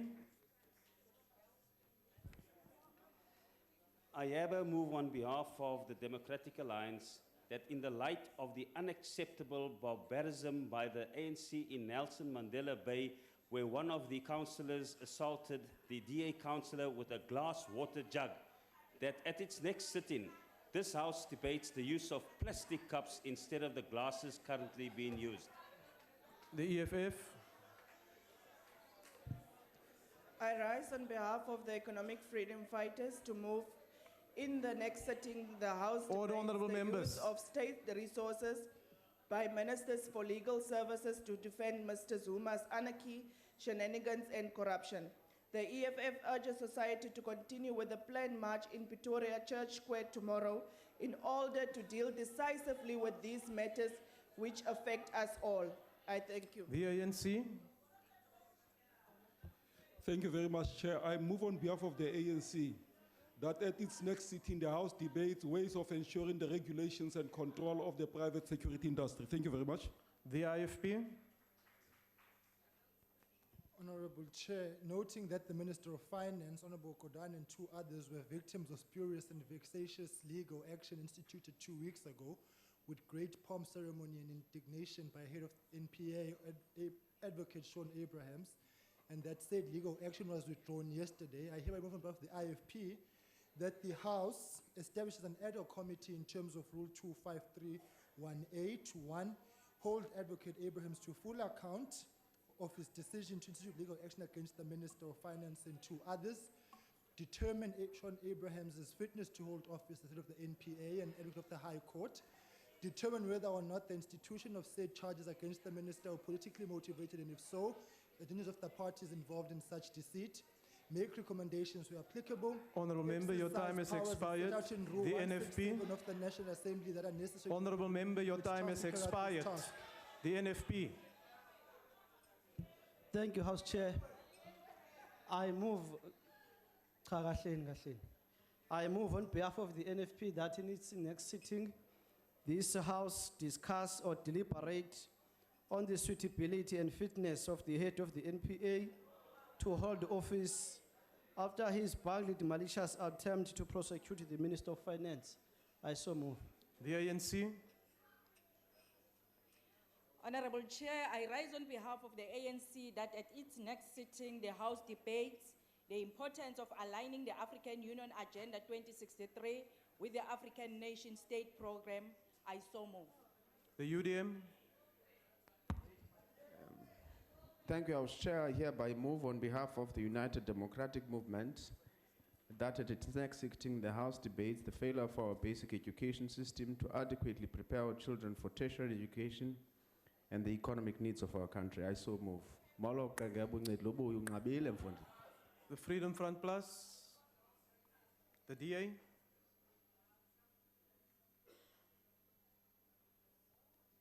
House Chair, I hereby move on behalf of the Democratic Alliance that at its next sitting, this House debates the intention of the Executive of Corporate Affairs at the SABC to rename Lotus FM, as according to his statement, it did not represent his culture.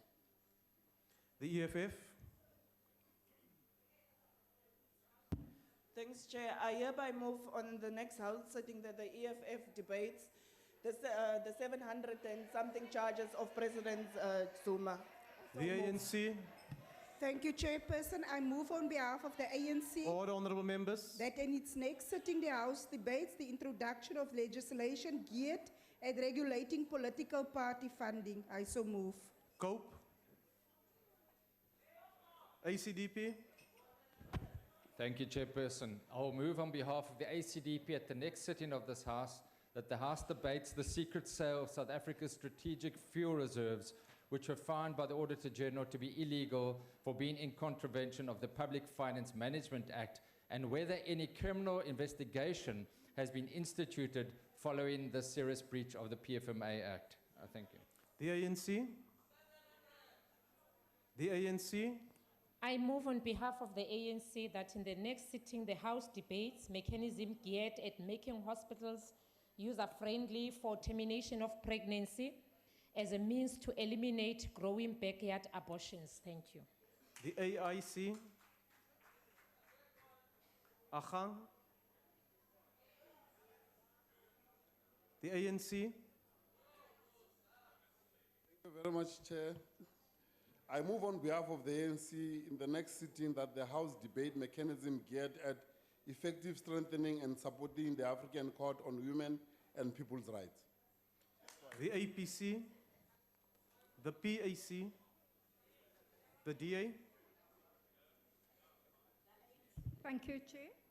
I hereby move on behalf of the Democratic Alliance that at its next sitting, this House debates the effect of planned phosphate mining in the Agulhas Bank area of the Western Cape, one of the main spawning areas for fish along our coastline. I so move. The ANC. Thank you, Chairperson. I move on behalf of the ANC that at its next sitting, the House debates ways to control, strengthen, and improve the security at the South African borders. I so move. Thank you, honourable members. That concludes notices of motion and the business for the day. The House is adjourned.